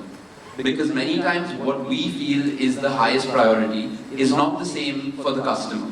So you have to keep having that testing and iteration loop to know that you're solving the right thing. And the third thing is metrics. So many times you can track metrics, but they won't have any use for a player because you're tracking secondary metrics. So you have to track what the primary metrics are. What, say, like when I'm bowling, what is the main thing that is holding me back? So you have to track that for players, see what they're doing, and then focus only on that. And same with batting, because if you're tracking something, that's the secondary thing. So, but you don't address what the primary concern is, you won't see any improvement. And then you won't have the usability in that product. I must say, I mean, at your age, if you have so much of articulation, that's so wonderful to hear. Sharon, we spoke about challenges. What is that one big opportunity that you feel that you have in this particular space? And I'm going to come to Element Sports, specifically Mandar as well as Arjun as well, about that one big opportunity that you feel that's there. Only one. Yeah, so in India I think it's simple, it's the scale. And especially when it comes to cricket. And because of the IPL and now other state T20 leagues, cricket as a livelihood has become a much more viable option. There's much more money in the sport, more parents are encouraging their kids to play cricket, and therefore, because they feel that they can earn in cricket, they're willing to spend more. So that's the biggest opportunity, is that scale. And with tech, and especially with AI, you can leverage that scale because software scales faster than any other industrial process. Wonderful. We covered that particular part in the morning because someone said that when you say sports, and it's just cricket, right? I mean, that's what mainly that comes in. Mandar, what's that one big opportunity for Element as well as a founder of Element? I think the big opportunity is to democratize AI, and every one of us have a mobile phone in their pocket. So data costs are also low in India. I think the opportunity is to make sure that AI gets on that mobile phone, and every academy, every coach has access to, let's say, an AI coaching assistant, which will help him or her to improve the performance of whoever they are coaching. So I think that's one of the biggest opportunities with deep mobile penetration, and access to data. Wonderful. Roger. Yeah, I think for me, the big opportunity in front of us is timing. I'll give you a couple of examples, right? So yesterday I was at the ICICI Lombard office. They were having a startup event, and so Sanjeev is the CEO of ICICI Lombard, and he said, before you do your session, I wanted to chat with you. And so we went up to his cabin and we spoke for 15 minutes, and 0 minutes of that conversation was spent on business.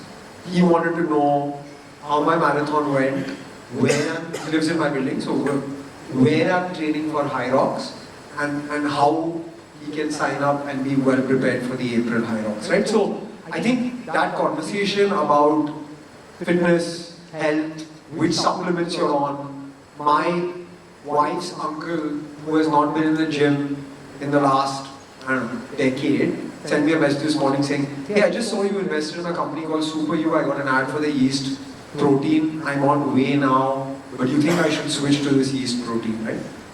That person has never spoken to me about fitness, or probably ever spoken about fitness in a long time. So I think that timing is the opportunity, and then the willingness of consumers to consume local. Like Mandar is sitting next to me. I'm ashamed that I'm wearing Adidas sneakers, but he's wearing a brand called Comet that I've invested in. It's an Indian brand that costs 5,000 rupees for a pair of sneakers. When I invested in that company, I told the founder, dude, you should sell it for cheaper. 5,000 rupees a lot. There's someone spending more on those sneakers than I spend on my Adidas Sambas. When I ran the first half marathon in 2016, I ran in Bombay. I was wearing an Adidas t-shirt, Nike shorts, Under Armour innerwear, and A6 shoes. This time I was wearing a Interactive t-shirt, Kava shorts, Notch socks, and Tribe innerwear, right? So I think the timing of the sort of acceptance, as well as what Sharan spoke about, population scale, demographics of a young population, is really the opportunity that's ahead of us. Awesome. And I believe the part where most of the founders always talk about, in the Indian market context, that's affordability. I don't see that because now we are moving from local to global in a way that our products are there at global level. We really need to compete amongst global players and have the pricing accordingly. I mean, that's not going to be an issue at all. What we have designed is, for Q&A sort of a thing, we'll have a quick rapid fire based on the profiles that each one of you have and the kind of experience that you have. I'm going to start with a young kid over here. And let me put in a term, let's call, in our technology business, we used to call everyone as techpreneurs. I said there wasn't a concept, anything like sportspreneurs, right? Maybe we could coin that particular term and encourage our sportspreneurs out here to get more active into this particular space. So, Sharan, so this is going to be 2 quick questions.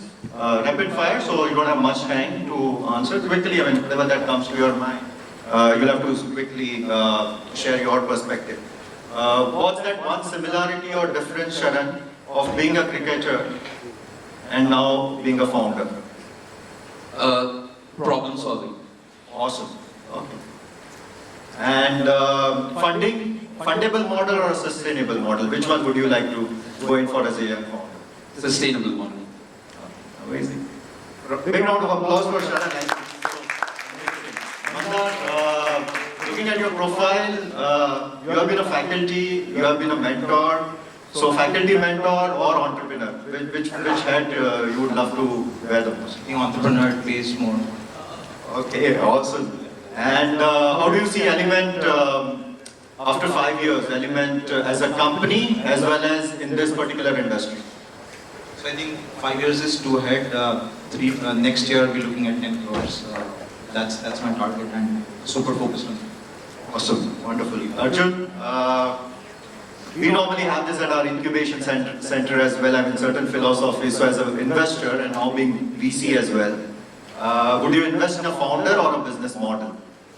Definitely a founder. The stage I invest in when we come early.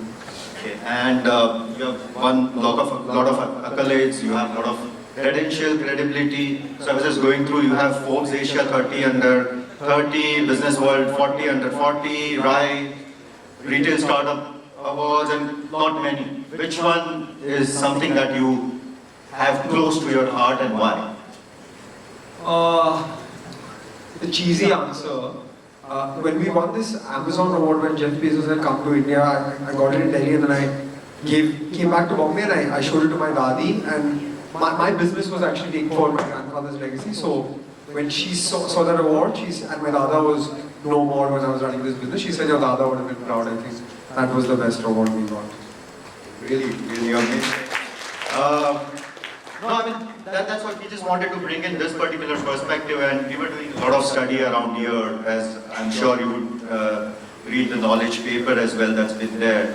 One thing that really struck me was AI will definitely serve as a multiplier, I mean as a force multiplier, transforming everything from precision scouting, and I'm sure Sharan would really agree on that particular part. Mainly in remote villages. Now everyone has to really think about the opportunities out there.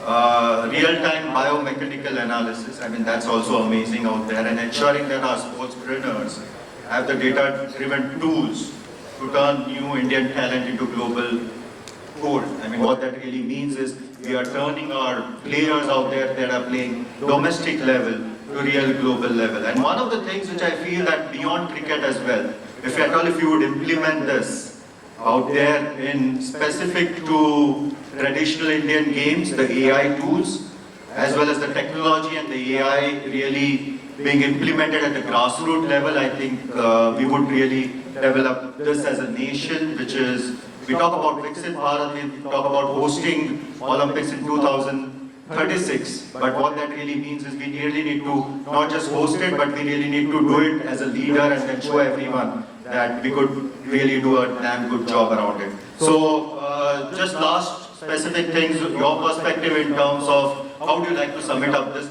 conversation or around the main theme out here, which is definitely around Yuva, which is around nation. What is your perspective? I'll start off with Arjun. Arjun? Yeah, I think from the conversation what everyone was saying was the one word would be opportunity, and the time ahead of us with the theme of this conference, which is youth. I think massive opportunity ahead of us and very excited. Ananta? Yeah, I would say AI is not just a buzzword. I mean, like the internet, AI is real. And second, I would say is sports is the only thing that has a captive audience today, not just in India but globally. Right? You have sports that attracts eyeballs. So I think if young entrepreneurs are building something, then AI and sports is a good combination. Sure.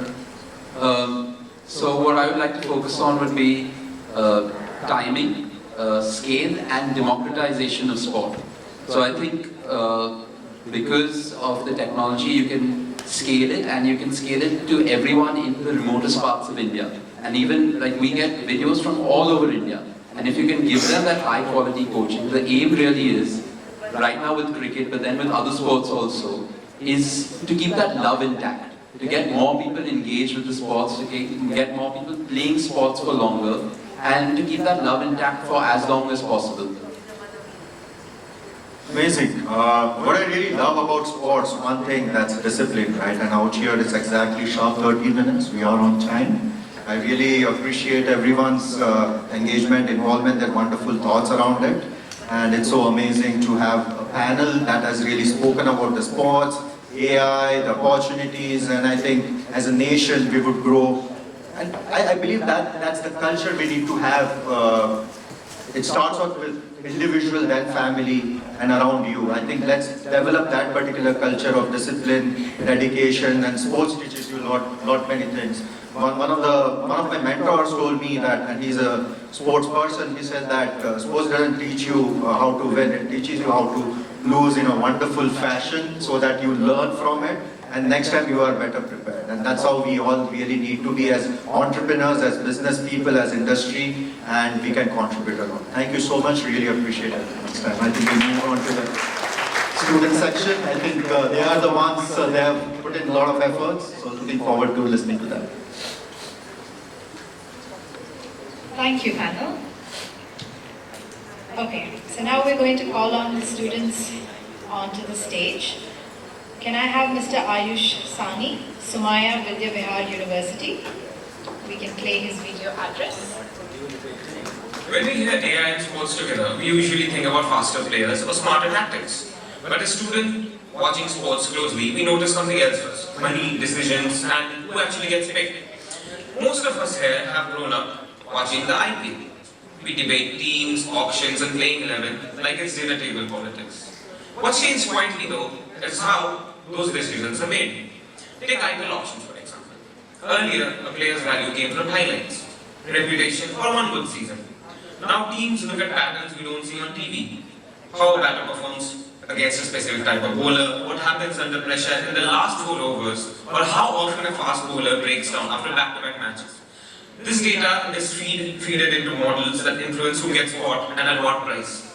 So the interesting part is that AI doesn't help players play better, it's that it changes bargaining power.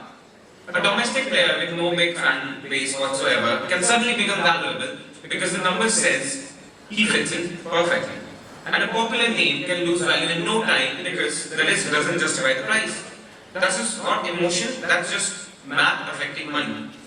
As students, we see startups building tools exactly for this. Analytics of platforms for franchises, injury prediction tools for training staff, fan engagement apps that help teams decide ticket prices, and merge offers based on behaviors, not guesswork. This also changes careers. You don't have to be an expert to work in sports anymore. You can be someone who understands data, business, or product. Sports teams are slowly starting to look like companies, with budgets, KPIs, and accountability. But we shouldn't over-romanticize this. Data doesn't remove uncertainty, it just narrows it. Math is still decided on the B-day. A bad day still happens, and that's why we watch the close. Going forward, the real balance is questioned. How much we trust numbers versus instinct? How much we automate versus leave to human judgment? As students entering this ecosystem, we won't be just fans, we'll be analysts, operators, founders, and decision makers. And if we get it right, sports will still feel emotional on the outside, yet be far more disciplined behind the scenes. So, that's where AI fits in. Not replacing the game, just changing how we run it.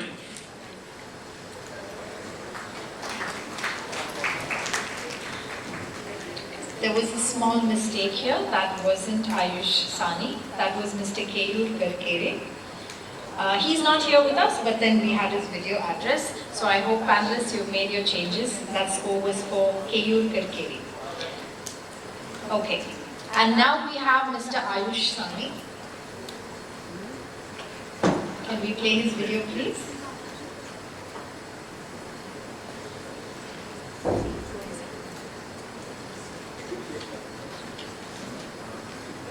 Greeting for the day, respected dignitaries, industry leaders, and fellow delegates. My name is Ayush Sani, and I am a final year MBA Sports Management student from KJ Sonia Institute of Management, Mumbai. The sports industry today stands at a critical inflection point. What was once driven primarily by instinct, experience, and legacy system is now being governed by artificial intelligence, data, and a rapidly growing startup ecosystem. This convergence is redefining not only how sports is played, but how it is governed, commercialized, and scaled as a business. AI is already creating measurable impact across the sports value chain. In high-performance sports, AI-enabled analytics are improving decision-making through injury prevention, workload management, and tactical insights. Startups using computer vision, wearables, biomechanics are helping teams and athletes enhance performance, while extending career longevity, an area of increasing importance for leagues and federations. For a fan and consumer engagement perspective, AI is transforming passive viewership into personalized experiences. intelligent content recommendation, automated highlights, immersive AR and VR technologies, and data-driven storytelling are enabling sports organizations to deepen fan engagement and unlock new revenue models, especially among young and digital-first audiences. On the commercial and investment side, AI-driven startups are improving sponsorship efficiency, optimizing ticket pricing, and enhancing merchandising through demand forecasting and personalization. For brands and right holders, the means improve ROI, transparent metrics, and scalable growth opportunities. In sports retail and licensing, AI is helping organizations respond faster to market trends and consumer behavior. The media and broadcasting ecosystem is also being disrupted. AI-powered startups are enabling faster content creation, multi-language accessibility, and cost-efficient production, critical for expanding reach in diverse and emerging markets like India. What makes this transformation truly powerful is the startup-led approach to innovation. Startups bring agility, speed, and focused problem solving, completing the scale and credibility of established sports institutions. To conclude, the future of the sports industry will be shaped by leaders who can align technology, entrepreneurship, and governance with the spirit of sports. I would like to thank the IMC Chambers of Commerce and Industry for providing me with this opportunity to speak on this topic and participate in this important conversation.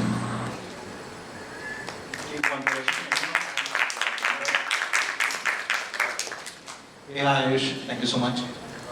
So if you would launch a startup that is a combination of AI and sports, for India, you had multiple ideas in there. Which one would you pick and why?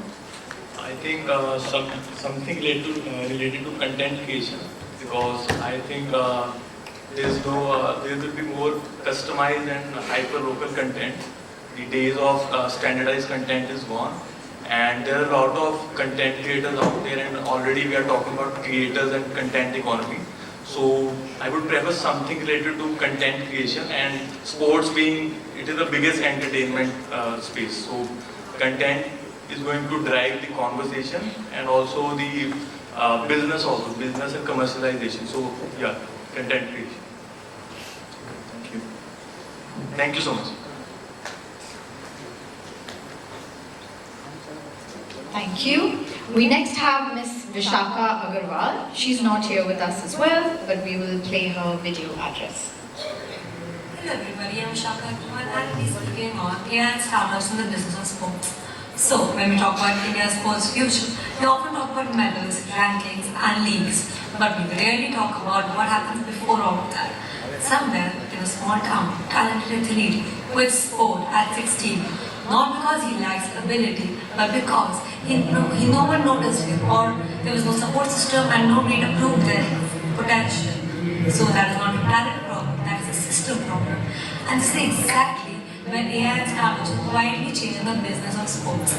Today, talent identification in India is largely subjective. Coaches rely on observation, institutions rely on reputation. As a result, thousands of promising athletes never enter the professional ecosystem of sports. AI changes this through computer vision and performance analytics. AI can track an athlete's speed, stamina, movement, and consistency, even at grassroots levels. Startups are building platforms that can make this technology accessible beyond elite academies. This means talent can be discovered early, objectively, and at a larger scale. The second challenge is athlete sustainability. Injuries, burnout, inconsistency in training, there are factors that lead to end of careers before they even begin. So, AI-driven wearables and predictive models that can analyze workload and physical stress, helping athletes and coaches make smarter decisions. Here, startups act as a bridge between advanced technology and everyday sports practice, something traditional sports or traditional institutions are still struggling to do quickly. But the real transformation is happening at the business side of the sports. Sponsors often hesitate to invest in young or regional athletes, correct? But because there is no measurable outcome for them or no measurable return for them, startups are usually using AI to convert performance, engagement and fan data into tangible value. This creates a data-backed ecosystem where athletes gain visibility, sponsors gain clarity, and sports become economically viable even at the grassroots level. What this really means is very simple.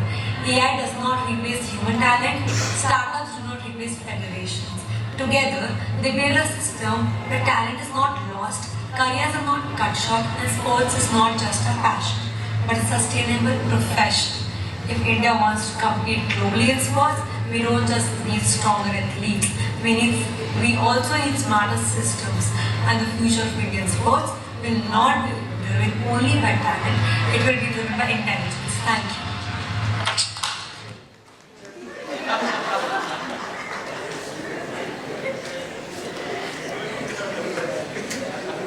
We now call Mr. Mrugang Patare, Shailendra Education Society's Arts, Commerce and Science College. Can we play Mrugang's video, please? Mrugang Patare. I have been playing Mallakhamb since I was 3 years old. Now at 20, after competing in Khelo India Youth Games, University Games and Indian Olympic Association's National Games, I have seen this sport evolve from a traditional form of exercise into a globally recognized discipline. But as an athlete, I have realized that we are hitting a digital ceiling. Mallakhamb is breathtaking to the eye, but in the business of sports, it is data poor. While modern broadcasters and sponsors crave statistics to engage audiences, our 12th century tradition lacks the digital footprint of the 21st century. Audience engagement thrives on detail. Think about a nature documentary. A bird flying east is just a bird until a narrator explains the why, the aerodynamics, and the backstory. Suddenly, it's a million-view viral hit. In Mallakhamb, the audience sees a stunning feat of strength, but they don't see the physics. They don't know why a specific grip won the gold, or why a slight shift in the center of gravity lost it. Without data, our sport remains astonishing but unexplained. AI can change this by providing instant biochemical summaries. Using computer vision, we can now analyze explosive power, center of gravity shifts, and skeletal alignment in real time. This allows broadcasters to show demographics of effort, opening a massive new territory for sponsors who currently view our sport Mallakhamb as untouched due to lack of measurable data. The revolution isn't just for the broadcasters, it's for grassroots as well. Thousands of talented players in the remote areas lack networking or financial access to elite coaching. But today, startups are using 3D markerless sensing technology, the same tech the International Gymnastics Federation now uses for Olympic level judging. This means a kid with nothing but a basic smartphone camera can receive posture correction with around 90% accuracy.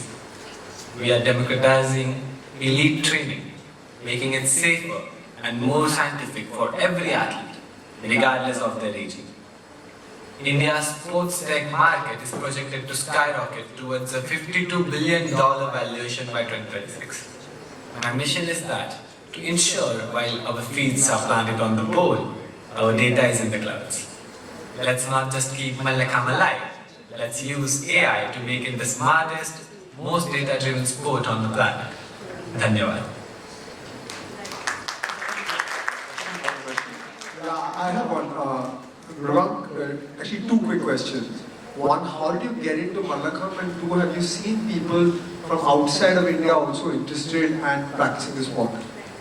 By outside, do you mean outside this country or? Outside the country, yeah. Have you seen anyone, like, is it popular anywhere else but India? Okay, yeah. So, for your first question, I was around 3 years old when my parents got me into Mallakhamb, and they just wanted me to play any sport. Like, they did not specifically want me to play Mallakhamb, but literally any sport.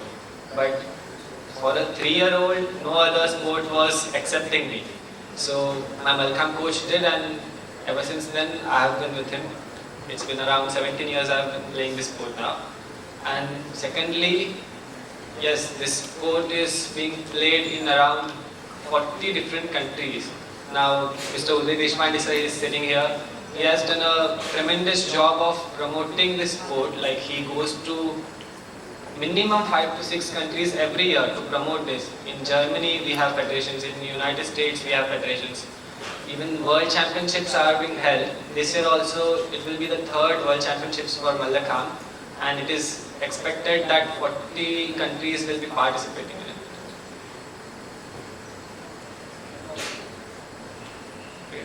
Thank you so much. Just one comment. Nobody used AI to have the video being created. I'm surprised with that. Students could have used AI as a tool to generate their own videos or maybe audio. Just a kind of suggestion. Thank you so much. That is a good point. Thank you, Mrugan. With that, panel 3 comes to an end. The winners will be announced at the valedictory session. I now request the moderator, Mr. Uday Wankawala, to felicitate the panelists. We first have Mr. Arjun Vaidya, partner V3 Ventures, Berlin West, India.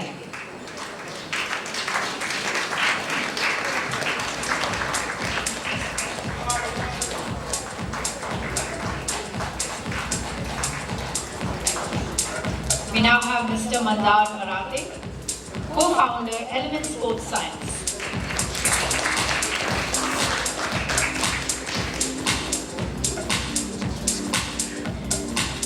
Next we have Mr. Sharan Mangrulkar,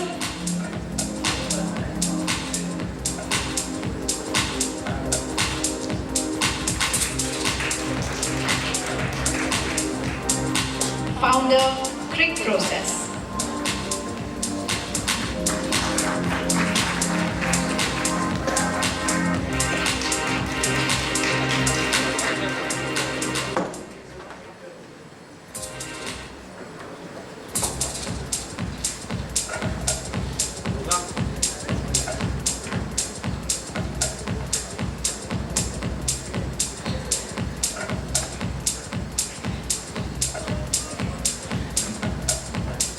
Thank you, panelists. Okay, group picture, group picture.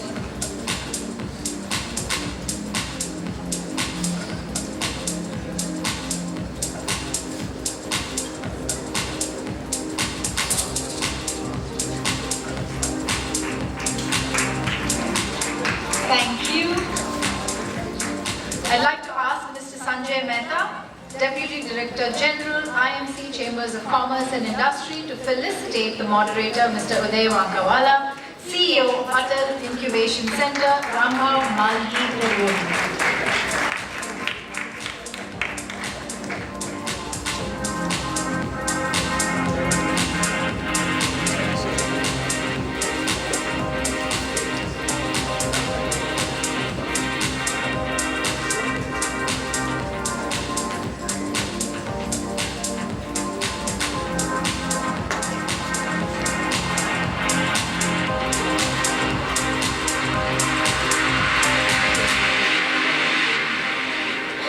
Thank you, panelists, moderator, and Mr. Sanjay Mehta.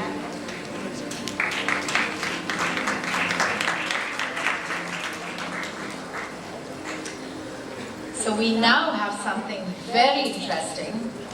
I'm very happy to invite our motivational speech on Train the Body, Win the Mind by Mr. Bakar Nasser, founder, Topspin India.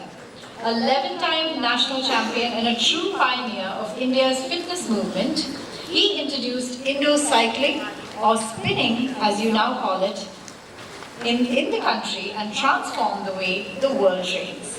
Having trained leading personalities such as Priyanka Chopra, Sanjay Dutt, Akshay Khanna, Neil Nitin Mukesh and Sunil Shetty, among many others, his impact extends far beyond the gym. He's also felicitated with the title of Fitness Doctor by Economic Times. Please join us in welcoming him on stage, the Cardio King, Bakar Nasser. Please come on the stage, sir. And to welcome him, we have a band as per his personality. And for all our delegates here, we welcome Ms. Yashvi Minawala, student of B.D. Somani International School, Mumbai, to come present her song.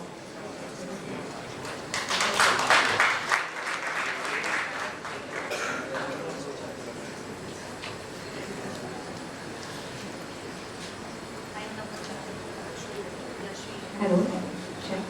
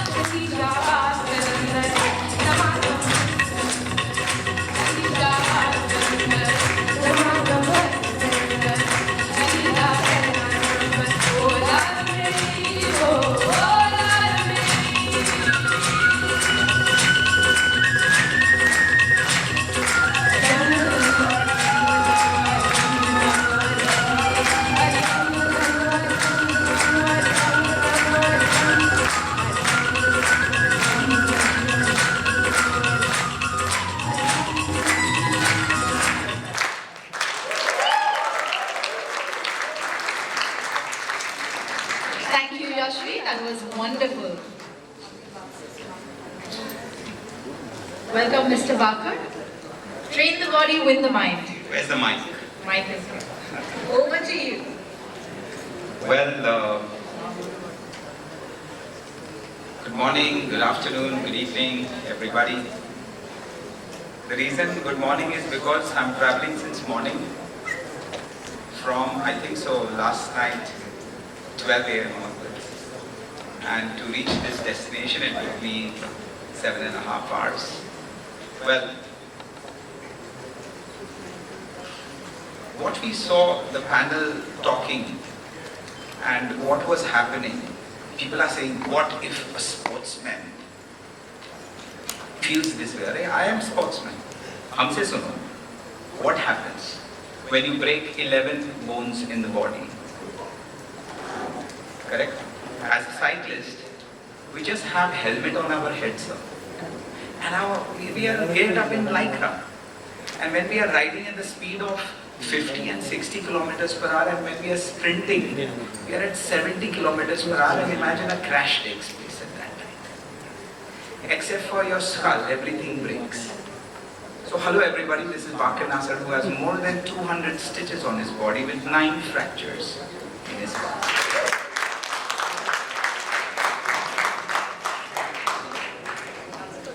Being 11-time national champion, एक बार इंसान गलती से जीत सकता है, बार-बार नहीं.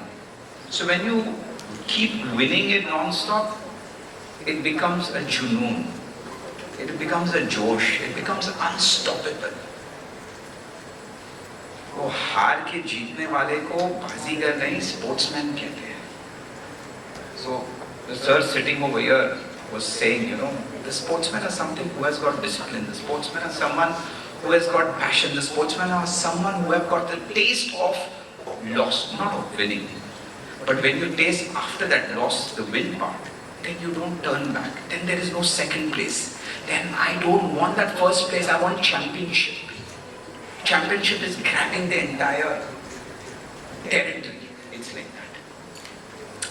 So, you all must have seen in your past the movie Jo Jeeta Wo Sikandar, very famous movie, जिसमें बड़े भाई का एक्सीडेंट होता है और छोटा जीतता है. वो हमारी कहानी है. My elder brother was a bronze medalist in cycling, who met with an accident at Vallabhbhai Patel Stadium, जो अभी फिल्म फेयर का डोम बन गया है, opposite Haji Ali. It used to be a cycling track. अगर उसको आप गौर से देखो, it has got an arena. That arena is nothing except for banking. You know why in cycling we have got a banking and it's not like a 400 meters running track? Because when you are 40 kilometers plus speed, you require a bank to turn. So that's why there was a slope which has become a sitting stand for people now. So we used to have a cycling race over there. So my brother was a bronze medalist, national champion on the Vallabhbhai Patel Stadium. He had a crash. It is a two people's race called sprint. And the top two people who time, they battle it out. My brother went towards the fencing. He broke his buckle of the head because he bounced on the banking. His buckle came out, helmet was out, and he banged his head on the fence. Bleeding from his nose, ear and mouth.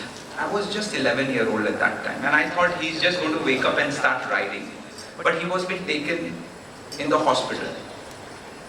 Accident took place 9 a.m. At 7 a.m. I see my brother in an emergency hospital in one of the leading government hospital, because the private hospital rejected, saying he's going to pass, he's going to die. 5 hospitals rejected. So we are not taking names. We are just talking about private and government. So the private hospital said, bye-bye. Government hospital said, we'll take care of it. He's still alive. Operation took place at night, 12 o'clock. It went on till 6 a.m. in the morning. And I'm still young. I'm seeing what is happening. And then doctor says, operation done, he's alive, but he will lose an eyesight. He will be paralyzed for life. He will lose his memory. But grace of God, being a sports person and being a sprinter, का क्या difference है मैं वो बताना चाहता हूँ. His heart was beating at 18 heartbeat while the surgery was on. So by the way, he has 42 stitches now and he's still alive.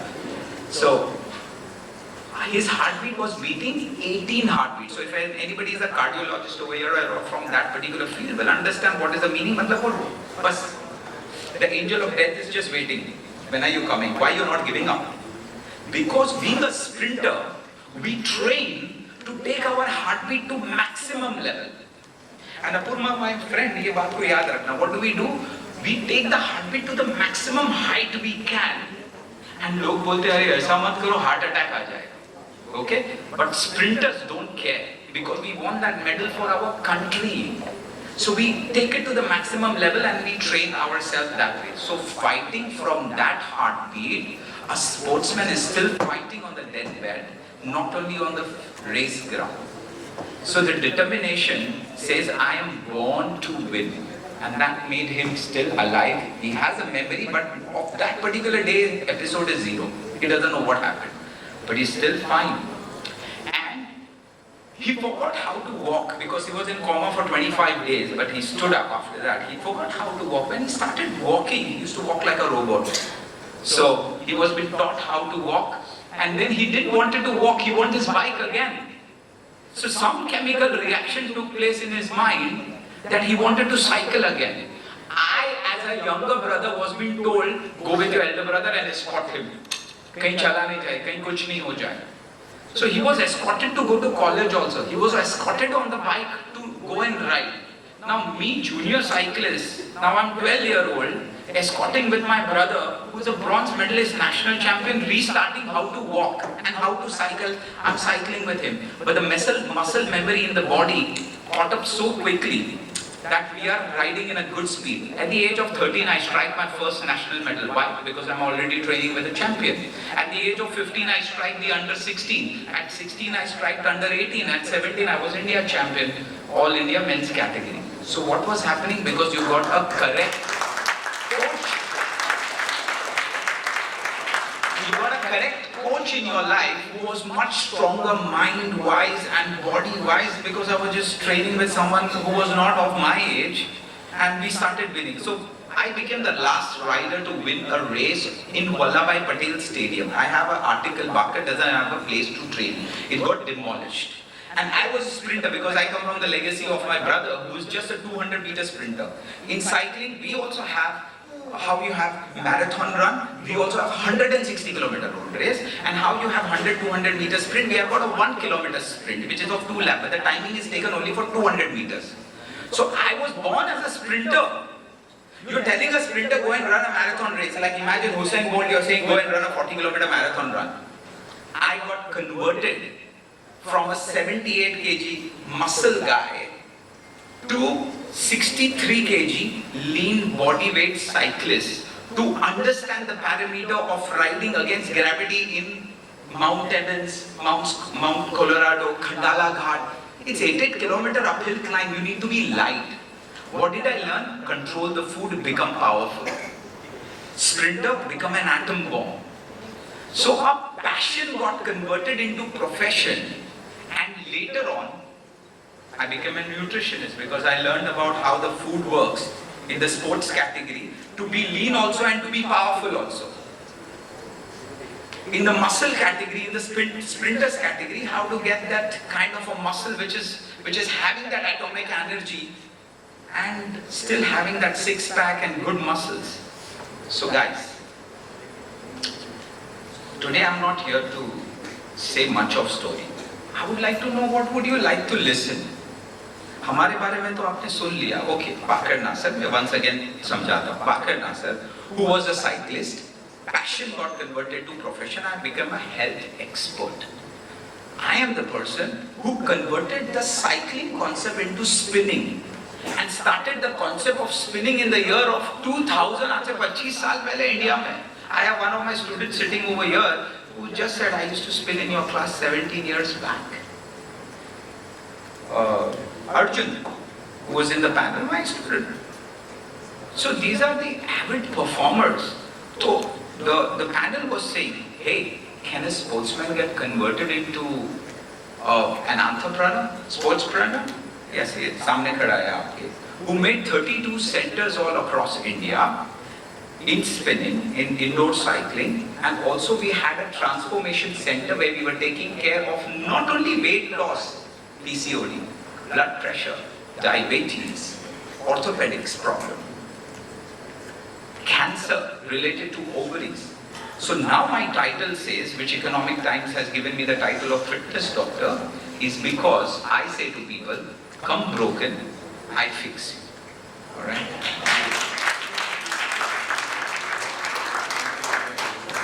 And pandemic came, we were the first people to shut down our business. Gyms and swimming pools were the first to shut and the last to begin. So 2 years no business, but I didn't wait over there. I converted my business online and we started 2 programs called strength training and cardio.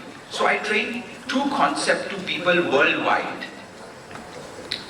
I train 150 people a day, and the government of United Arab Emirates, which is the Dubai government, has given me the golden visa. Is because of the health and fitness category, and I'm the first Indian in health and fitness category to achieve that title. So, also I'm managing the orthopedics department, which is called the Orthopro Clinic in Dubai Science Park. I'm the transformation head of the department. So we deal with injuries, MMA fighters, bodybuilders after they are flexing and what is happening to their muscles, and soccer players. So, any questions related to your problems, guys? Do you think you all have any kind of an issue and you need to ask? I'll really answer it and solve it in 90 seconds. है किसी को कोई सवाल ऐसा? Anything related? Yes, sir.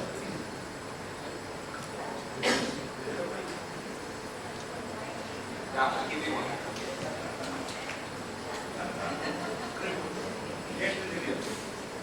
Hello. Yeah. Very inspiring, sir, to listen about your life journey. I have a very important question. And this question is from the perspective of men, specifically men in the age group of 38-40 to 50-52. Very often and increasingly often we hear about reasonably fit men who are working out in the gym, who are doing some marathon training, but inside the gym they'll have a cardiac event, or when they come back home after 1 or 2 hours in the shower in the office, they'll have a cardiac event, and most often than not those men don't survive. This conversation, I'm 41, I have 2 kids, 4 and 9. So my friends are my circle, my age group.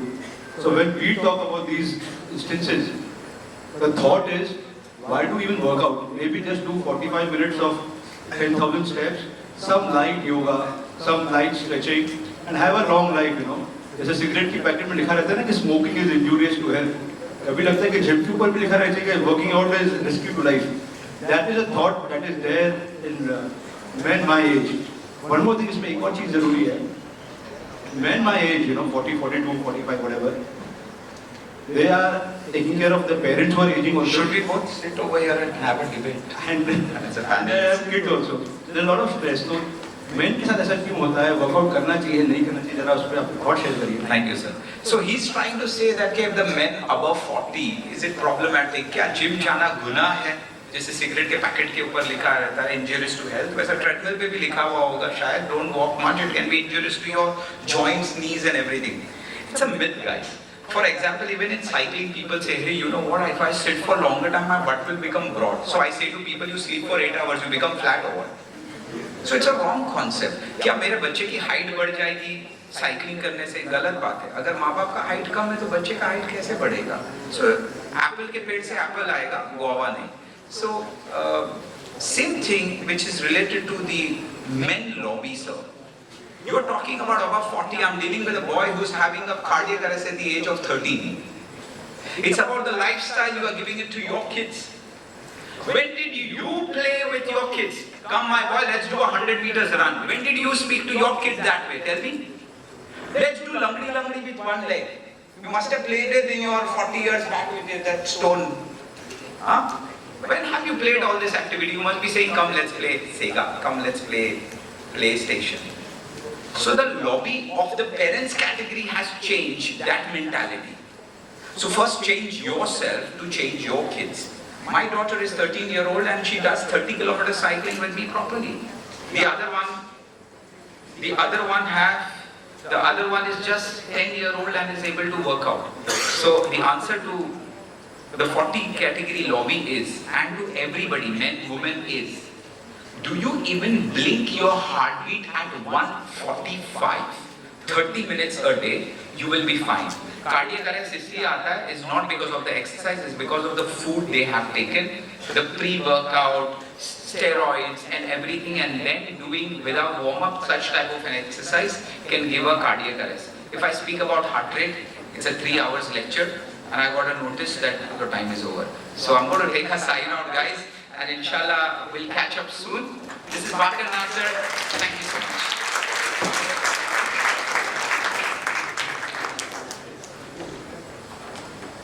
Thank you, Mr. Bakar.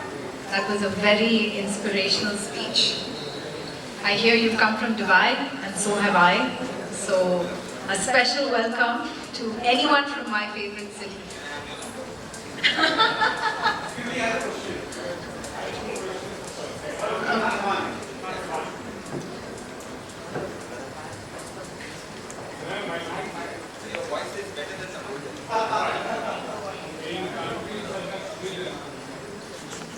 In countries such as Sweden, people are encouraged to cycle and come to work. Also, they are given bonuses and extra privileges if they prove that they have come cycling to work. Do you think you would like to implement something like this in India? Because it would also give impetus to cycling as a sport and also increase the fitness levels of employees in general.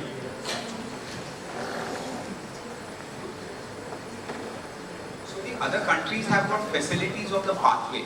Our government doesn't have proper footpaths for a common man to walk because there are stalls over there. So common man walk on the road and the road get traffic because of the common man is crossing the road.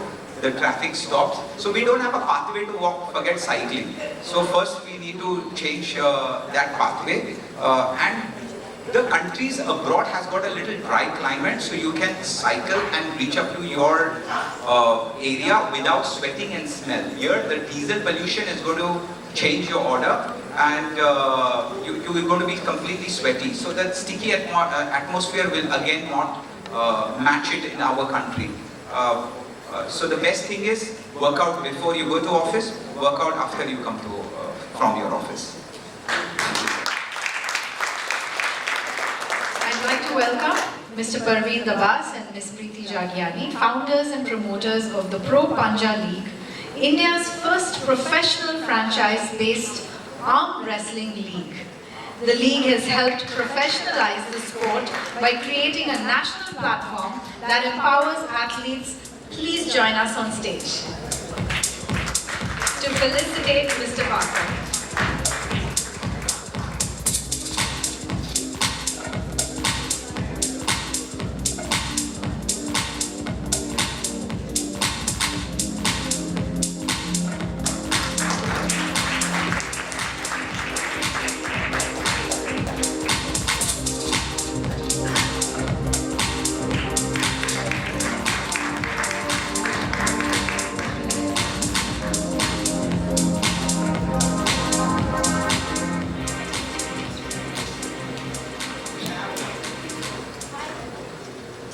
Just wanted to share one more thing is that, sir, thank you so much for felicitating me with this white shawl. I just wanted to say that this white shawl is today, and just yesterday I was being awarded as the Fit India brand ambassador from Sports Ministry of India, having the tricolor on my shoulder with not many responsibilities. And today the white shawl is just saying sky is the limit. Thank you so much.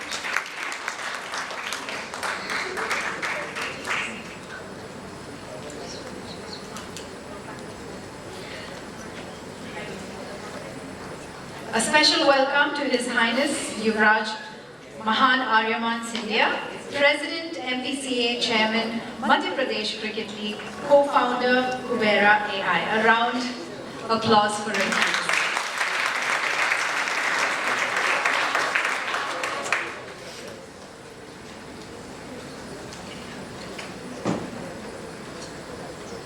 We now move on to panel 4.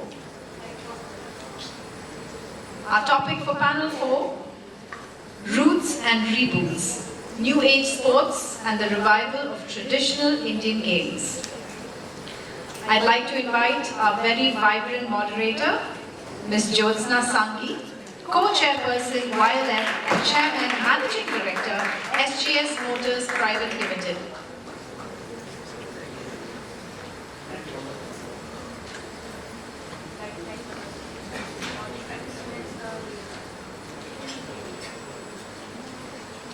Next, I would like to invite our speakers on stage. Mr. Yuvraj Digvijay Singh Khatiwada, Managing Director, Khatiwada Foundation, Director, House of Khatiwada 1434, and VP, Paddle Sports Foundation. Next, I'd like to invite Mr. Kailash Kanpal, CEO, Insure Court Sports Private Limited, Paneri Paltan, Pro Kabaddi League and Ganges Grandmasters Global Chess League.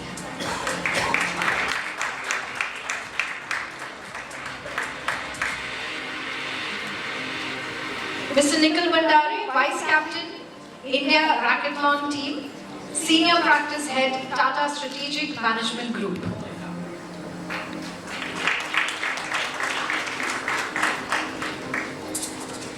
Next, we have Mr. Tenzing Niyogi, Chief League Advisor, Pro Wrestling League, former CEO and co-founder, Ultimate Kho League.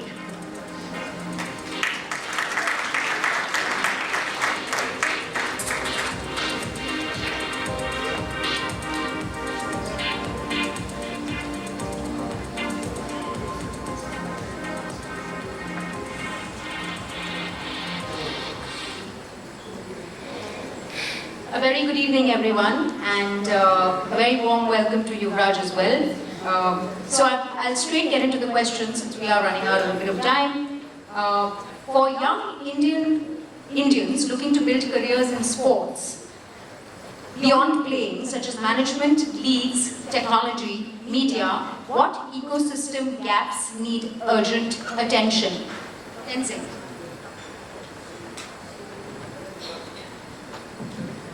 Hi, good evening. Thank you very much for making us part of the panel. Couple of things which I think are missing in the sporting ecosystem right now. One which comes very clearly to me, and I think I'm building something on that as well as my next venture, is the connectivity from college sports to pro sports. Okay, I think that is something that has been missing. I think the western part of the world has done fantastically with NCAA. We have Khelo India, but the top athletes get selected. If I've had a bad day, then I don't think that's fair enough for a 14-year-old journey or 15-year-old journey for a pro athlete to sort of miss the mark and not make the cut, basically. I think that's one thing which has been very interesting. The second is the area of fan engagement. I think anyone who's trying to get into the industry today, that's a huge glaring gap for 1.5 billion of us. Not one single product today manages to, across sports leagues by the way, including IPL I say, right? The only other fan engagement model for IPL was Dream 11, which used to connect us every day at 7 p.m. and try and get our attention span from the prime time television. That's also gone, right? Due to the RNG ruling. So I think these are the two areas which are glaring, and there is a huge scope that can be played in. There's a lot which has been happening in grassroots across sports, across sporting disciplines. But I think school contact is done, college to pro league and fan engagement. Thank you. Nikhil, may I request you?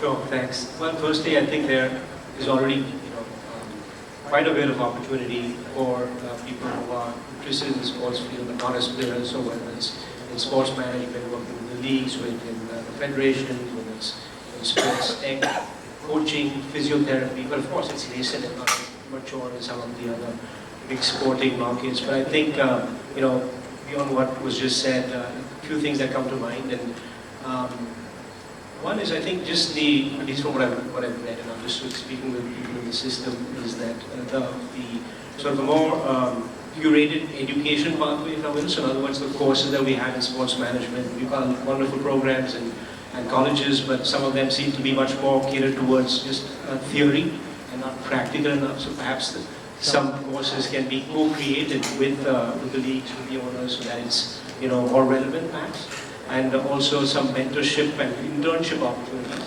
The other thing I also heard is that with some of the leagues and owners and teams, because of the sort of the high-profile nature, already more short time frames and limited talent pool, right? The freshers don't get those jobs, right? Because they look for people who have the expertise.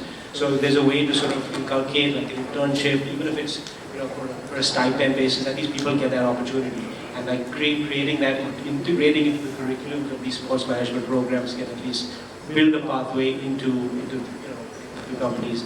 One other point I think is the broader problem here is that there's a lot of demand but not enough supply of jobs. So a lot of people are being interested in sports management, want jobs, but they just aren't enough in our system today. So how do you create those job opportunities? And so that's looking and thinking, and hopefully, and it's an ecosystem problem, but the leagues thinking through their diff tools, how do you get grassroots academies, how can the government do more, actually hire and train, maybe they're doing this already, but like more professional people in data science and physiotherapy to be part of SAI and the organizations and departments, start doing challenges around AI. We heard some of that today, that will solve some of the major problems that we have in talent scouting, injury, understanding injury. So a lot of opportunities are there, but it's about job creation as well.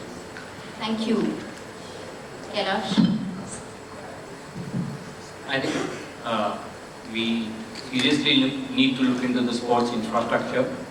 We also need to work closely with corporates who have large budgets and are looking at expanding into sports.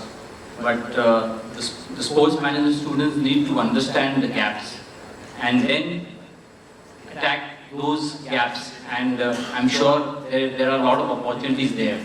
Okay, people look only at what I interact with sports management students. They only look at the leagues.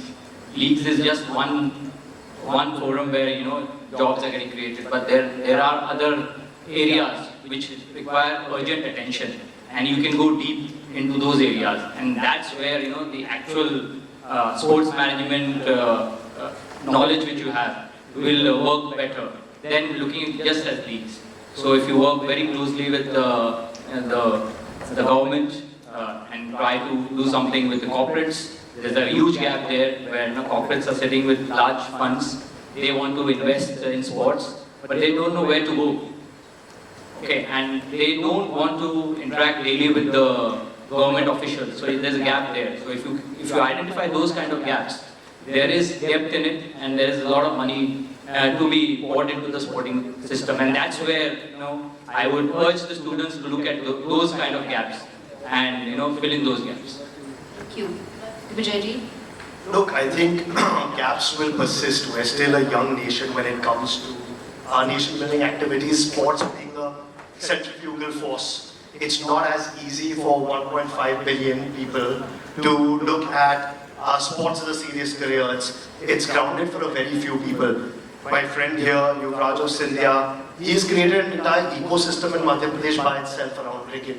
So people like him will always come through the ranks if there's enough demand. As Nikhil rightly said, as Kailash rightly said, public-private partnerships are very important. Even at the very grassroots level, or local level, even if you're in a village or a small town, I think tapping into government resources wherever they are available for you, even at district level, it's important to bridge the gap first between public and private. I think philanthropy also plays a crucial role, and it should play a much more pivotal role going forward. Today, I think we have too few large corporates supporting sport. And I think that is changing, but it's changing very slowly. So forums like this, and I have to hand it to IMC, yourself, Sheetal, and the entire team, to give sports that limelight by itself, not mix it. I've been to lots of these events where sports is always mixed with another agenda. Things like this are actually very pivotal to bridge that gap as well. Thank you. There were some really poignant points. Thank you very much. So my next question is India finally moving from a sports as a culture to sports as an industry? What changed in the last decade? Tenzing, may I have your thoughts on this? Yeah, I think it's certainly moving. We are a young nation as far as sports marketing is concerned, but from a culture to industry, definitely. We've been actually dependent on sports leagues, and that's what we call ourselves an industry about. But largely what I think is that scenarios where we've successfully managed to create some good sports properties under the culture side of the story and industry. Scenarios where we've been largely dominating ourselves on the television side of the story. Everything has been driven towards media management, everything has been driven towards what are the numbers that we're getting on TV. But eventually what matters is the grassroots side of the story. Culture has shifted well, but I think industry-wise the numbers are still yet to come in.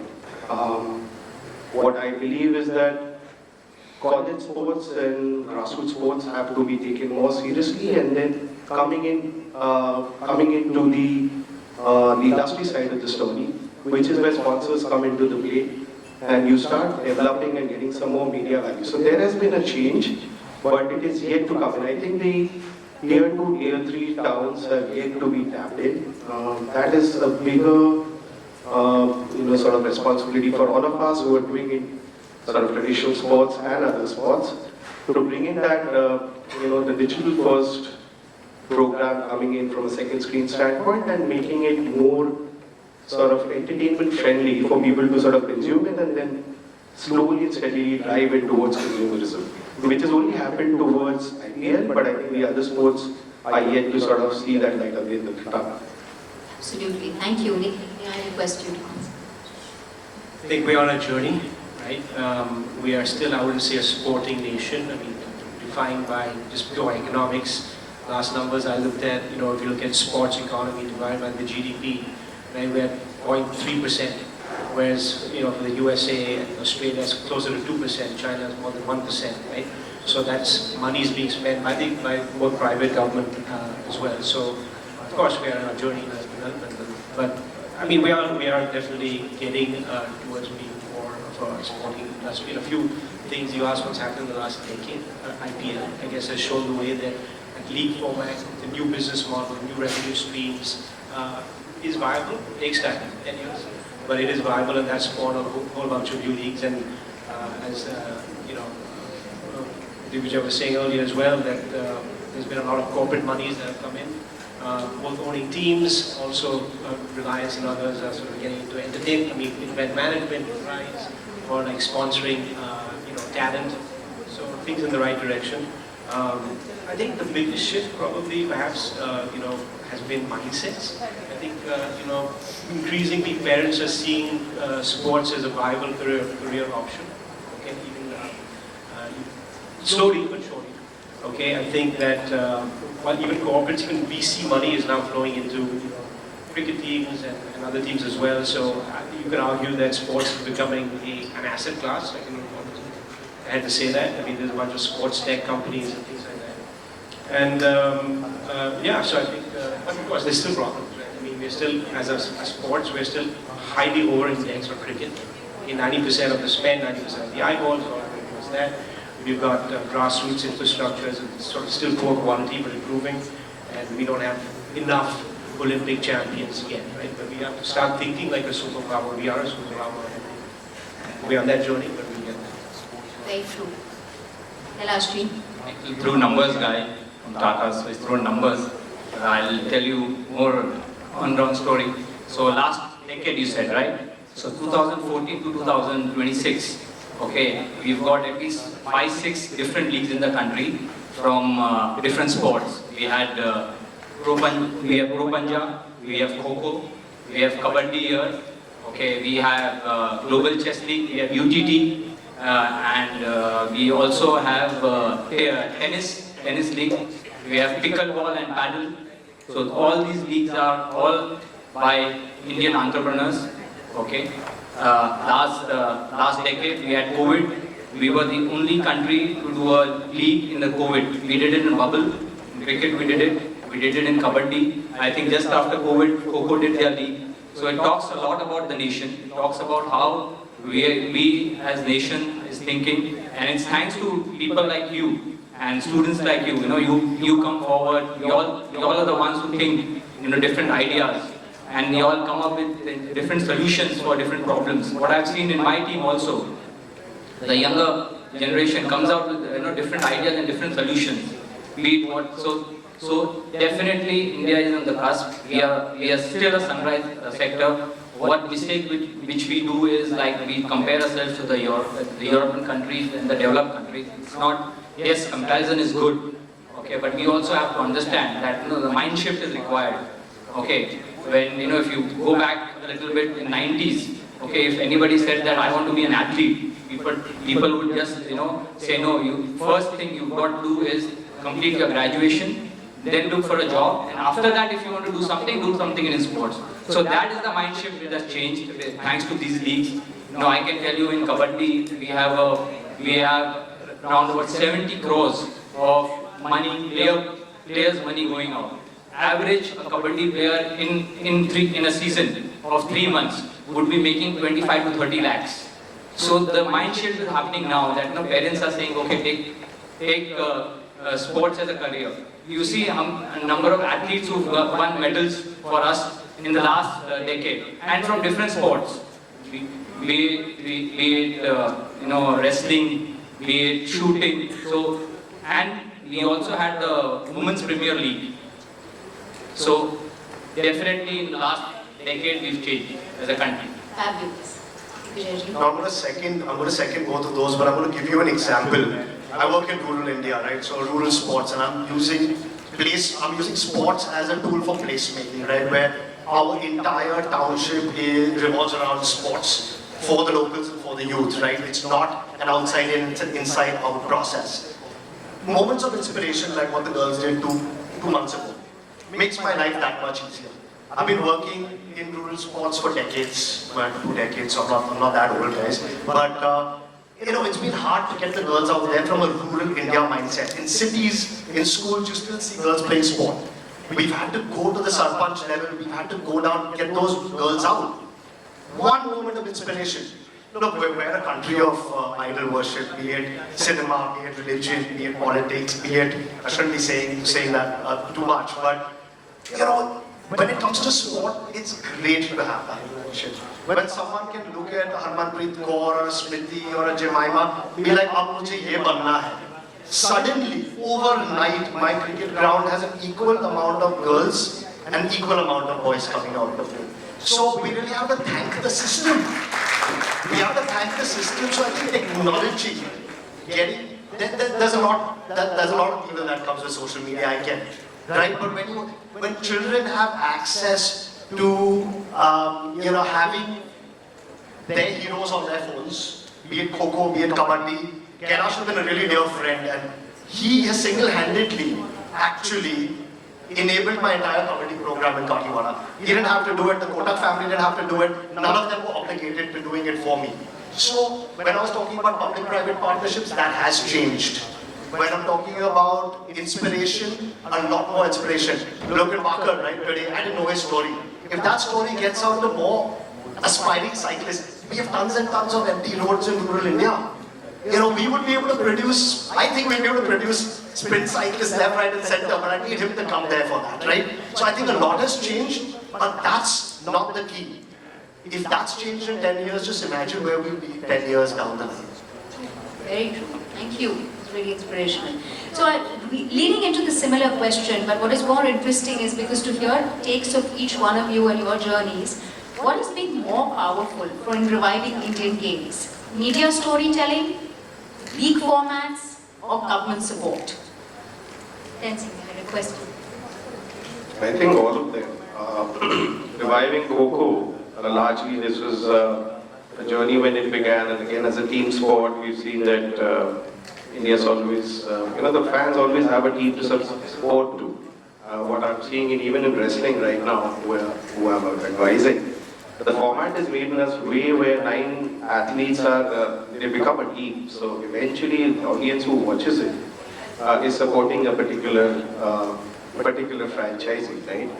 So I think from a Kho standpoint, media is always and will always be an important perspective, but government support we need to, because that is how India is designed.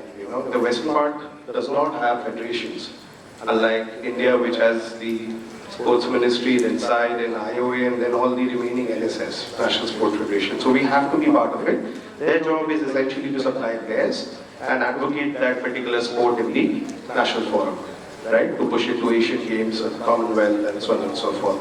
So I think that side has always been important, but I think the way we have conceptualized Ultimate Kho was a lot to do with the format. I'm always in favor of tweaking the format, because end of the day, you're not making that particular sports product for the 2,000 or 3,000 people on the stadium. You're actually looking at the 900 or 100 million people watching in front of the television sets.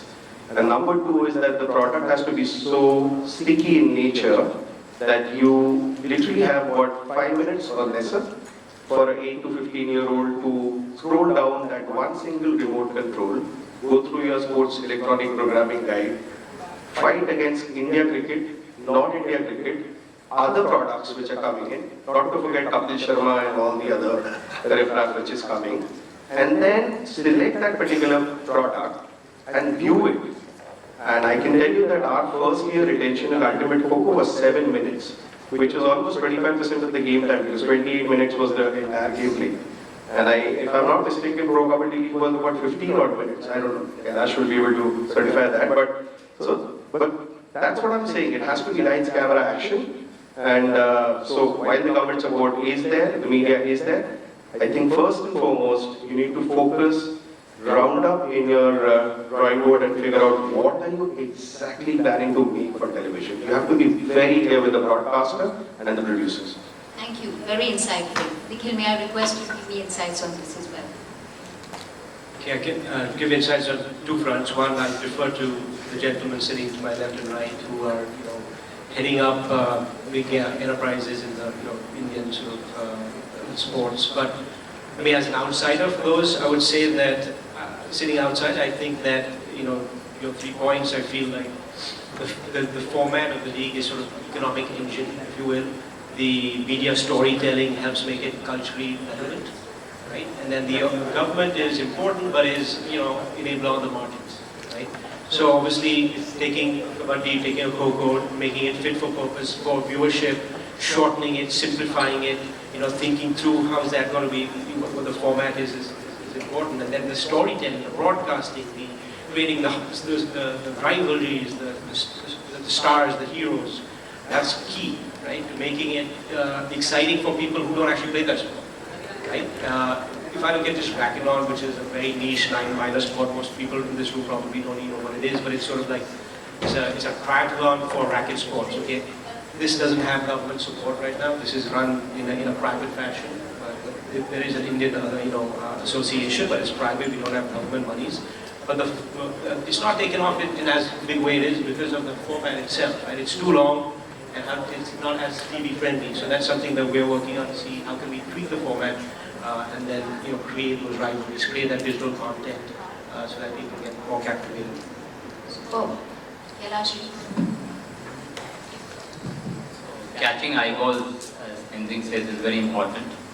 So that reminds me of a famous dialogue by Amir Khan to Urmila Matondkar from a movie called Rangila. If anybody gets a chance, you can listen to the dialogue. He says that "Jisme maza nahi aaya, uska dabba khud." So the broadcaster plays a very important role, but the guy who's most important is the athlete. If you have the right athlete and the right sport, you will have a very fantastic product. That's what we've seen in Kho. I don't know how many of you all have seen Kho, but you see the kind of agility, the kind of sprints, the kind of movements, the flexibility required for a Kho player is, I would say, it ranks highest after, maybe tennis or, any sport like football. You see a Kho player, you see a Kabaddi player. So I think the product is important, the athlete is important, and then how you package it. And of course, finally, the fans. Thank you. Vijayji? Yeah, I mean, all these three are very hard act to follow because then you have to say something unique after they're done giving their very relevant points because they all sit in very senior positions. But I think they all three are extremely important. I'm going to throw in philanthropy as a fourth wing, which diverts from your question, but let's just be idealistic about it, right? We have about 780 districts in the country. Let's just dumb it down to 500 because a lot of them are tier 1 towns and cities who may not need the infrastructure help.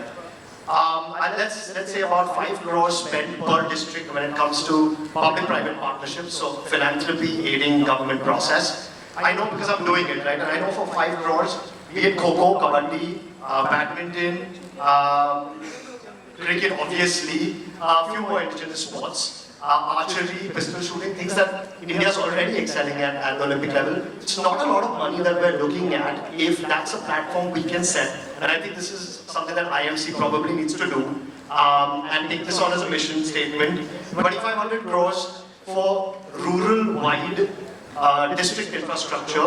I think that should be a leading point, so that's very, very important. Of course, the media backing will help, but as Kailash rightly said, every story needs a great hero, and that hero is the athlete. So without the athlete, none of this is possible. Thank you. That was really fantastic. So I have a joint question for Tenzing and Kailashji. Traditional games were historically community-driven. How do you commercialize them without diluting authenticity? Kailashji? So So we've seen this in a couple of sports. We've seen it kabaddi, that you've got to package your product well. Okay, make minor changes in the product. Okay, and you have to do it with your heart. Okay, not with the intent of making money. Okay, when we started kabaddi, it was not with the intent of making money. Okay, or we just wanted to do something with the Indian sport, and that's when Anand Mahindra was the brainchild behind the league, along with Charu Sharma and Star Sports that time, now Jio. They sat together and they said that let's have these little tweaks in the format, which will make entertaining for the fans and for the viewer or the audience sitting at home. And once we got the format right, we got the right kind of athlete into it, and that's when the commercialization happened. And let me tell you, the first 4 years we were struggling. We were taking head-on, sponsorship battles with the IPL and ICC cricket. But later on, as we went along, my sponsorship team is here. We found it that people and sponsors were coming forward for this kind of sport. So there is money on the table. It's just that you've got to work hard and you've got to work deep. True that. Pretty much similar sentiments. I think, as I said earlier, I think if, as an entrepreneur and as the CEO of Ultimate Coco, I remember how much of resistance I got from all the local federations. See, when you're changing the concept of a sport, 60 years that it's been running, there was a time when only girls used to play Coco, right? And for some goddamn reason, I don't know why, but Ladko ko kabaddi bhej diya tha. But somewhere in the middle, hybrid model happened and guys started playing. And I remember having done about 13, 14 years of golf, possibly the slowest sport on television, cut to Ultimate Coco, possibly the fastest sport on television. I've done that journey. So when I got into Coco, I remember a lot of state federations to come me. I used to get threatened by, I won't like to name a few guys, but yeah, crazy threatenings happening on over WhatsApp. But I was very clear that I had to change the format, because at the end of the day, we are all looking at a 1 hour appointment viewing. Okay? If you can create a sport which can hook you up for 1 hour, 60 minutes, including decision review, so DRS, basically all the reviews, including the free commercial time, I think 85% of your battle is won as a sports entrepreneur. Okay? And then in that 40 minutes, you have to garner the attention for, as I mentioned, the retention time of 7 to 8 minutes per season. Okay? In order to do that, you have to sit back and figure out what is it that makes an 8 to 15-year-old stick. Is it the rule? How quickly does one understand? An 8 to 15-year-old. Kabaddi, it's simple. मैं आपके पाले पे गया, छू के आया, आपको दम है तो पकड़ लो. End of story. Coco is पकड़ो पकड़ाई. End of story. Right? It's very easy. Right? So from that perspective, we did a few changes, and it was very, very important. Today, I was mentioning you, right? We introduced something called a wazir. In Coco, basically when you get a ko, either you can run left or right. We introduced one character called wazir, literally the strategist of the team, who could run both ways. Immediately when we tested it in Talkadora Stadium, we saw 35% more points being scored. We also, as I was mentioning, we were planning to make Ultimate Coco world's first mixed gender league, where we thought the women of the team will become the wazir, right? So many such thoughts were there. Unfortunately, they couldn't materialize. But end of the day, today, after 6 years, when I meet someone, they will me talk about the product on air, and it looks awesome. And that is what matters. If you can continue that, exactly what PKL, Charu, and everybody has done, then you have a success story in hand, exactly what PKL is, or what IPL is in this case. Well, thank you very much. Nikhil, I have a question for you. How important is corporate athlete dual careers in ensuring sustainability for niche sports in India? I think it's critical, and probably, at least in the short term, the most sustainable sort of pathway, right? When you have a niche sport, which by definition in this case means the earnings that you get being a professional are not very high, then it's difficult to have a sustainable career, right? So which is why doubling that up with a corporate job gives you that safety net. That's number one. So it is important. Secondly, I think with some of the niche sports, as well, the ones that I'm playing, for example, racquetball, they've democratized it in a way that there are also categories where you can play even at a professional level at a higher age, like 35 plus, 40 plus, 45 plus. And that elongates your career in that sport. Okay.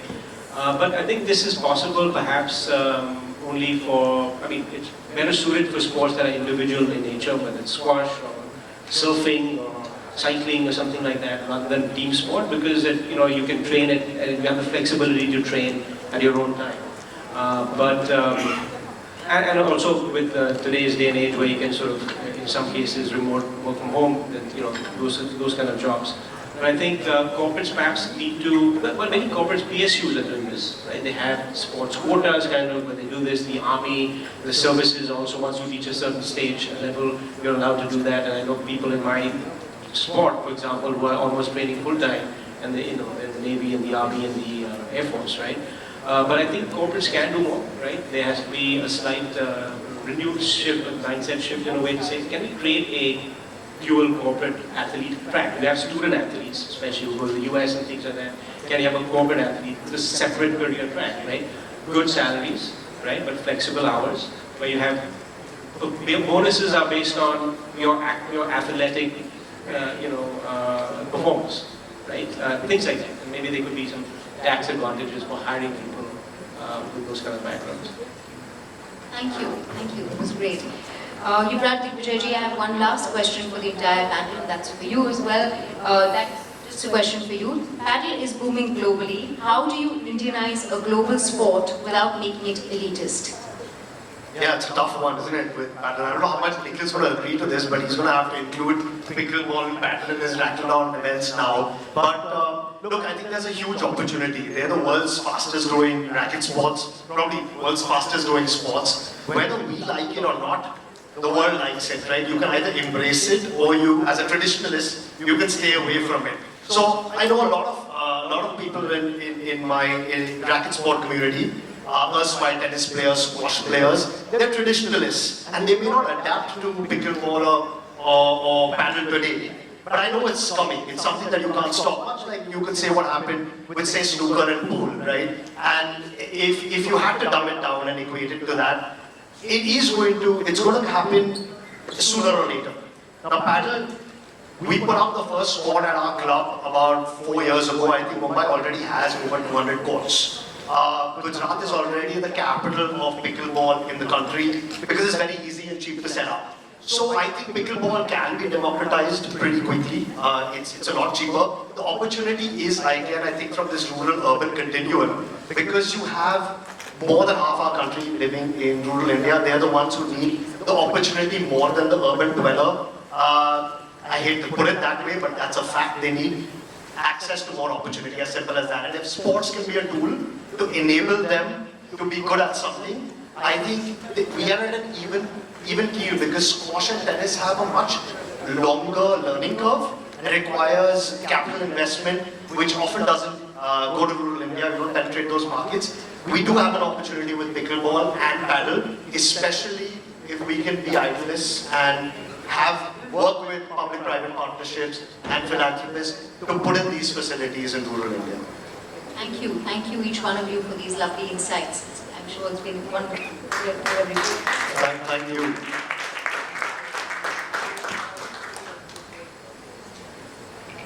Thank you, panelists. That was very informative. We're now going to move on to the student competition. I'm going to quickly go over the rules that I did before. The student competition is going to be held now, post your panel discussion, where a video by each student, not more than 3 minutes, will be played. The video of any one that is not present here will not have a question. Only students present here can be asked questions. The student will not get more than 60 seconds exactly to answer the question.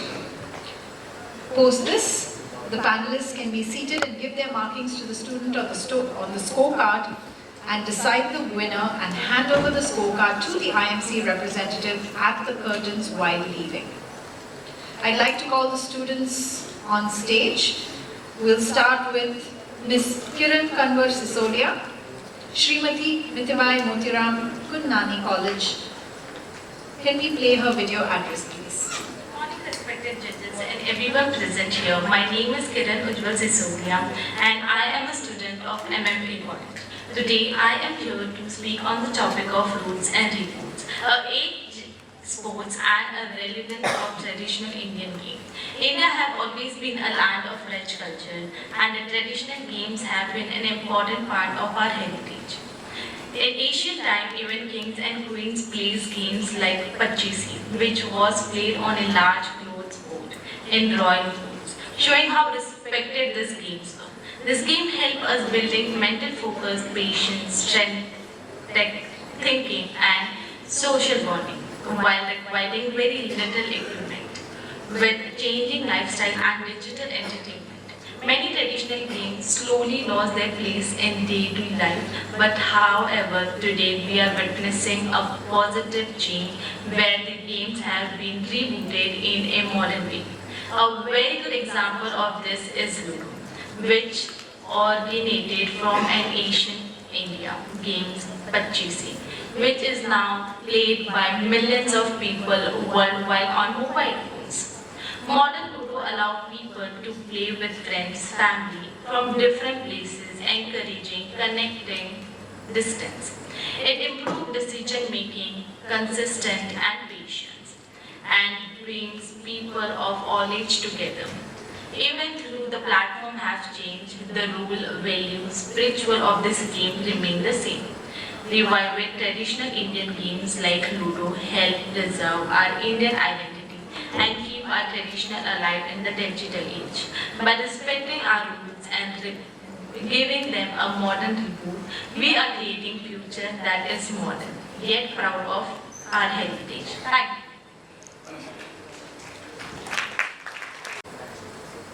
you. Kiran Kumar, I think we can rate her on the ways to work video.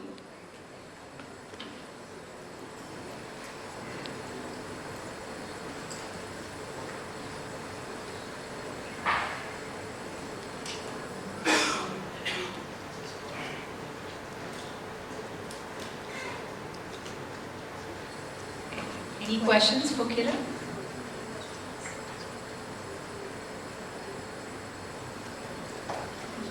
Thank you.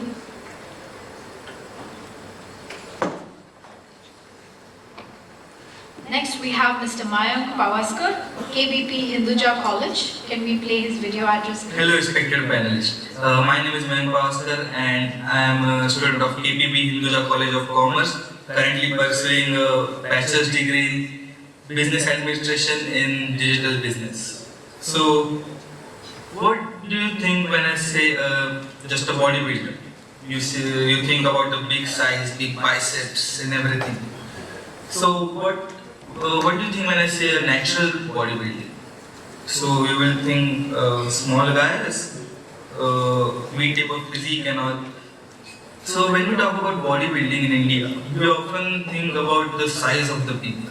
But the real question is, are we talking about the strength or the shortcut that person have used to look this huge?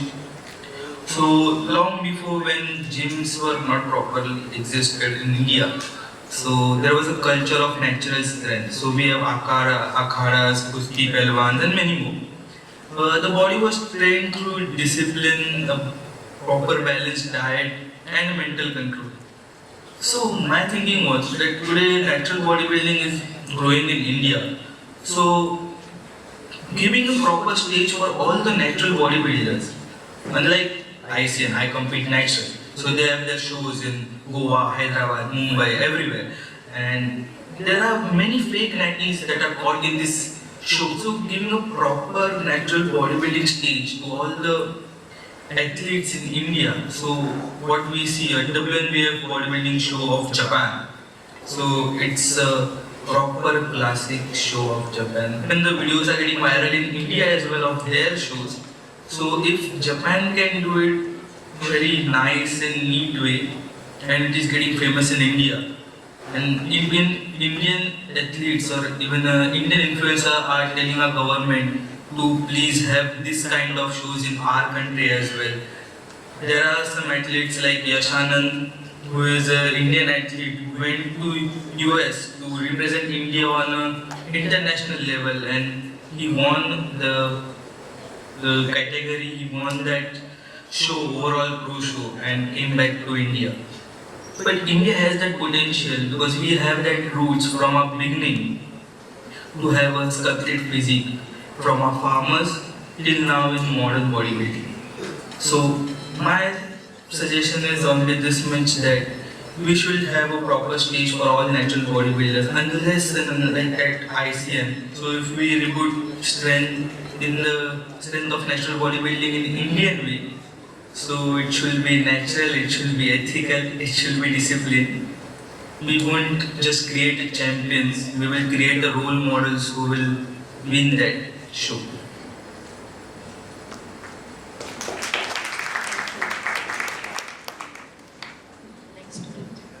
Any questions, anyone? I have one.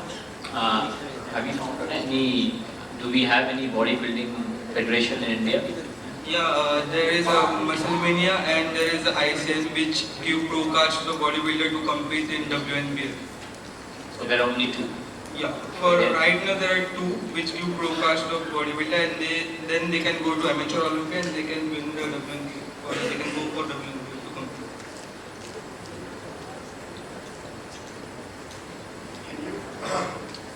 Can you explain in brief, what do you mean by natural bodybuilding? Do the other bodybuilders use steroids, or is protein considered unnatural? What do you mean by natural? So many times what we see these shows like ICN or WrestleMania, so only influencers who have like 1 million followers or something, only these people win these shows. And after the shows, when the federation go for drug testing, like even after the 6 months, so they are not very prepared for the drug test, or they deny for the drug test. So then the federation takes that pro card back to them. So it's very disrespectful for our own country as well. So having a proper show, a drug-free show.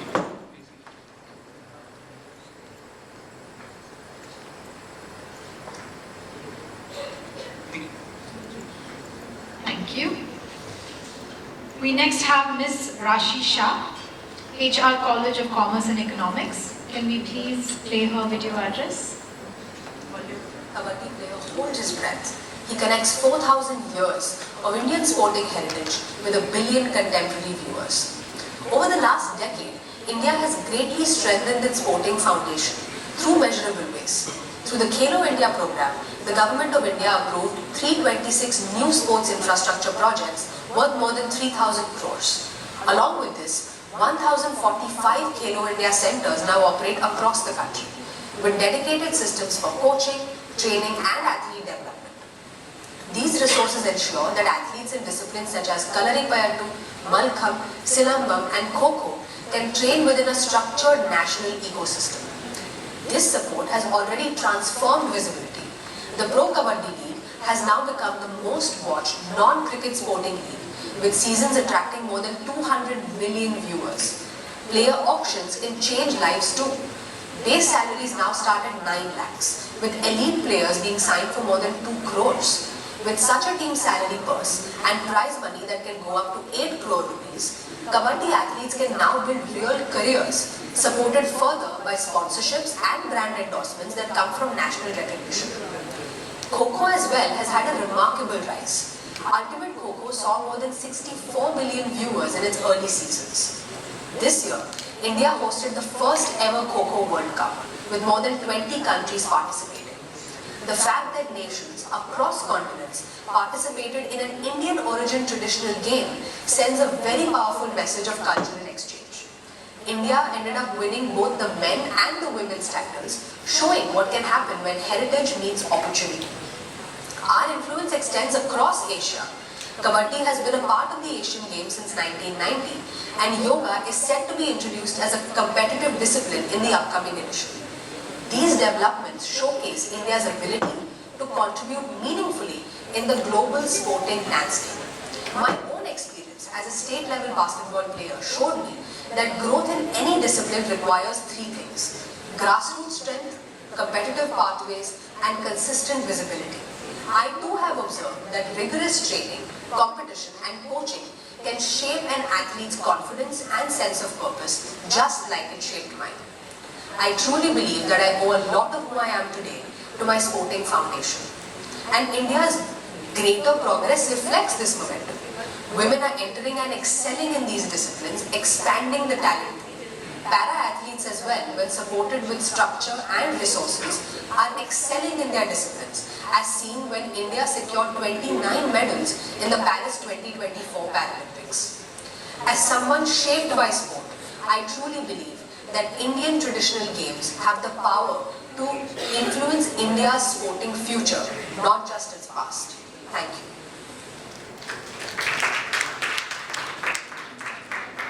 Any questions?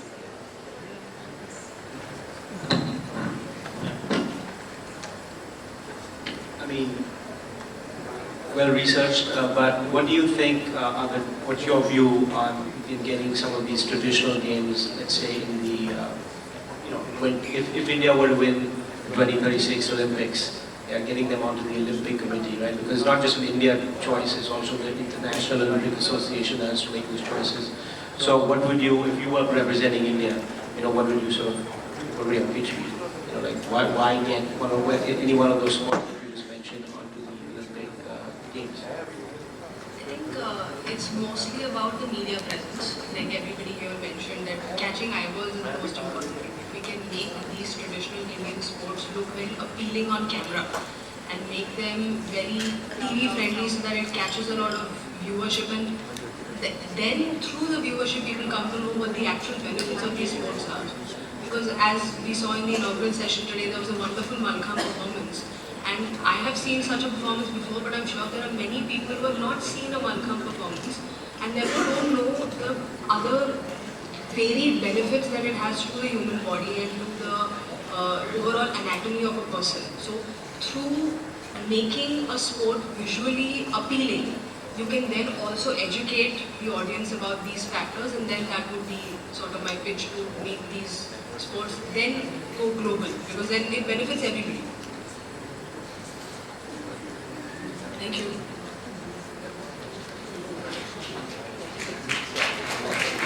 Thank you. We next have Ms. Rima Desale. She's not here with us. She's from Cummins College of Engineering for Women. Can we please play her video address? Greetings to everyone. My name is Yuva Kshamata and I'm a state level table tennis player and an engineering student at Maharishi Sri Shikshan Samstha, Cummins College of Engineering for Women. I'm extremely grateful to have this opportunity to represent my institute at this esteemed sports conclave. Whenever we think of sports, we think of stadiums, we think of fans, we think a lot of the glamour and glitz that comes with it. We often tend to think of cricket or football or badminton or a lot of the other mainstream sports which continue to take a major share of the limelight today. But more often than not, there are a lot of other traditional sports which have been ancient to our culture, which often get less value and recognition than all of the contemporary mainstream sports today, such as kabaddi, kho-kho, kalaripayattu, malakam, and many more. These are not just sports. These are our ancient heirlooms which have been passed down to us from generations. These are something which we, as audiences, as citizens, need to make sure that we value them even more today in the times that are present right now. A lot of initiatives have been taken from the government, such as the Khelo India program and the National Sports Conclave 2025. They make sure that the players don't only develop their game, but develop their holistic personalities as a whole. While that being said, digital involvement could also turn the tables in this scenario. Technology could be intertwined at every single possible level to make sure that the audiences connect to the players even more, so that the players are not just medal winners but national icons. That they get a digital platform to become a brand image, not just a player, but as an icon which continues to share their stories and inspire millions even today. I would like to take this moment to also thank our college for letting us have a platform where we can participate in various sports, for instance in the Savitribai Phule Pune University, and represent ourselves at the state, national and international levels as well. Apart from these, we also get to participate in various intra-college, inter-college and inter-institute level competitions all throughout the year. I'm very proud to share that our college is still very much in touch with its roots and continues to support various traditional games such as kabaddi, kho-kho, malakam, mainstream sports. And all of our players get to have access to all sorts of amenities, be it coaching, be it equipment, be it infrastructure. It is these players who then, with their hard work and the determination from all the players and the teachers, who bring laurels to our institute. I would like to conclude this by saying that it is not just the responsibility of the government or the players at their personal level, but also of us as citizens, as audiences, that we take part in these and we take interest in all these traditional games, so that every single player not just plays the game, but also gets to live the dream that they have been aspiring for and continue to flourish and bring shine back to our country for all the sports that they continue to play. Thank you.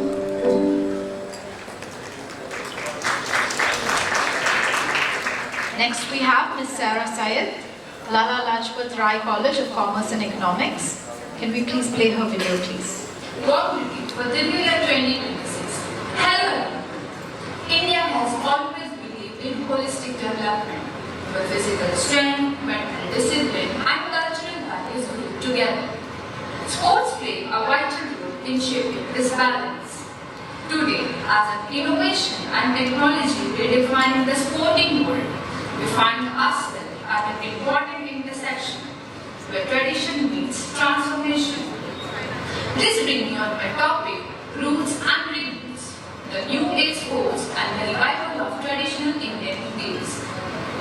Traditional Indian games such as Kho-Kho, Kabaddi, Malakh and Lagori are more than recreational activities.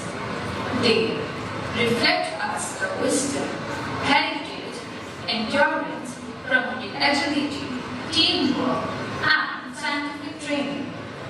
With the minimal resources, these games foster us inclusivity and community bond, values that are more deeply relevant to a competitive world.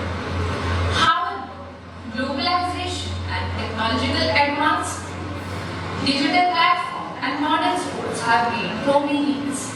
International league, scientific strategies, and e-sports have transformed how sports are played, and pursued. While this development had a highly relevant of performance and professionalism to global exposure, this led to a gradual decline of awareness of indigenous game. Yet, this decline is reserved. Traditional Indian games are gaining experience with a minimum revival of a modern platform. The Pro Kabaddi League has gained an indigenous to a global exposure audience. Kho-Kho and Malakh have gained a structured recognition to academics and professional initiatives. Yoga and ancient Indian philosophy have gained a worldwide symbol of mental well-being. This proves us that a world can coexist and complement each other. In conclusion, true progress not lies in innovation and tradition, but in shaping this. When our roots are strengthened and rebooted, this does not mean a celebration of a sportsperson is ended, but it is an identity and resilience. Thank you.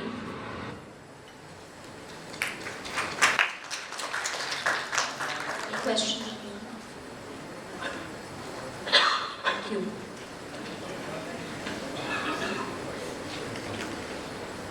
Thank you, students. The winners will be announced at the valedictory session. I now ask the moderator, Ms. Jyotsna Sanghi, to felicitate the panelists. We start with Mr. Yuvraj Digvijay Singh, Kathiwada, Managing Director, Kathiwada Foundation, Director, House of Kathiwada 1434, and VP, Paddle Sports Foundation. Next we have Mr. Kailash Kaspal, CEO, Insurecourt Sports Private Limited, Puneri Fulton, Pro Kabaddi League and Ganges Grandmasters Global Chess League. Next we have Mr. Nikhil Bhandare, Vice Captain, India Rakuten Team and Senior Practice Head, Tata Strategic Management Group.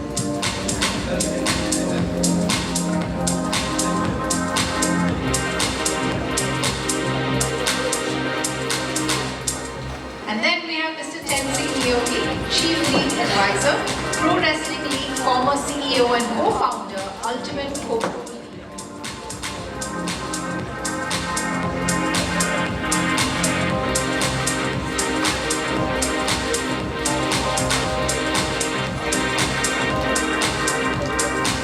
Thank you, panelists.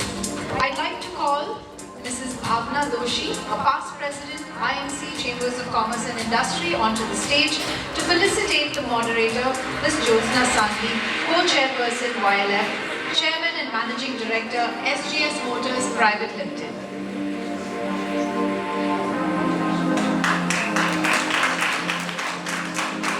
You can have a group picture, please.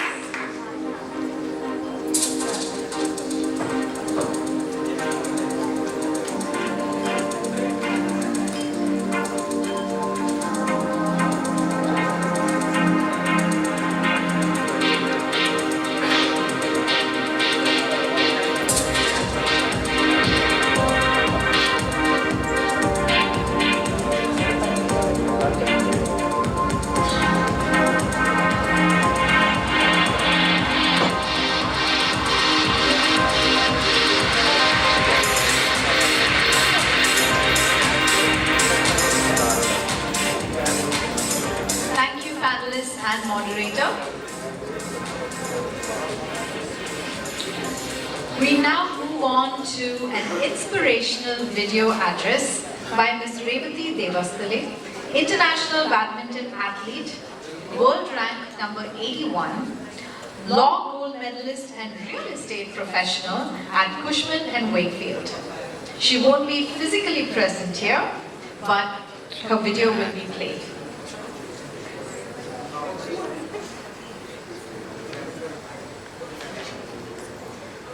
Hello everyone, I'm Revati Devastale, an international badminton athlete, and I'm honored to be here at the Sports Conclave today. It's a pleasure addressing all of you. I would love to share my story briefly with all the young aspiring athletes. So I won a gold medal for India at the Botswana International in 2021, and it has been a really long and hard journey to getting to the gold medal. So it took me about 16 years of persistent training, discipline and resilience to get to here. I underwent about 3 surgeries and multiple procedures for my knee and my ankle.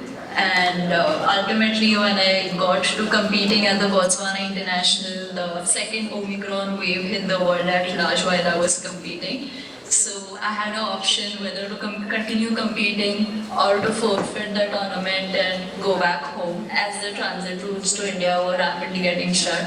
But I decided to stay still and complete my dream of winning a medal for the country in the most adverse times of my life. There was so much of uncertainty with regards to whether or not I would be able to get back home, whether I would get infected with the new Omicron wave, which was found in Botswana, and so on and so forth.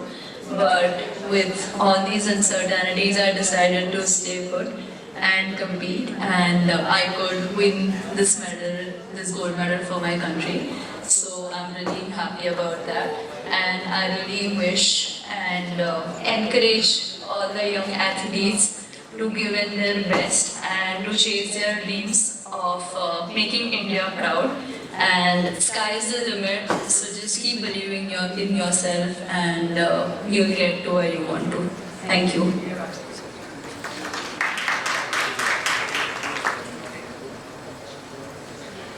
I'd like to call Ms. Yashvi Meenawala once again, student BD Somani International School, Mumbai, on stage for another song performance, and this time it's going to be Vande Mataram.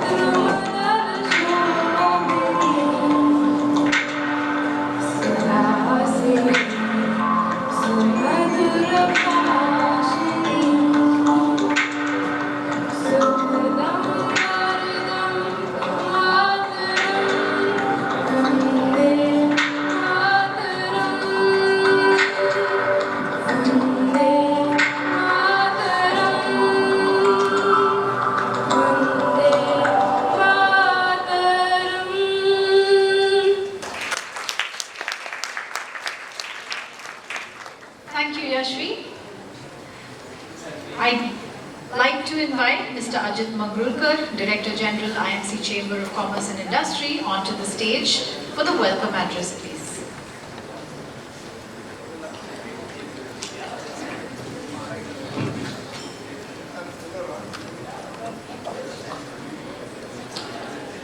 Good evening, distinguished guests, esteemed panelists, and friends from the industry, and everyone present here for the program.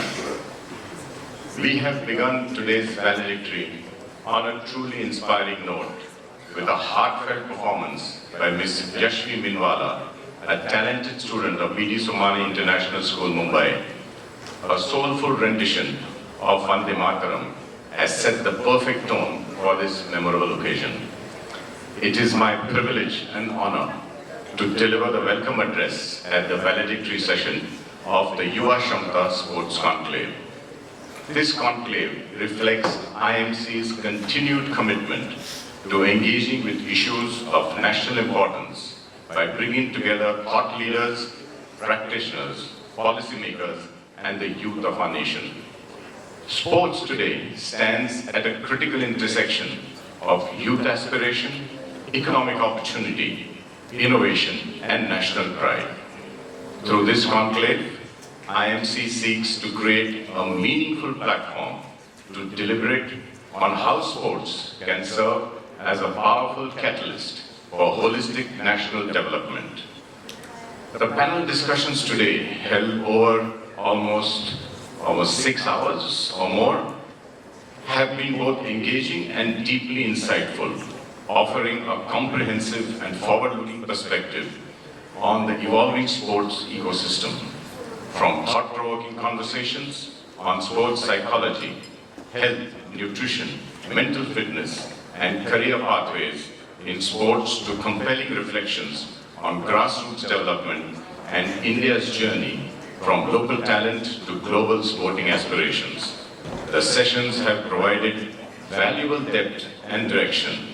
The directions on the transformative role of artificial intelligence and startups in the business of sports, the powerful motivational discourse on training the mind alongside the body, and the meaningful dialogue on reimagining traditional Indian games in a modern context have together offered a fresh and holistic outlook on sports, one that seamlessly integrates performance, innovation, heritage, and opportunity. I would also like to appreciate the students for their enthusiasm and participation in the students' competitions. Their views on the sports ecosystems were truly commendable.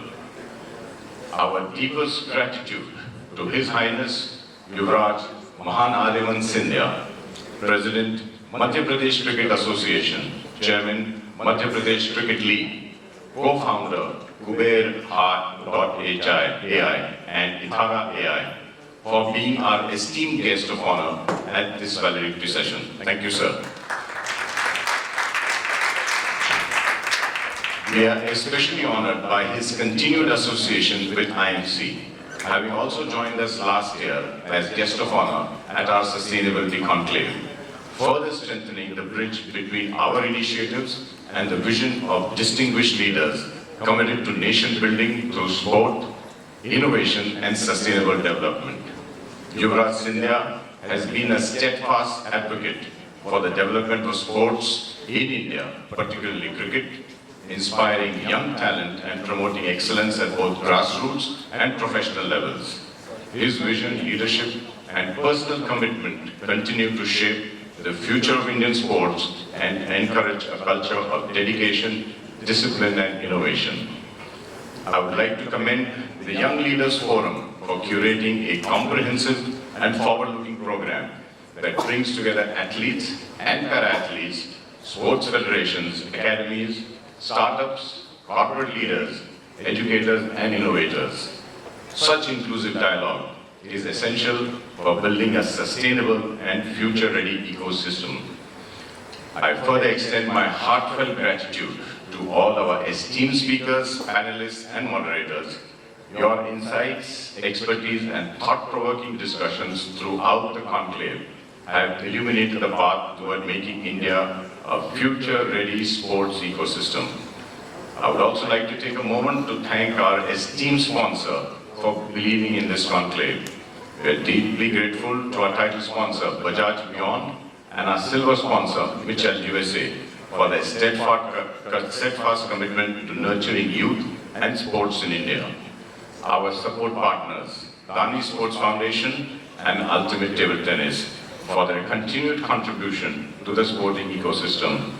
We also thank Biostat India, Omni Active Health Technologies Limited, Raven Cables Limited, and Somaya Vidya Vihar University and MSNIS for their logo support and association as sponsors for this event. Our appreciation also extends to our outreach partner, Free Press Journal, our gifting partners, Solar Punk Sports Sunscreen, and Nuvia, eco-friendly laundry pods for their thoughtful offerings. Our design partner, Ms. Drashti Shroff, our knowledge partners, Atal Incubation Center, Rambhau Malgi Prabodhini, and the International Institute of Sports Management, and our institutional partner, Sportscom, for their strategic collaboration. We truly value their confidence and trust of each of our partners that are placed in IMC and in this conclave. We have also launched, as you would have seen, our podcast under the IMC chat circuit, highlighting interesting conversation between Mr. Pranav Gandhi and Mr. John Gloucester. I request you all to visit the IMC YouTube page and watch this interesting conversation unfold on sports and beyond. And finally, I would like to thank our governors, our President, Mrs. Sunita Ramnathkar, who has been steadfastly behind all of us here, and I would like all of you all to give her a very, very rousing applause.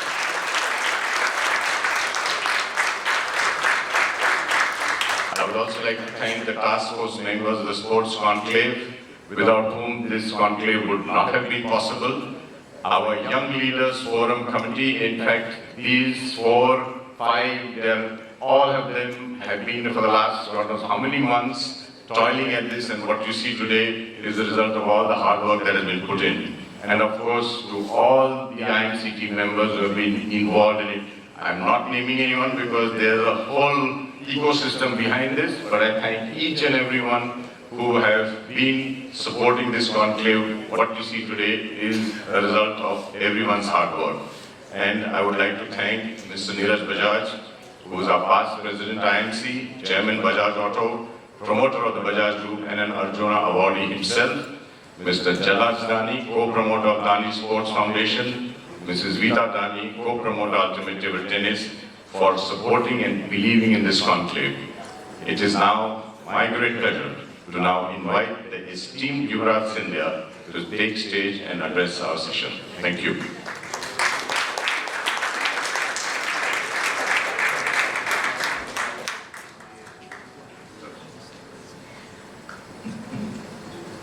Mr. Ajit Mangrulkar, I'd request you to stay on stage while I invite Ms. Sunita Ramnathkar, President IMC, and both of you to felicitate our guest of honor, His Highness Yuvraj Mahan Aryaman Scindia, President MPCA, Chairman Madhya Pradesh Cricket League, co-founder Kubera AI.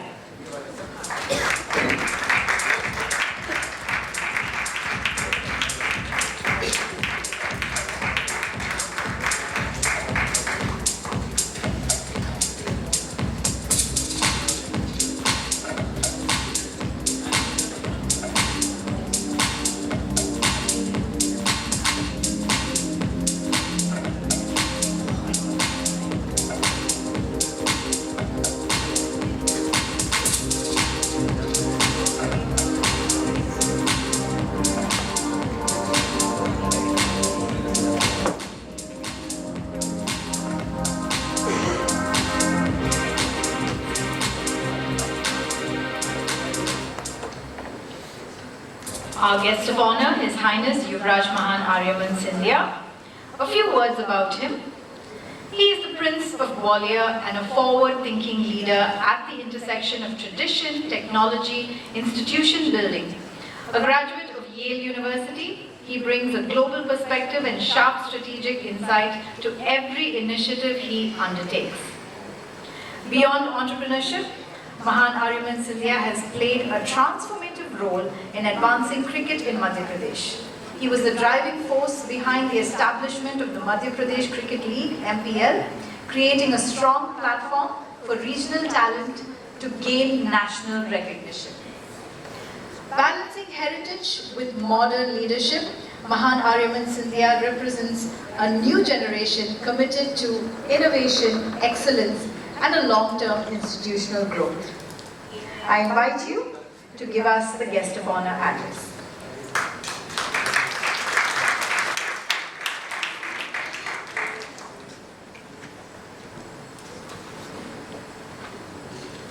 Firstly, I'd like to thank the whole IMC family for having me here again. Ajit ji, Sunita ji, Jyotsna ji, the whole team, it's become almost like a family. So thank you once again for having me here. It's always a privilege and an honor to be amongst all of you.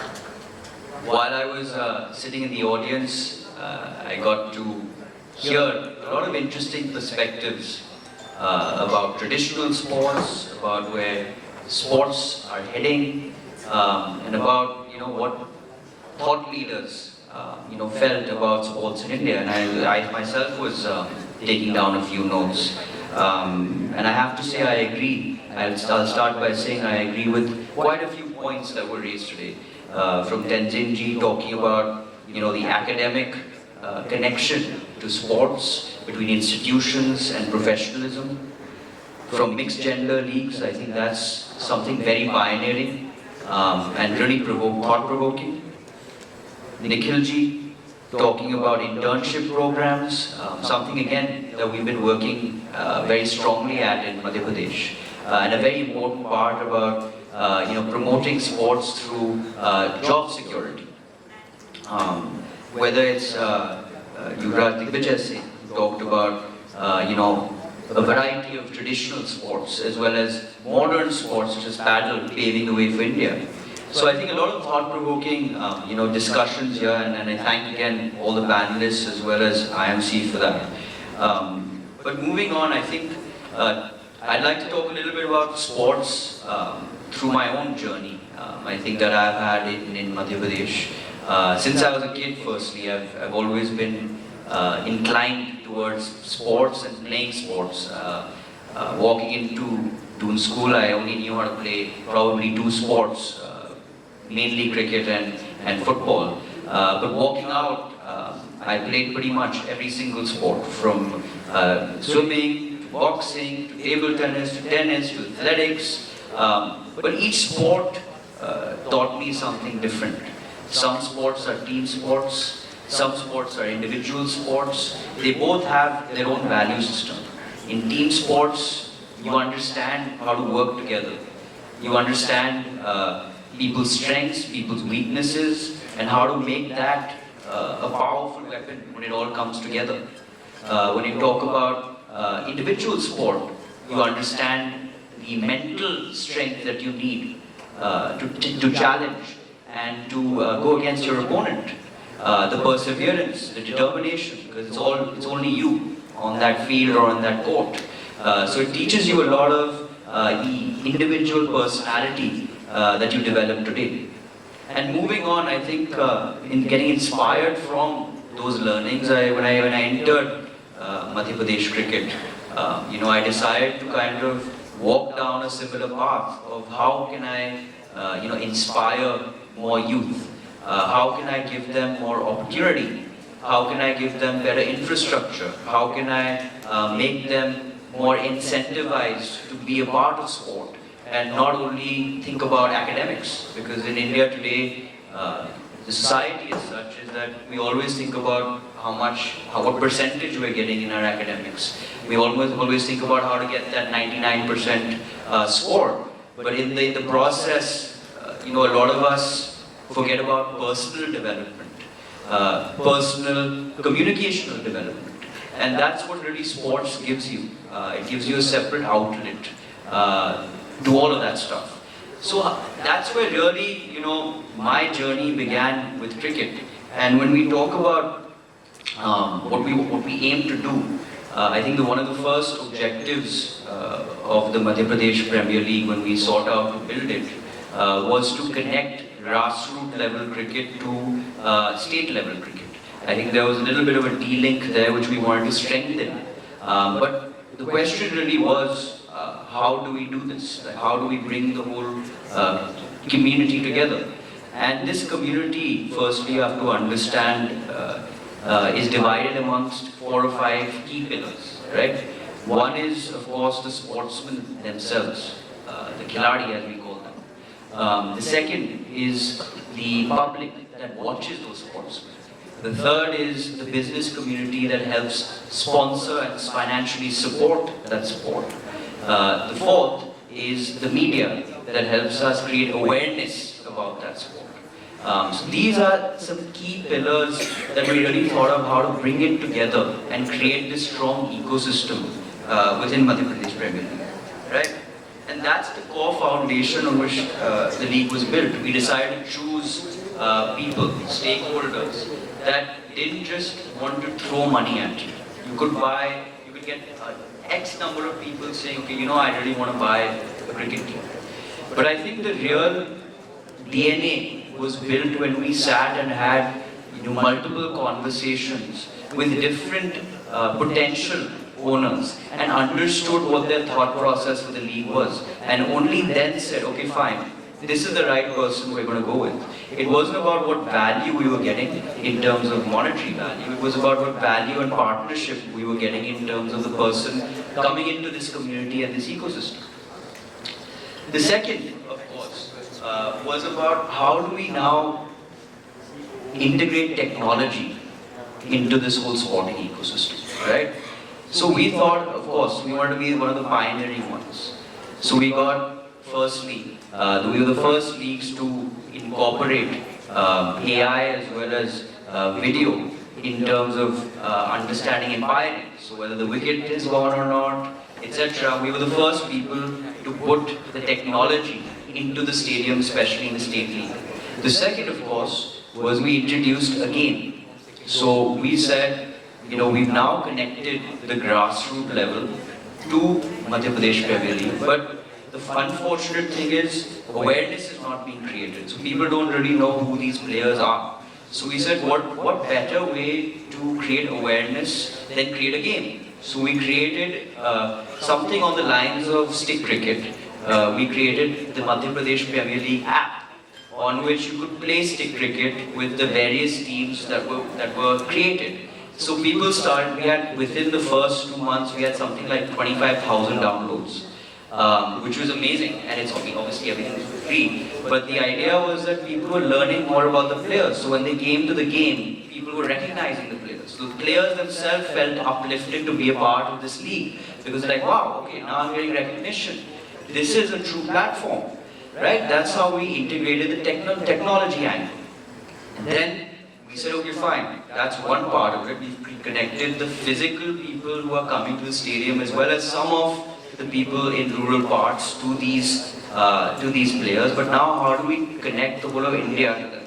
So we said, okay, fine, let's be one of the first few leagues to broadcast the league on a pan-India level. So we then got Geo in and said, okay, fine, I need you to broadcast this league in the whole of India. I don't care how much it costs, I want to broadcast it. That really allowed and opened the doors to international scouts, as well as IPL scouts and India scouts, to see what the potential of cricket in Madhya Pradesh was, because they didn't have to come to the stadium to watch these guys. They were watching these guys on their phones, on the TVs, and really understanding how they were playing. But more than that, what we really achieved was the ability to create a connection with grassroots families, right? When a person from a small village gets the opportunity to play in one of the biggest stadiums in the country, right? And sometimes all members of their families or their friends aren't able to get to the stadium, but they can watch them on their mobile phones and TVs, as we just discussed today. That itself sends a really powerful message for their family that, you know, it's possible. Nothing's impossible. There is opportunity, there is a platform, there are people to support you, and everything is possible. The other area where we really wanted to push was women's cricket, right? That's something that was never done before. So we were one of the first leagues in its second year to introduce women's sports, women's teams, women's leagues into Madhya Pradesh. And that, I would say, that was even more successful than the men's league. We've now, in our first year, produced almost 4 cricketers, out of which 2 of them have been a part of the India team. We have Kranti Gaur and we have Vaishnavi Sharma, which is amazing. We also have some of them playing in WPL. So that's the kind of inspiration and power that we wanted to harness through bringing this connection of ecosystems together, from the media to the businessmen, to the families, to the supporters, all together into one community, and on top of that, adding a layer of technology to really broadcast to the world, right? And that's what Madhya Pradesh Premier League has been always about. This year, we decided to introduce a new element, which was that we wanted to connect also other angles of sports, because sports is not only about what's happening on the field, it's about event curation, it's about physiotherapists, it's about medical attention, it's about media. So how do we connect also job security through these mediums? So we said, why not start an internship program with Madhya Pradesh Cricket Association? So this year, Madhya Pradesh Cricket Association is one of the first associations in India to have internship programs for students to come and learn how to create and organize world-class events. We had, for the recent India-New Zealand match, we had all interns working for us. Whether it was event management, whether it was social media, whether it was player management, every element, whether it was health, physiotherapists, every element had interns working, so that they would learn at an early stage what it means to be a part of sports IP creation, right? Not only being a part of sport itself directly means playing the sport, but also creating the IP itself. And that really paved the way for multiple people to say, okay, fine, why not, let me start a sports agency, let me start a small marketing agency, let me start a small medical center. So now, over the last 4 to 5 months, I've been meeting a lot of youngsters who are not just looking at their passion from a lens of playing it, but looking at their passion with a lens of supporting it, right? And that also has been a huge success in the whole Madhya Pradesh story. And essentially, these are the learnings which we would like to take to other sports as well. One of the sports that's very close to my heart, which is India's national sport, which is hockey, is something that we really want to work on next. Why is it that hockey hasn't been given the credit and the platform that it should be, considering it's our national sport? So now the new outlook for Madhya Pradesh is going to be, over the next 2 to 3 years, is how do we also look at invigorating hockey back again in Madhya Pradesh? How do we create leagues? How do we create sporting infrastructures? So that's the whole idea. Is now that we've built cricket, we built Madhya Pradesh Premier League, we've seen the success of that and how to build it, and we've gained confidence from not only the business community but everyone else. We're saying, okay guys, join us now in taking this to another sport, and another sport, and another sport. So that's going to be now the future of Madhya Pradesh, where we're going to start curating more IPs with the help of these communities. Now, what are the challenges ahead for sports in India? Well, sports, I'd say, is a huge growth potential. Like we said, we're one of the youngest countries in the world today with a demographic dividend. We have huge potential to harness that capability, but there are some challenges, right? One of the key challenges today is how do we finance sports other than cricket, right? It's a very key issue that we all deal with. Even when I'm dealing with hockey, it's an issue because people say, oh, who's going to watch hockey? How are we going to create an ROI in hockey? So what we have really thought of here is that we decided to create, and this is what we're working on, the idea is to create a sports fund. So, finance in sports in India is very fragmented, much like agriculture, right? So, people don't really know how to put my money into sports and when to put my money and where to put my money. So eventually when I think of putting money in sports, the only thing I think of is cricket, because that's the only thing that I feel makes money. So the idea is to create a centralized fund for sports where the management is able to focusedly invest in sports and create the sporting infrastructure and the culture through a central fund, right? Not through just individual IPs or people just saying, okay, I want to invest in a sport, chalo, ek team khareed lete hain cricket ka. You put in your money saying that I want to invest in sports in India today, right? That's my real goal. Now where it goes and how it creates change is up to you, but I want to see the report on how that change is being come with each and every single person's life in that particular sport that you're investing in. That's the real deliverable that I want to see. So we're creating a centralized sports fund that is able to now channel that money and focus in a focused form into every single sport to create that ecosystem. The second thing we're really looking at is that while creating small sports infrastructure throughout India is very important, at this stage creating quality sports infrastructure is very important. India has always been a community that thinks of volume. How many do I have? Do I have 5,000? Do I have 10,000? Do I have 15,000? But not how many quality things do I have, right? So now we're creating the focus of saying, okay, let's create 5 solid sporting excellence centers throughout Madhya Pradesh, which have state-of-the-art facilities, right? Even if you look at cricket as a whole, right? We want to create one of the best stadiums in the world. It should be something out of Wembley. It should be something that you see in Sydney, that people aspire to come to. Why is it that we don't have that in India today? People should be saying, oh, I want to come to that stadium and see how that stadium was built, what technology is used there, what experiences are curated there. Because at the end of the day, it's not only just a living infrastructure body. It has to be something that's living and breathing on a day-to-day basis. So how do you allow people to experience that on a day-to-day basis? So we've already started small experimentations of that in our current stadium. So we built a museum, for example, to allow people to learn about the history of cricket in Madhya Pradesh.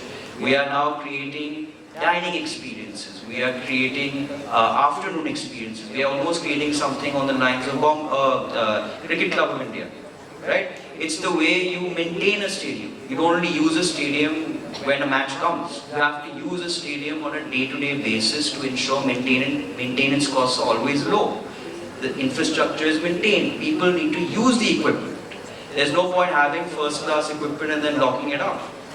You have to allow people to use it on a day-to-day basis, experience it on a day-to-day basis, take recommendations and feedback on a day-to-day basis, and constantly improve on a day-to-day basis. So the idea is now to create that world-class experience and that infrastructure for India, for not only Indians but the world to experience, right? Because it is possible, very much so. We have the money, we have the will, we just need the right direction and the focus. So that's going to be one of the key areas that we're going to focus on. The other is hospitality and customer experience. I think sometimes we forget that the supporter and the customer is also a very important inherent part of this sports ecosystem. When you are setting up leagues, if your stadium is empty, it's not going to be a success. The only time your stadium is going to be full is when a spectator comes to your stadium and says, wow, I had an amazing experience, I got to tell 500 other people to come and watch this match. Not only because the match was amazing, but as a whole, my experience coming into the stadium was amazing. The infrastructure, the facilities were clean and hygienic. I had no one pushing me and fighting in the stadium and creating ruckuses, which created safety hazards. So I feel like, okay, my sister, my daughter, fine, let them go. The stadium is absolutely perfect. There are no security concerns. It's going to be absolutely fine. So these are elements of focus for us over the next couple of years to enhance that experience even for the customer. So the customer keeps on coming to the stadium and supporting the sportsman. Because that's going to be eventually your outcome of success. Today, one of the main reasons why Madhya Pradesh Premier League is a success, because every single day, whether it rains, whether it's 45 degrees, whether it's there's some issue or the other, people are coming to the stadium and it's packed. And it's packed because people are having a very good experience. We've created that ecosystem of almost like a mela, a winter mela, around the stadium, where we have local stalls, there's food, there's shopping, you have breaks, so you can come down and chill out with your friends, have your afternoon snacks, evening snacks with your family, enjoy yourself, go back into the stadium, listen to some music, watch fireworks, watch an amazing game, and then go back home. So that's the kind of vision we have for Madhya Pradesh, and I hope we're also able to set an example not only in Madhya Pradesh but for the country and as also for the world as a whole. And that's what we're aiming to achieve and striving to achieve for. And I think, again, nothing is possible without a team effort.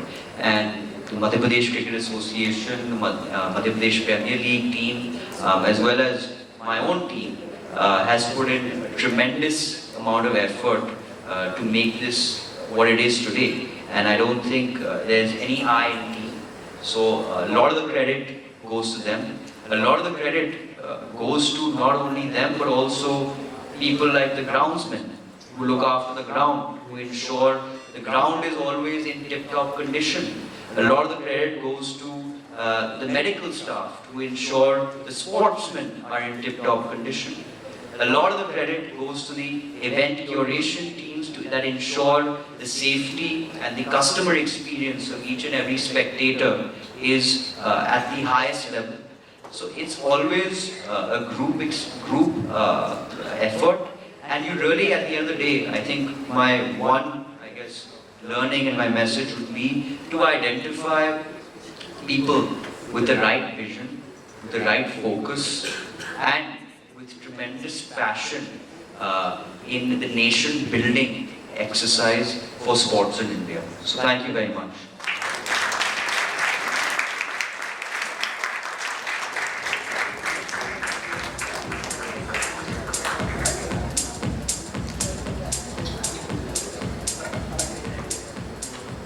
Thank you for that wonderful address.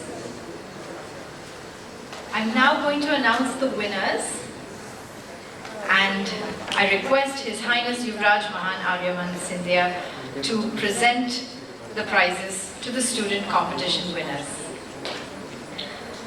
For panel 1, Sports Psychology, Health, Nutrition and Mental Fitness, our winner is Mr. Solomon Josh, Amity, Mumbai University.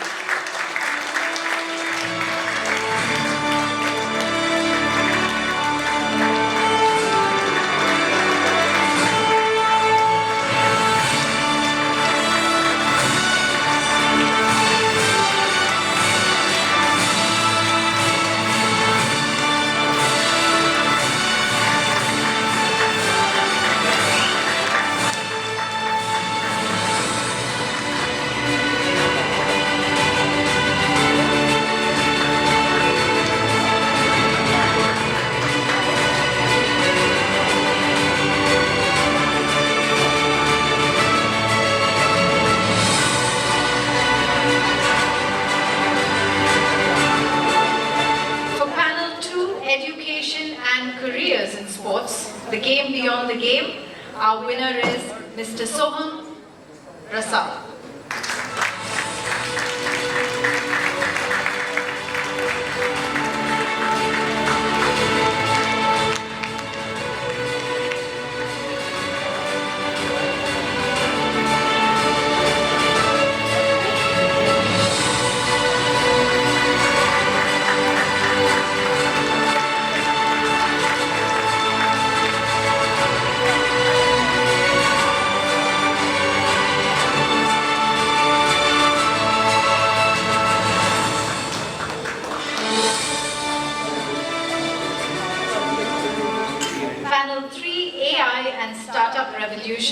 in Business of Sports.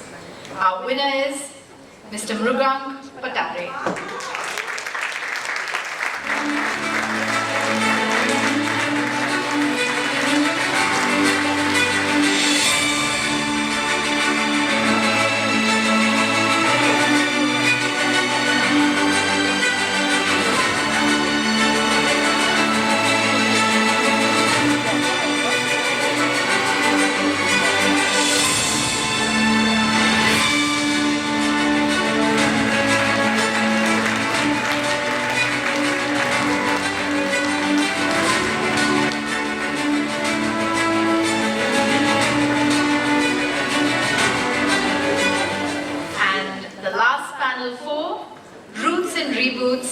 New Age Sports and the Revival of Traditional Indian Games. Our winner is Ms. Rashi Shah.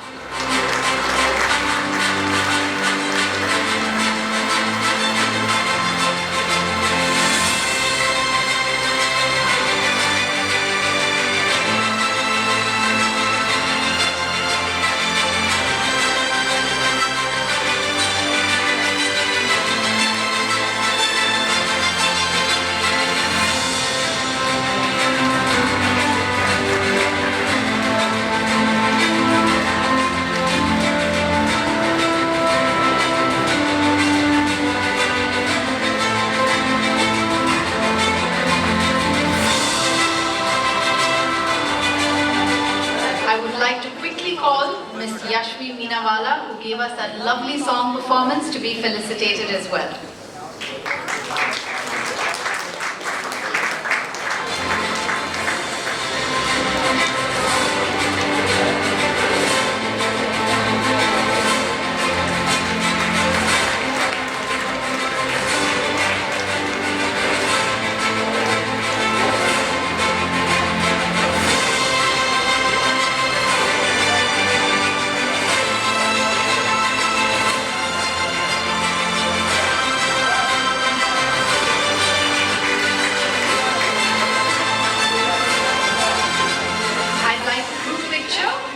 With His Highness Yuvraj Mahan Aryaman Cynthia and the YLF team, please.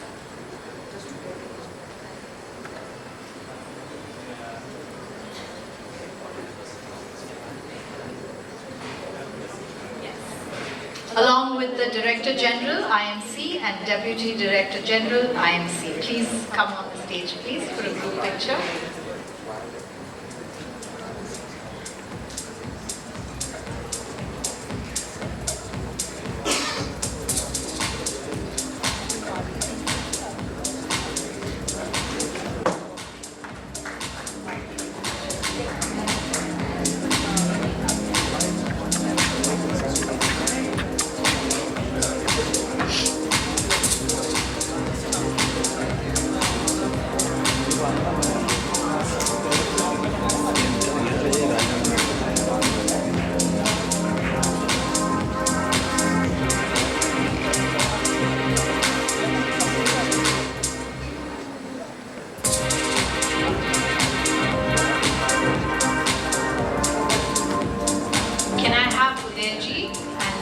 On stage as well.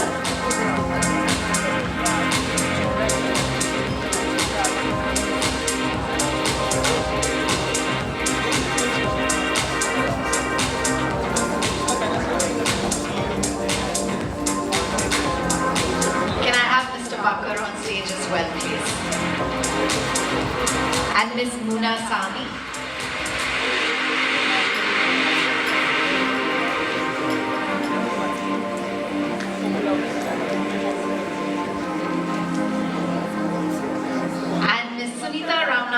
President IMC to join as well.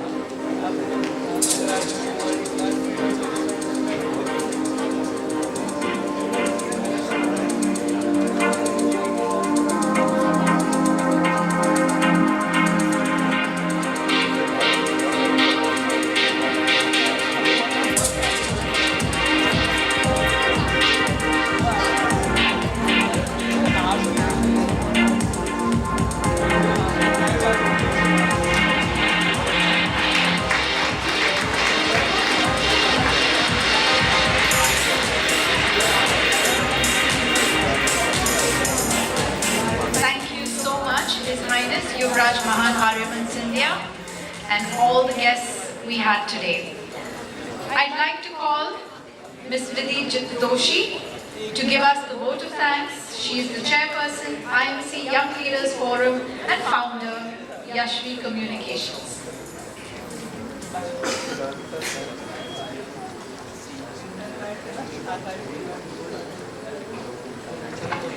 As chairperson of IMC YLF, it's my privilege to present a vote of thanks. The Young Leaders Forum of the IMC Chamber of Commerce and Industry, under the banner Ananta by IMC, was extremely happy to organize the 5th edition of its flagship annual initiative, the Yuva Kshamata Sports Conclave 2026.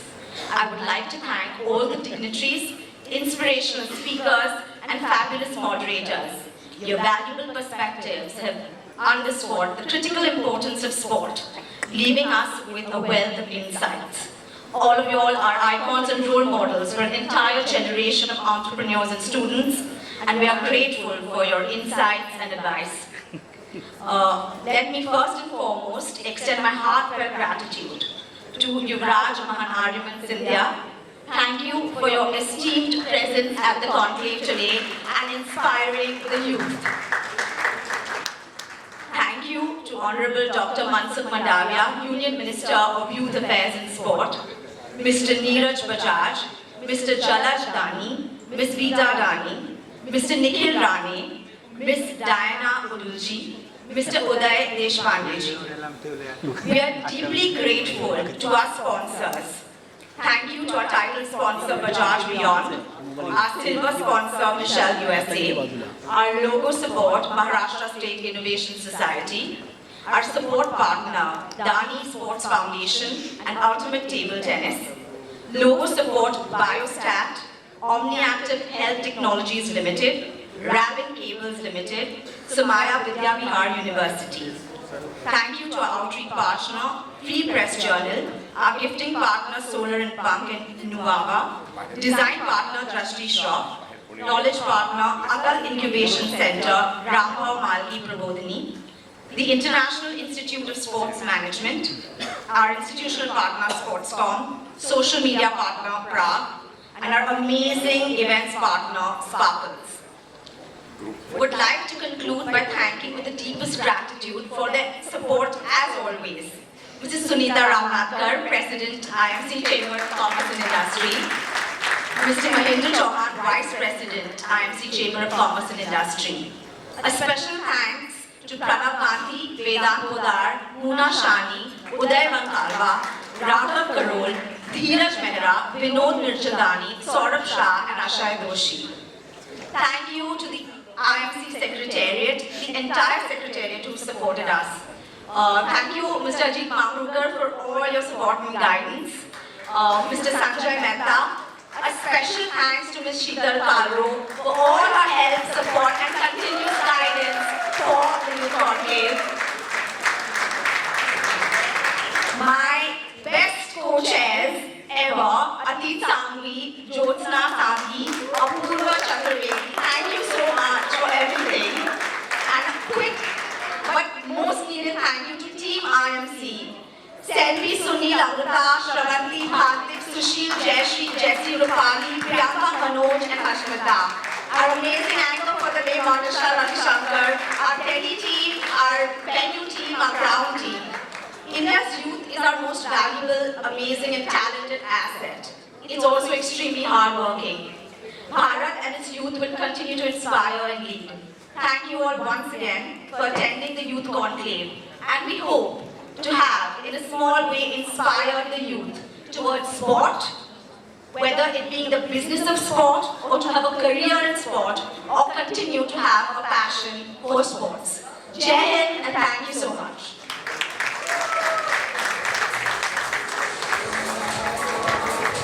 Thank you for that lovely vote of thanks. Ladies and gentlemen, you have been an amazing audience. I cannot tell you enough. You had amazing energy. It was so lovely having you for the entire day, hosting you the entire day. As we come to the close of today's conclave, one thing is absolutely clear. Sport in India is no longer a fashion. It's a powerful movement. From the gullies to global stadiums, from Maidans to medals, Indian sports today is being driven by vision, discipline, investment, and above all, belief. We've heard stories of grit, innovation, policy performance, partnerships, and if there's one lesson constantly taught to us, you don't win matches in the last over unless you've trained for the first 49. Being in Mumbai, we understand the spirit better than most. This is a city that knows pressure, pace, performance, a city where resilience isn't a buzzword, it's a lifestyle. And much like sport, Mumbai teaches you to keep showing up, rain or shine. Because the real win isn't just medals or matches, it's building a sporting ecosystem where the next generation doesn't have to ask for opportunity, it already exists. On that winning note, thank you to our speakers, our partners, our organizers, each and every one of you for being a part of this incredible journey. As we say in sport, the match may end, but the game goes on. Thank you. We have refreshments outside, but before we end, I'd like to invite again His Highness Yuva Kshamata onto the stage for a team picture with the IMC team, please. Everyone else, you can step out for refreshments. Thank you once again for being a part of this conclave today. Thank you.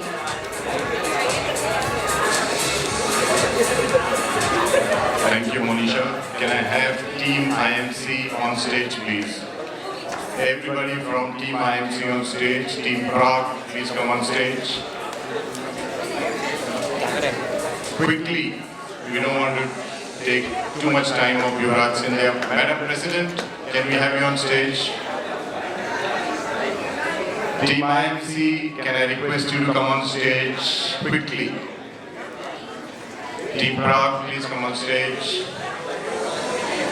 Come. Team IMC means it's the YLF.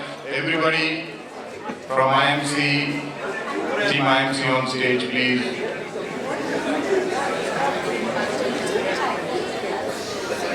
I hope no one is missing. Chalo, Sitaram, Ankush, everybody. Bharti.